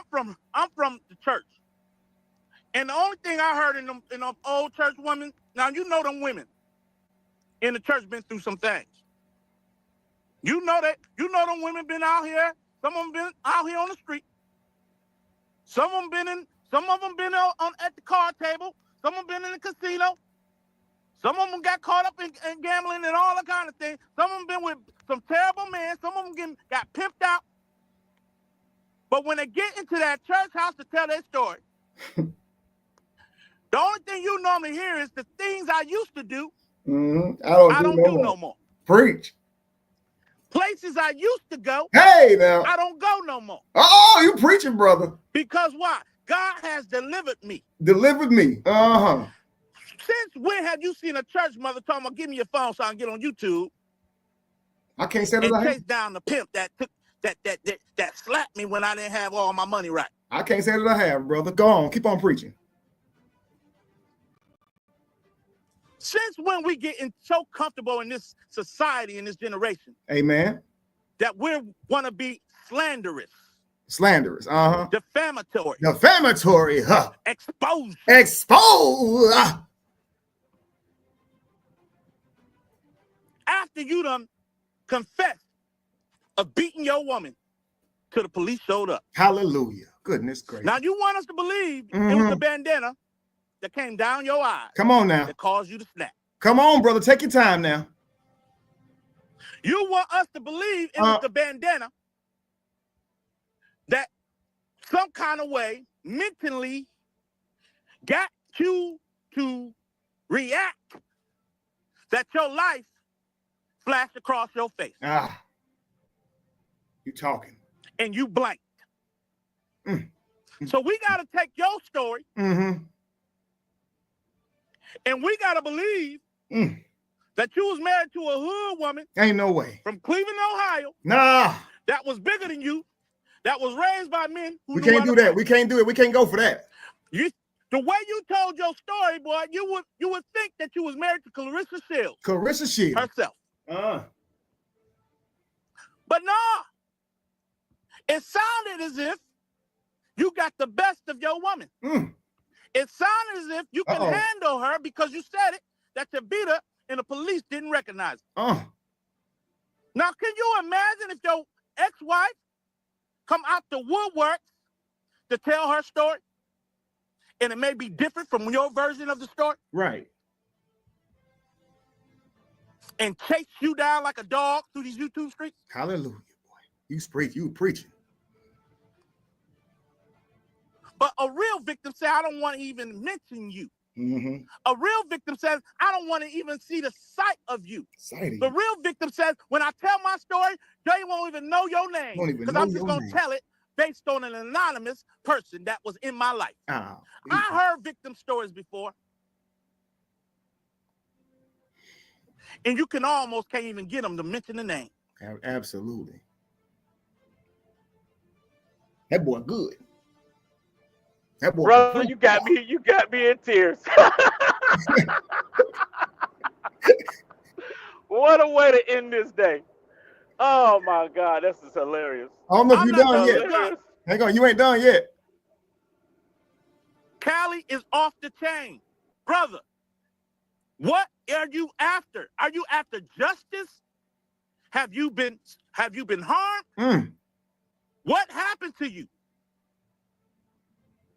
If you have been harmed, then we all need to be coming for Kevin. Absolutely. But if you are grown ass man, what are you doing? And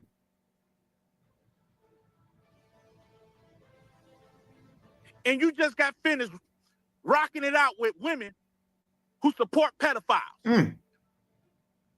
And you're supposed to be from the woke community. You're supposed to be from the conscious community.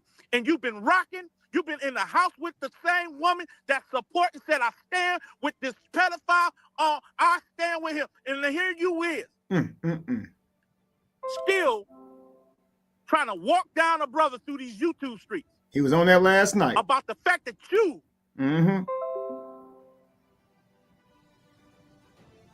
consented to take a shroom in the White House home. Woo! That was consensual, brother.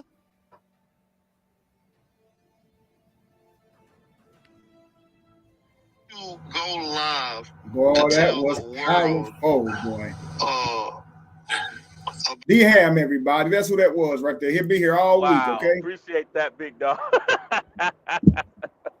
Bro, That was crazy. you preached that message. I just put $2 in the plate. Jamie passed it by. Jamie put some money. Lacey put some money in there. We all contributed to it. Boy, you went off, boy. Now listen, to end this off, because I want you guys to understand something. The person that's been going around doing all these heinous accusations on me, this is not me jiving y'all. This is real life, okay? Someone reached out to me with a message that said they had some information on Callie, okay? I read it live and said that the guy was Callie's baby's mama's brother. Callie heard me do this and instantly got on live and explained away what this guy was, what he thought this guy was going to tell me. And guess what Callie let out the bag? Did you guys know in the past, Callie actually got shot, pow, literally got shot by his girlfriend's son, because his girlfriend's son thought he was sleeping with his girlfriend's daughter. Did y'all know that? Callie got shot by his girlfriend's son because he believed Callie was messing with his little sister, y'all. Now, here's the problem with that. Callie said that didn't happen. He said he did get shot by his girlfriend's son, but it was because he thought he was beating on his mama. Well, we do know Callie will beat on somebody, right? But the biggest problem with this is Callie says he didn't get shot because it was thought that he was messing with his girlfriend's daughter. He got shot because of some domestic violence accusation. But guess what his girlfriend said? His girlfriend at the time, he had her on the phone. Guess what she said? She said it was really true that her daughter said that about Callie. So it's not made up from someone else. Her own daughter said Callie messed with her. Understand this, guys. Now, she doesn't believe her own daughter. The question is why? She says, me and my daughter didn't get along and she couldn't stand Callie, so she went and told that lie. But why wouldn't you believe your own daughter? So Callie got shot over the belief he was doing something that he said he didn't do, right? Now, he said it wasn't over molestation. It was over thinking I was hitting her. But it was out there that he was touching the girl, right? Now, get this. After being shot, Callie was supposed to show up in court and testify on who shot him so they could punish the shooter. Callie didn't show up to court. Callie got arrested for not testifying. He says he didn't testify because the guy was only protecting his family. But he shot you and you were innocent. So why wouldn't you press charges? To me, guys, this sounds like Callie didn't press charges because he would have had to say why this guy shot him. So it was like, if you don't tell on me so I don't have to go to jail, just don't touch my sister again and I'll let you walk. It sounds like a deal was made. But I just think that's crazy that Callie has never told that story. And this is a 100% fact. I didn't even tell y'all what the dude told me yet. I'm telling y'all what Callie told you. This came from Callie. Go look at my live a couple lives ago. You just go listen to it and you'll hear Callie with the girl on the phone explaining what happened. He goes, here's what the dude's going to tell Kevin. He's going to tell Kevin that I got shot because someone said I was touching a child, which is my girlfriend's daughter. But I actually got shot because someone told my girlfriend's son that I was beating his mama. But my girlfriend's daughter really did say that about me, though. That's major problems for me. You never told us about this. You told me you got shot, but you said it was because she was robbed. You never told me you got shot over something like that. And if you got shot and you were innocent, why are you out here blaming people for the same shit you did that you got blamed for? I'll never understand this dude. That's man. We're gonna be covering that shit really next. He won't shut the fuck up about me and leave me alone. Listen, D-Ham, he won't shut the fuck up about me and leave me alone. So I'm really about to tap into his life for real, for real. I'm on it. I'm already. I heard him say all of this on that live you did, because I went back and listened to it, and I tell you now, this is why people coming in your chat today leave Royce alone. Nobody's here to mess with that woman. The fact of the matter is, she joined forces with Callie to try to always name drop Kevin about a shroom party that she was doing shrooms at, that he was doing shrooms at, and never once are they blaming Kevin for touching them inappropriately, anything illegal that was ever done to them.